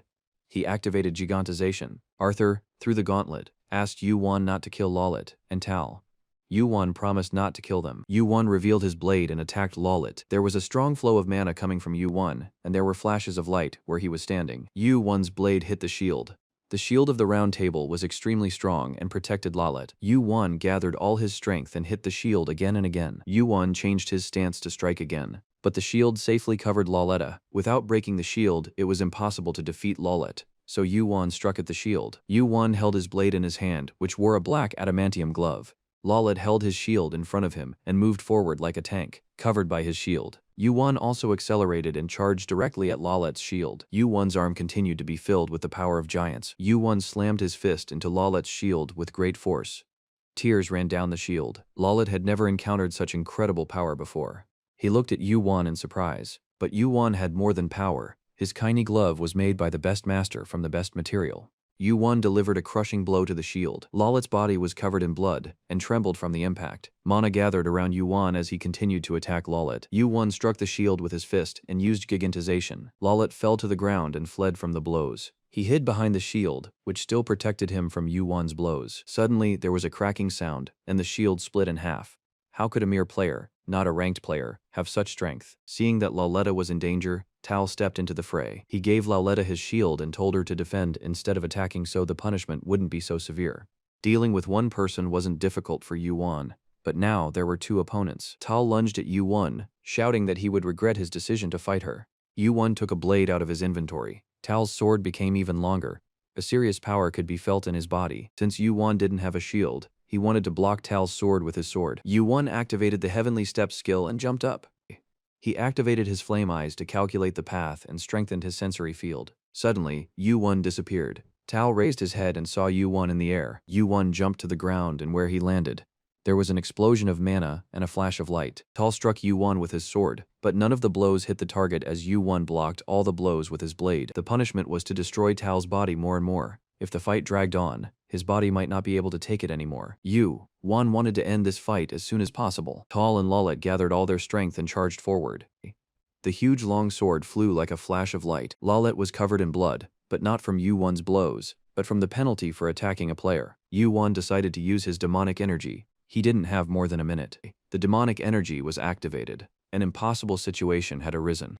Yuan was using mana and demonic energy at the same time. The demonic energy was looking for a way to break through the mana. Everything around him sparkled and glittered as Yuan's demonic energy searched for an outlet. Yuan decided to unleash all the energy he had accumulated. There was a deafening explosion. A flash of light lit up the night sky. The training ground was destroyed. Rocks and pieces of earth fell. Tal went over to Lauletta because Ranker Lawlet had attacked a player. His body was being punished by the tower. Lawlet sat leaning on his sword. His body had gone limp. It looked like he was unconscious. Tal was sure that Yuan had used demonic energy and mana at the same time. Yuan's fiery eyes glowed in the darkness. Suddenly, on the training ground, Yuan saw King Lancelot of Britain. It was the Knight of Treason, Lancelot. Yuan had imagined him with exactly this face. The knights could hardly kneel before their king. They started to apologize. Lancelot said that Lawlet and Tal had been sentenced to death for trying to defame Britain. Lancelot swung his sword and Lawlet's head flew to the side. The same happened to Tal. Blood poured from the decapitated bodies into fountains. Lancelot said the two men had dishonored the land. Arthur's voice roared like a lion in Yuan's head. Yuan asked Arthur to back off even though he realized how angry he was. It was impossible to kill Lancelot right here, as Arthur wanted.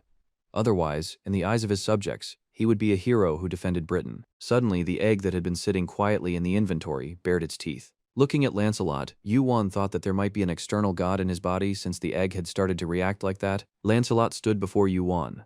He apologized for the rudeness of his knights.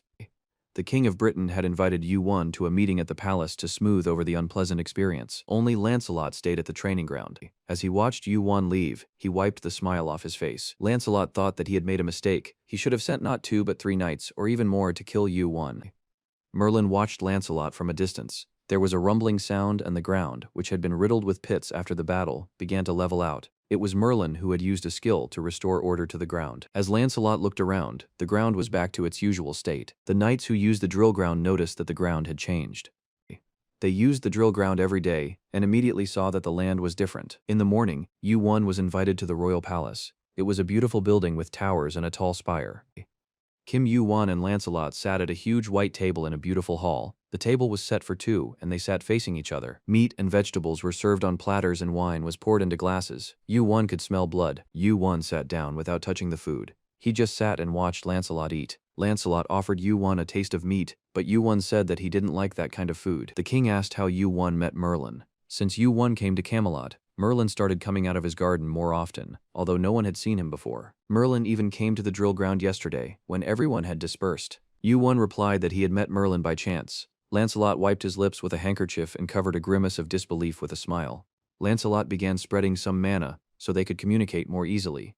He blocked the player set with his mana so that Yuan couldn't send a message to anyone. Lancelot said that he knew that Yuan had the sea stone, and that Yuan should give the stone to Poseidon. He could take the stone by force, but he wants Yuan to give it to him.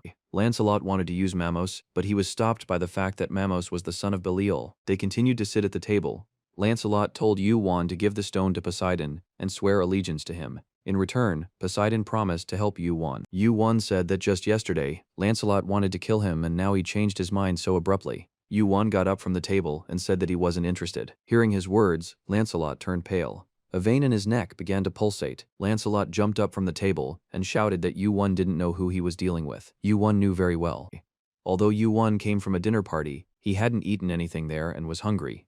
He took a piece of dry bread from his inventory. Yuan left the palace and thought that Poseidon must have a good reason for reaching out first. Maybe Poseidon was preparing for a war with Zeus. Yuan picked up the bread, so Poseidon needs his help. Yuan swallowed the dry bread. He thought that he couldn't fight Zeus alone, but anyway it would be to Yuan's advantage if Zeus and Poseidon started fighting each other. Yuan turned to Arthur and asked him not to be angry. A message came from Merlin that the Round Table would meet tomorrow. The next day, the meeting of the Round Table took place at the Palace of Camelot. In the huge hall, all the knights were gathered around a round table. Yuan sat on one of the chairs and Merlin sat next to him. The knights were happy to see Merlin, but they didn't understand why he had brought Yuan. The first knight of the Round Table, Gawain, Arthur's right hand, thought that at least the chairs of the two missing knights would not be empty. The king said it was not customary to allow outsiders into the meeting, but since Merlin insisted, they made an exception. Lancelot asked the knights if they had any objections. The knights didn't express any displeasure at Yuan's presence at the meeting. The king asked if Yuan knew whose seat he was sitting in. Yuan sat loosely in his chair and paid no attention to anyone. He answered the king that it was either Tala's or Laletta's seat. There was a murmur in the hall. The knights said that Yuan must know where they are if he said that. Yuan said that Lancelot killed both of them in front of him. The knights shouted that he was lying. Lancelot said it was true. He had killed Tal and Laletta. The reactions of the knights of the Round Table were mixed. Some didn't believe Yuan, others demanded proof. Lancelot said that he was sure that Yuan knew why he made that decision. Yuan bluntly told Lancelot that the king should pay for his sins. Yuan got up from the table and told the knights that they had a guest. Many would be happy to see this guest. Everyone heard heavy footsteps on the stairs. The silhouette of a man with burning eyes appeared. Everyone turned to face the knight in heavy armor. When they saw the guest's face, everyone's eyes widened in surprise. Merlin sat with burning eyes, watching everything that happened. Lancelot couldn't believe it was the real Arthur. It was some kind of double. Seeing Arthur as he was 1,000 years ago, the knights saluted him. The knights rose from their seats and approached Arthur. Arthur asked each knight something only he could know. Lancelot thought desperately about what to do. Arthur was dead. That was certain, but how to unmask the double? Lancelot remembered that Yuvan had come to Britain with a demon that could reincarnate into anyone. Lancelot shouted for everyone to be quiet. The knights looked at him in surprise. He jumped to the center of the hall and shouted that this Arthur was an imposter. Yuvan had come to Camelot with the demon son of Belial. The knights immediately tensed. They all knew Belial, the demon of lies. The knights were divided. Some said it was the real Arthur. Others didn't believe it. Lancelot drew his sword. If it's a double, his head will split open, and his true face will be revealed. Yuan looked at Lancelot with hatred, and told him to drop his sword. Lancelot swung his sword as hard as he could to strike. His sword suddenly collided with Merlin's staff, and a clang of steel was heard. Merlin stopped Lancelot. His eyes glowed with green fire. Mamos appeared in Arthur's place. He nearly lost his head to Lancelot's sword and was shocked. The knights shouted with indignation. They had not expected such a deception, but Yuan asked Lancelot why he was 100% sure that it couldn't be Arthur. Yuan raised his hand with kines. A mysterious smile appeared on his lips. Suddenly, a bright light flashed behind Yuan's back, as if mana had exploded. From there, a huge orc appeared with burning eyes and an open mouth with fangs sticking out. The orc approached Lancelot and said that it had been a long time since they had seen each other. Lancelot froze. He sensed that this was the real Arthur. Merlin ordered no one to interfere. The two men needed to talk. Arthur asked how Lancelot knew there was a double in his place. Yuan unscrewed the tip of Arthur's sword. It revealed a gold ring, which he gave to Arthur. It was a seal that symbolized royalty. There were only two such seals, Arthur's and his son's. The second seal belonged to Sir Lancelot. He told everyone that Arthur had given it to him and made him king. Arthur said his son had the second seal. So how did Lancelot get it? Lancelot turned pale and goosebumps ran down his back. The knights' eyes glowed in the dark. They waited for Lancelot to explain. If there are only two seals, and one of them is in Arthur's possession, then the seal Lancelot had was proof that he was the one who killed Arthur's son. The knights began to realize this. Lancelot had no choice. He smashed the window and jumped out. It was a confession of his sins. Lancelot jumped off the balcony and ran across the roof of the castle. The knights, not knowing who to trust, were in shock. They finally came to their senses and rushed after Lancelot. Arthur stopped them, saying that if all the knights ran after Lancelot, it might stir up all of Britain. Lancelot suddenly found himself near the wall. surrounding Camelot, and ordered the knights guarding Camelot to open the gates. When the knights saw the king at the castle gate, they were shocked. They opened the gates, and Lancelot rushed out of Camelot. Lancelot could not run far. His head hit an invisible wall. When the knights saw Lancelot flailing about in a fit, they thought he had gone mad. Word spread that Lancelot was forbidden to leave the area designated as his prison. All of Camelot was surrounded by an invisible wall. Lancelot was certain it was Merlin. Lancelot felt invisible chains binding his hands and feet, and would not let go. Suddenly, Merlin appeared, and told the nearby knights to back away from the traitor. Lancelot was no longer king of Britain. Merlin made sure that no one at the round table would recognize Arthur's double. He enveloped Mamos in Arthur's mana. Lancelot stood in chains. Merlin asked him why he had killed Arthur. Lancelot's face began to crack with tension. He said he wanted to be king. Merlin created such a flood of mana that the ground began to crack. At the same time, lightning struck the gate, and it collapsed along with part of the wall. Lancelot rushed to flee Camelot, but Merlin was not in his way. All Lancelot had to do was get out of here, as fast as he could. Merlin brandished his staff and said he would not let Lancelot leave Camelot. Merlin used his magic to pick up the stones that were left after the destruction of the wall, and threw them at Lancelot. The stones rained down on Lancelot in a hail. Merlin used a spell to protect his body, and threw the stones relentlessly at Lancelot. Merlin protected Britannia from the lightning by building an invisible wall.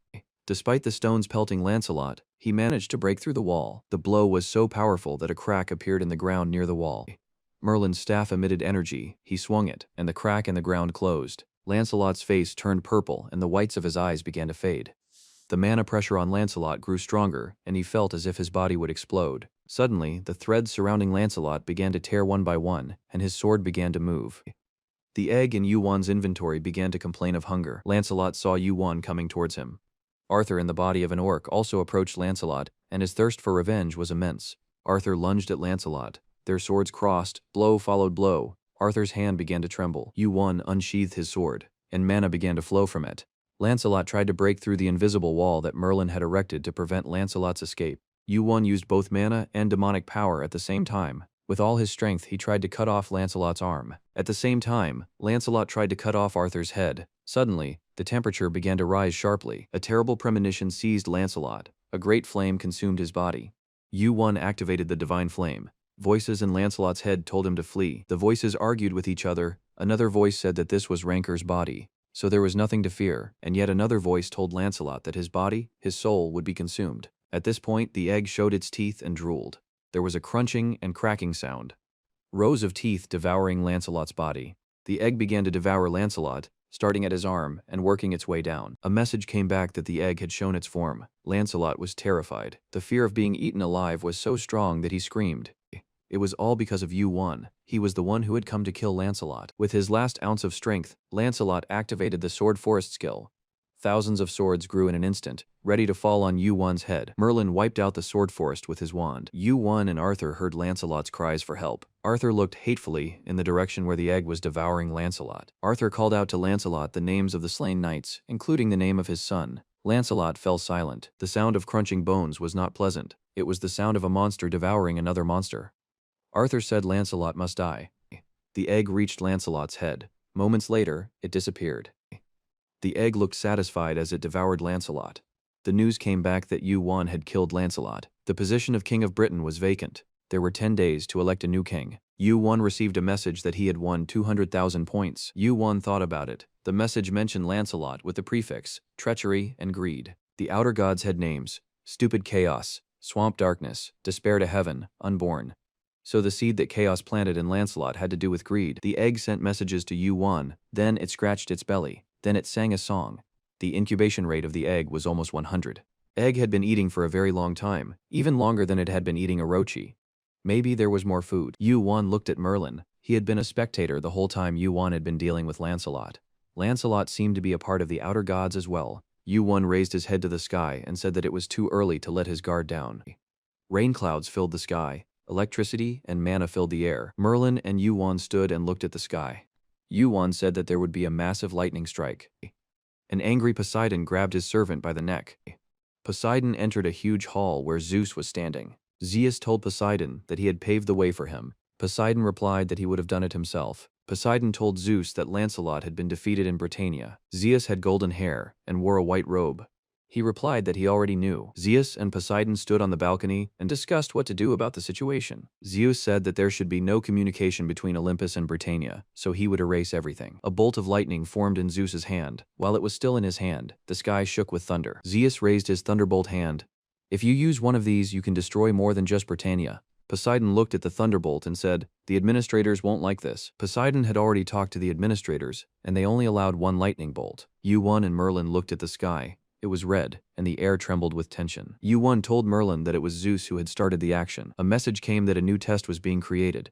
The destruction of Camelot has begun. In 10 minutes, lightning will strike Camelot. It must be blocked. Torn clouds creep across the sky. If this was a test, then Zeus had managed to negotiate with the steward. Merlin had said that if Zeus destroyed Camelot, Olympus would be punished. A message came that lightning would strike in 5 minutes. Merlin told Yu-1 that time was short and that urgent action was needed. The magic circles created by Merlin filled the earth. Merlin wanted to save Britain. This was the kind of magic Yu-1 had never seen before. There was a reason why Merlin was the most powerful magician in Britain. Yu-1 thought that wasn't enough. It wouldn't stop Zeus's lightning. He activated the flaming eyes and looked at the sky. Yu-1 received a message that Sun O-Gong was watching him. Yu-1 was surprised and ignored the message. There would be no more ignoring. The lightning would strike in 3 minutes. Yu-1 asked the sage equal to heaven to help them since he's watching all of this. Sun O-Gong asked why he should help. Yu-1 replied that they would all die if he didn't. Song O-Gong didn't really want to get involved. Yu-1 said that Song O-Gong had followed him in vain. After all, he had spent several days looking for Yu-1. Song O-Gong said that Yu-1 could just run away instead of standing still. Yu-1 replied that he couldn't leave the place. Yu-1 again asked Song O-Gong to help them just once. The clouds were already heralding the approach of the lightning. The sky was filled with red light, and the lightning in the clouds roared like an angry beast. A young man jumped down from the sky. He landed between Yu-1 and Merlin. He was the great Sun O-Gong, a man with blonde hair and golden eyes. He said he could finally see Yu-1. Yu-1 asked him to hurry, because there was less than a minute before the lightning struck. Sun O-Gong repeated that he would only help once, but Yu-1 said that he wouldn't ask for more. Sun O-Gong smiled, and at that moment, the destruction of Camelot began. The sky was filled with yellow light, and there was a roll of thunder among the clouds. The great sage, equal to the sky, raised a long staff in his hand. The staff began to grow and rose into the sky to an incredible height. Yu-1 and Sun O-Gong froze in anticipation. Zeus raised his hand, and a bolt of lightning formed in his hand. He threw the lightning at Camelot with great force. There was a loud explosion. A blazing light filled the sky. Merlin used his magic, but it wasn't enough. The lightning was too powerful. Zeus's bolt and Sun O-Gong's staff collided in the sky. Merlin's defensive wall was shattered by the lightning. The Great Wise One's staff was able to withstand the lightning. Yu-1 looked at the two powers colliding in the sky. It was an incredible sight, but it was impossible to block the lightning completely. Yu-1's yellow eye glowed on his glove. Yu-1 looked at Kaini and decided that it was time to act. Sun O-Gong looked confused. The lightning that collided with the staff was too strong. Since the staff was a copy of the real one, it couldn't completely neutralize the lightning. In an instant, Yu-1 jumped onto the shoulders of Song O-Gong, who was holding the staff. Yu-1 climbed up and exposed his body to the lightning. Somewhere below, Song O-Gong shouted that Yu-1 had gone to his certain death. Song O-Gong's eyes turned red, and he saw what was happening in the sky. Gradually, the lightning began to fade and gray ash began to fall from the sky. Kaini reacted to the lightning. The 4 elements clothing protected Yu-1 from electricity. The lightning penetrated Yu-1's protective clothing. The divine dark crystal also began to respond to the lightning. Zeus's thunderbolts were forged by Hephaestus, using the divine celestial crystal. It was the one that Kaini responded to. Yu-1 realized the connection between the lightning, the divine dark crystal, and the stone of all seas. They were once one and reacted to each other. Yu-1's black glove began to absorb the power of the lightning. Kaini was saturated with the lightning. Yu-1 received an electric shock, but the 4-element robe still protected him. Yu-1 had come a long way to become stronger, but he realized that he was still not strong enough to face Zeus alone. Yu-1 received another electric shock, this time at a higher level. His mouth was bleeding. The 4-element robe no longer protected him. Kaini continued to absorb the lightning, but the electric shock had already reached level 5. Yu-1 could no longer withstand such electrical stress and began to fall. The last thing he thought as he lost consciousness was that it was over. Yu-1 fell at a tremendous speed. Since he was unconscious, he had no control over his body. Sun O-Gong and Merlin looked at Yu-1 in horror. They realized that he was about to fall. In an instant, Sun O-Gong jumped up to where Yu-1 was about to fall and picked him up in his arms. A message appeared that the destruction of Camelot had been stopped. Poseidon looked at the bottom of the pond. The water was completely dry. Zeus said that he had failed to destroy Camelot. He had been thwarted by the Great Wise One, equal to the heavens. Poseidon asked Zeus why the dream of Gonu would become an enemy of Olympus. Zeus replied that the Great Wise One was fearless and did not care whether he had enemies or not. Zeus told Poseidon that it was impossible to kill the son of Gonu, therefore it was not beneficial for them to make him their enemy. Poseidon said that it was not the son of Gon himself, but his clone. How did he handle the lightning? Zeus replied that it's all Kim Yu-won's fault. Poseidon thought for a moment. Something had to be done. After all, news of what had happened would soon reach Asgard. Poseidon asked Zeus if he had a plan. After all, it was unprecedented for a mere player to block the lightning.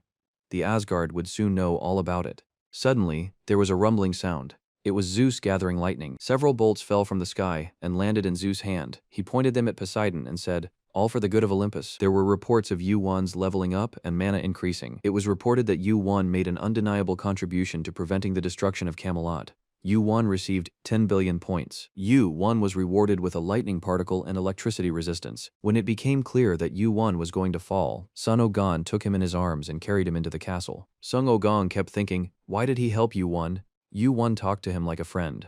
Yu-won's consciousness ebbed and flowed. His whole body hurt. He tried to stand up on the bed. He had been lying on the bed in complete darkness for days. Yu-won began to regain consciousness and remember what had happened. On his bed was the Sword of Dark Night, which helped him recover his health during the dark hours of the night. Therefore, it was dark in Yu-won's room. While Yu-won was sitting on the bed, Merlin entered the room and said that Yu-won had been unconscious for 5 days. He said that when Yu-won lost consciousness, Zeus's thunderbolts disappeared. Yu-won looked at his glove and said that he had acquired a new skill, lightning particles. Since Yu-won didn't know how to use this skill properly, small lightning bolts scattered all over the room. Merlin was outraged and said that they had only saved the castle from destruction, and Yu-won would turn it into ruins with his lightning bolts. Merlin stood by Yu-won's bed. He was glad that Yu-won had regained consciousness and was feeling well. Merlin said that Yu-won had a visitor who had been waiting for days for Yu-won to regain consciousness. A happy Hephaestus appeared on the doorstep. He arrived 3 days ago and was very worried. He received a message about Yu-won's new ability. It's a lightning particle that allows you to control electricity. The statistic was updated every time it increased. Yu-won's level had increased to 97. Yu-won and Hephaestus were sitting at the table. Merlin stood next to them. Yu-won talked about his feelings that lightning and crystals were parts of the same whole. Hephaestus asked where Yu-won's savior had gone. Yu-won and Merlin were curious what Hephaestus was doing here. He replied that he had come to see the sights of Camelot. Yu-won thought that Hephaestus was worried about him, but Hephaestus slammed his fist on the table and said that he had come to see the sights and that was it. Yu-won hid his smile. Then Hephaestus asked him if the Stone of All Seas was with him. Merlin was surprised that Yu-won had the sea stone with him. After all, the legend of it had traveled through the worlds of the 20th century. Hephaestus remembered that Yu-won had asked him to improve the items. He said that he had found a decent way to do it. Hephaestus said he had been looking for a room in Camelot to set up a forge. Merlin was pleased that the best blacksmith in the tower would be working here. Merlin and Hephaestus got on well. Hephaestus brought 2 kilograms of adamantium, the best metal to increase the power of the stone. Yu-won offered Hephaestus 1250,000 points, including the cost of production. Hephaestus was very fond of money, so he resented that it was too little. Yu-won then increased the amount to 14,000 points. Hephaestus agreed to give in, and they came to an agreement. Yu-won gave Hephaestus the Stone of All Seas, which glowed with blue light. Hephaestus clasped the stone in his hand and said it would take about 4 days to work. A message came back that Yu-won had spent 14,000 points. Merlin and a recovered Yu-won walked around the garden and talked about Britain. Right now, Britain was going through bad times. Merlin said that Lancelot's influence was so strong that the Round Table didn't believe in King Arthur's return. The Round Table was split into 2 camps. Merlin said that it should have been cleared of the rot long ago to allow the new to sprout. They walked through the blooming garden, and Merlin said he was grateful to Yu-won for the chance to finally do the right thing. Merlin was the last pillar of Britannia. Without Lancelot, he could make Britain more prosperous. Merlin said he wanted to take Yu-won somewhere. It was a secret room in the king's castle. Merlin also summoned Arthur's spirit there. It was a place Lancelot had kept secret. Arthur's eyes glistened and he let out a deep groan. He saw the body of his own son. It was the dead Mordred Pendragon. Mordred's body stood with his eyes closed. Merlin said he wanted to bury the body, but then he decided to show it to Yu-won and Arthur first. Arthur fell to his knees before his son's body and held out his hands. There was no end to his grief. Suddenly, Yu-won came up with a great idea. He suggested that Arthur leave the body of the orc and enter the body of his son. Arthur almost burst into tears. He felt that his son had died because of him. Being in his body, Arthur would feel guilty all the time. Arthur didn't want his son's spirit to wander around like he did.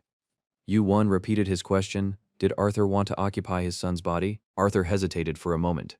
If it would help Britain, he might be willing. Merlin and Yuan continued to convince Arthur that Britain can't get back on its feet without him. He must enter his son's body and try to restore it to its former glory. Yuan said that Arthur's son should have inherited the throne anyway. Arthur's eyes glistened. He thought that if his son were alive, he would support any idea he had. Mordred Pendragon truly loved Britain. He would understand if it was for the good of Britain. Yuan was glad that Arthur had made the right decision. Yuan extended his gloved hand to the body of Arthur's son, and Kaini accepted Mordred's spirit. Arthur's spirit left the orc's body, which began to disintegrate before the eyes of those present. The body of Mordred Pendragon, son of King Arthur, glowed with golden light and came to life. Arthur's spirit was in his son's body. He opened his eyes and looked at Yuan. Arthur knelt down in front of Yuan and pledged his loyalty to him. Arthur the Death Knight made an oath to Yuan. Arthur said that Yuan was his king now. He would never betray his king and would be loyal to him. Yuan received the news that Arthur had regained his strength. Yuan had won the trust of King Arthur. Dream of Gong replayed the events of the past few days in his mind.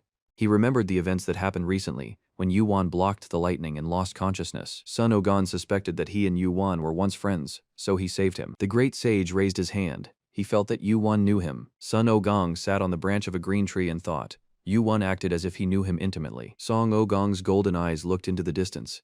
He felt that he and Yuan had known each other for a long time. Yuan stood with Arthur in the courtyard. He asked Arthur how he felt. Arthur replied that he needed time to get used to his new body. Arthur reminded Yuan that he was now King Arthur. Yuan held out his hand and Arthur's body turned into black smoke. Kaini swallowed him. Yuan was shocked. He never thought that King Arthur would serve him. Yuan. Suddenly, a familiar voice came from behind the clouds. Sung Ogong called out to him. Sung Ogong jumped down and landed right in front of Yuan. He stood in front of Yuan's face and looked into his eyes. Yuan felt that Sung Ogong's eyes looked right into his soul and saw right through him. They stood facing each other and looked into each other's eyes. Yuan had flaming eyes and Sung Ogong had golden flaming eyes. Flaming eyes were originally only found in monkeys from Mount Tuwago, and Yuan thought that Song Ogong had come to find out how Yuan got those eyes. But Song Ogong directly asked Yuan why he thought he would help him. Do they know each other? Yuan said that he knew that Sun Ogong was a great sage equal to heaven. Yuan said what everybody knew. Yuan's ashen eyes tried to meet Sun Ogong's golden eyes. Yuan's eyes were no match for Sun Ogong's all-seeing eyes. Yuan asked him what he could see. The great sage said that he could see that he and Yuan were well acquainted. Another world was reflected in Sun Ogong's eyes. He said that he could see Yuan standing beside him, and he sees that Yuan knows him very well. Yuan lowered his head and thought about what to say to Sung Ogong. If you lie, he'll know right away. It seems like a bad idea to pretend in front of Sung Ogong. Yuan activated the flaming eyes again. Yuan said that they were well known in his world. Song Ogong was surprised when he heard about Yuan's world. What kind of relationship did they have? They were close friends. Song Ogong looked at Yuan to see what he was thinking. He saw Yuan lying on a rock and himself standing next to him. Yuan and Sung Ogong were arguing about where to sleep. Suddenly, a bolt of lightning fell from the sky and split the rock in half. The rock immediately disappeared. Sun Ogong said that he knew that Yuan was not dead. Yuan came out of the hole created by the lightning. The battle started immediately. They fought for a long time. Both of them seemed to enjoy it. Yuan lost to Sun Ogong. Sun Ogong didn't kill him and they became friends. From then on, they fought all the time. Yuan, who was always alone, gained a friend. Yuan and Sun Ogong's defeats and victories alternated. One or the other would win. Sun Ogong usually won more often because his level was higher than Yuan's. But Yuan became stronger because of this fight. Their constant confrontation turned into a strong friendship. They were always together, having fun and taking interest in each other. Yuan used to be alone, but now he and Song Ogong had become inseparable. At that time, the calm sky began to shake. The walls of the tower collapsed. The wall that had never been shaken collapsed. Everyone became aware of the outer gods. They were called by different names, the outer gods, the gods outside the tower.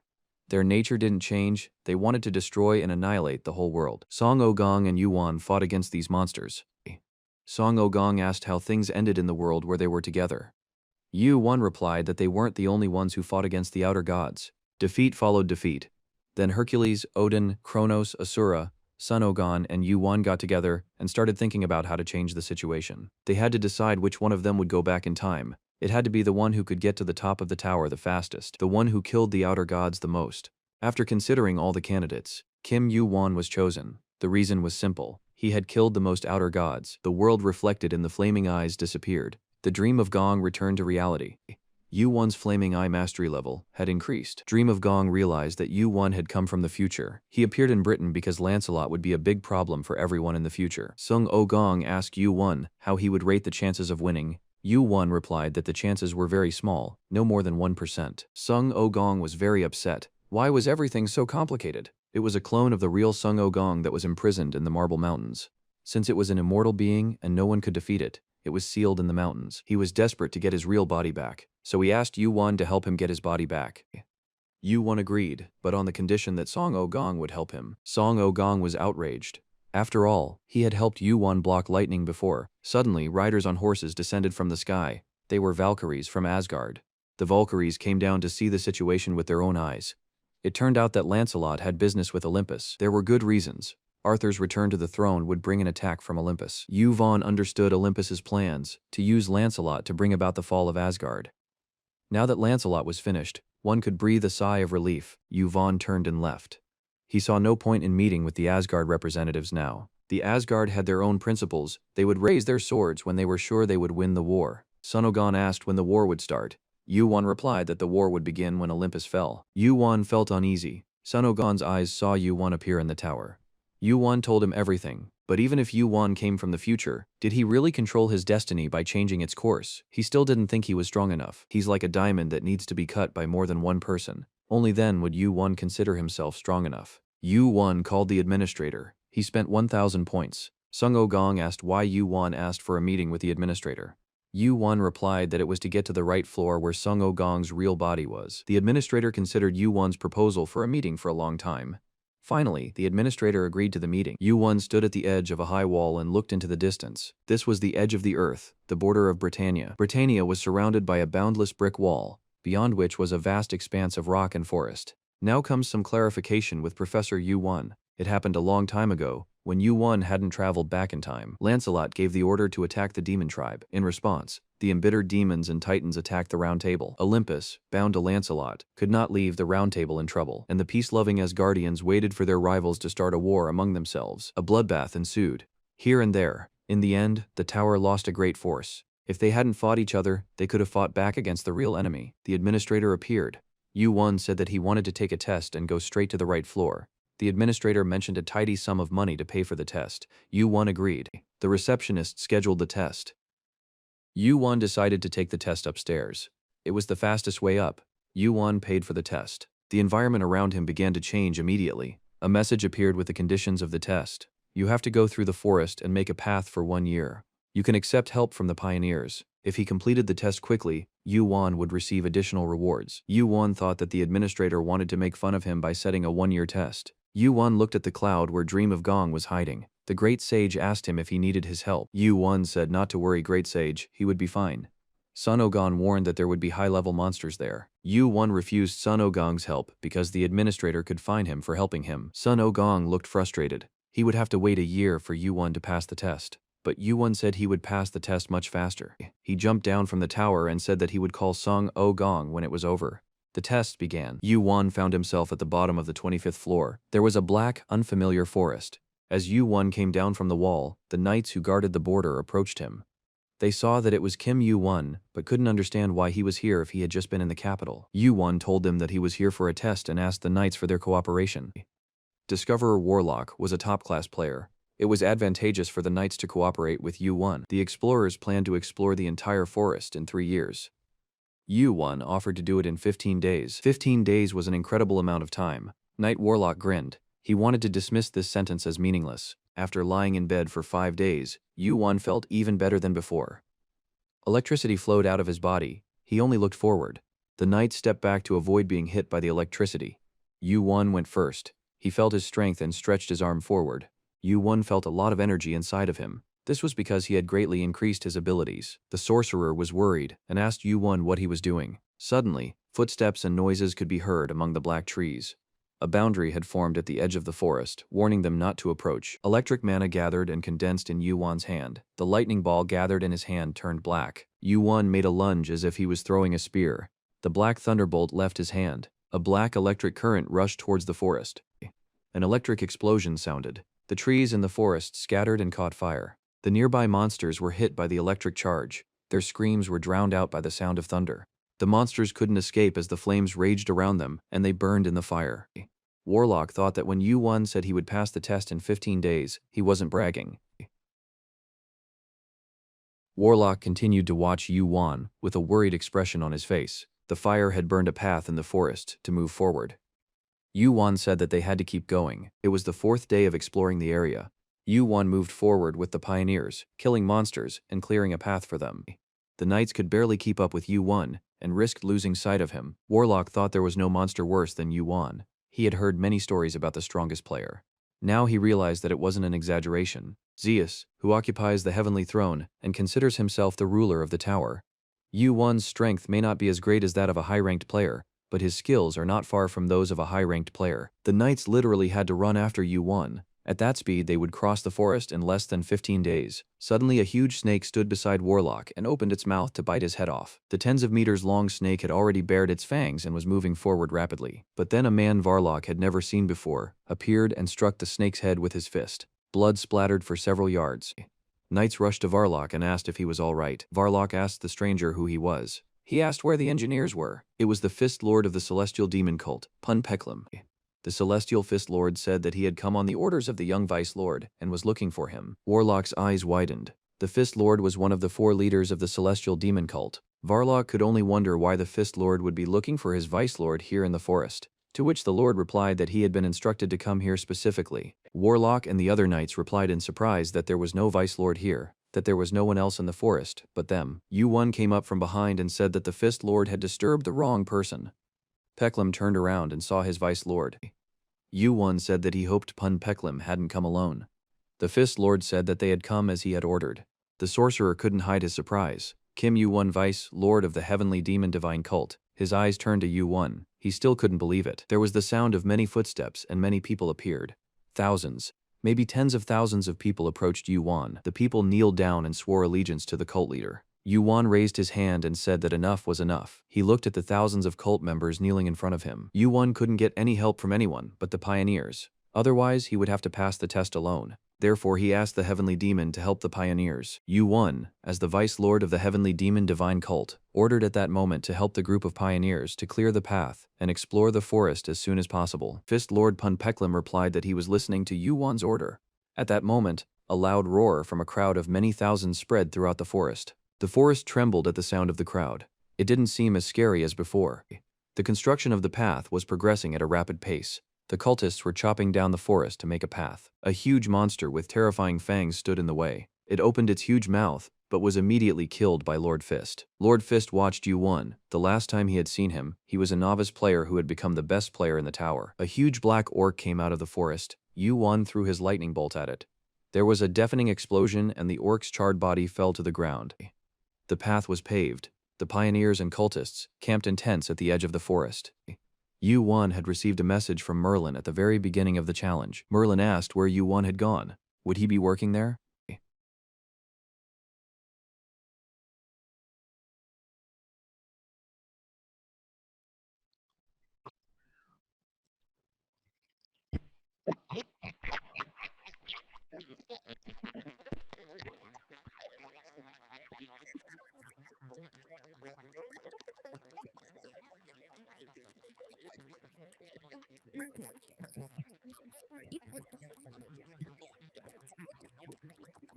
Merlin was the representative of the King of Britain and replied that the situation in the country wasn't the best and he couldn't provide many people. Along with the Fist Lord, the Spear Lord, who commanded the cult members who were cutting down the forest on the other side, also came. They asked Yu-Won to use their skills to finish the job.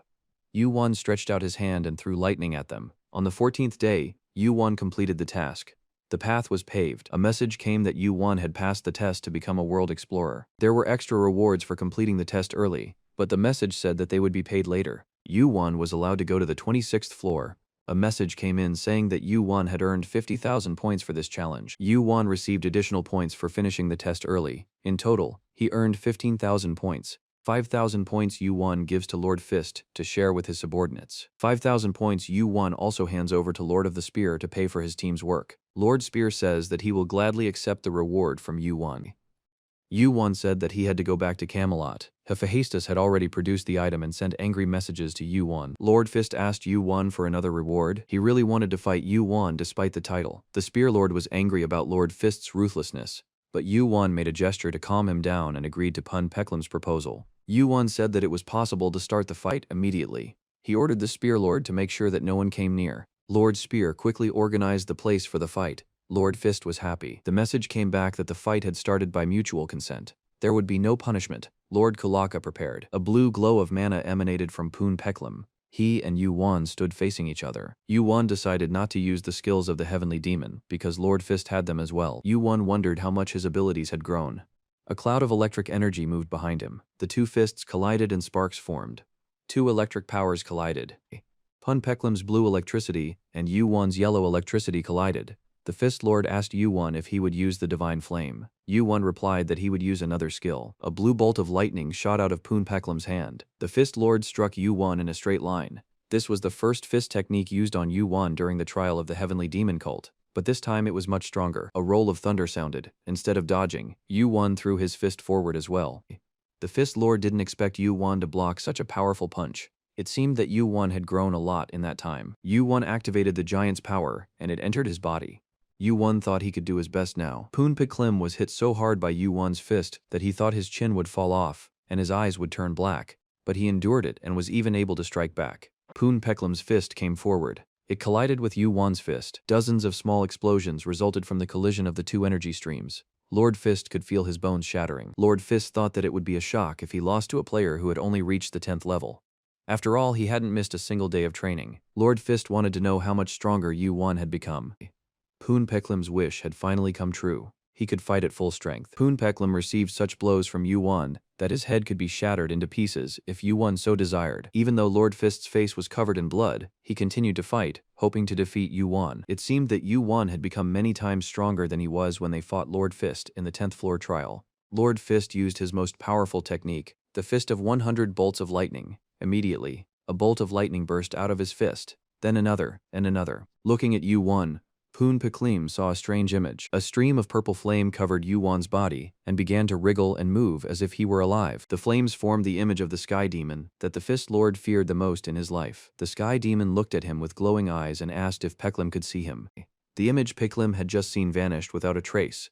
The fist that Pun Peklim had thrown out hit the compressed air. Pun Peklim's body tensed. He bowed his head and admitted his defeat. Yuan asked the Fist Lord what he had seen. After all, divine fire shows the deepest fear of man. Peklim replied that he had seen a heavenly demon. Yuan said that the Fist Lord feared his cult leader more than anything else. It was helpful for Peklim to confront his fear face to face.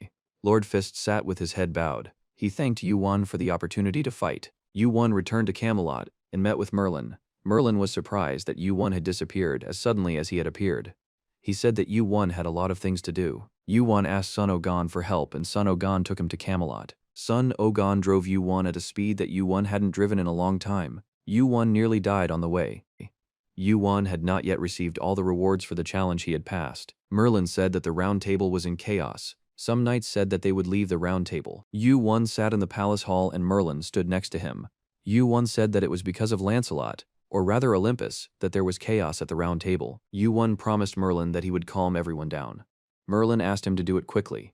Merlin raised his hand and blue mana appeared in the air. Yuan saw what Hephaestus had left behind. Hephaestus had not used the Stone of All Seas on weapons, but on armor. It was a black cloak made of the Stone of All Seas. Its shape was exactly like this, because Hephaestus knew that Yuan would want comfortable clothes for himself, not armor. Yuan wore a cloak that fit him perfectly. It was light and comfortable and covered most of his body. Hephaestus had named the cape Triangle. It was made of adamantium using the Stone of All Seas. Kaini immediately reacted to the cape.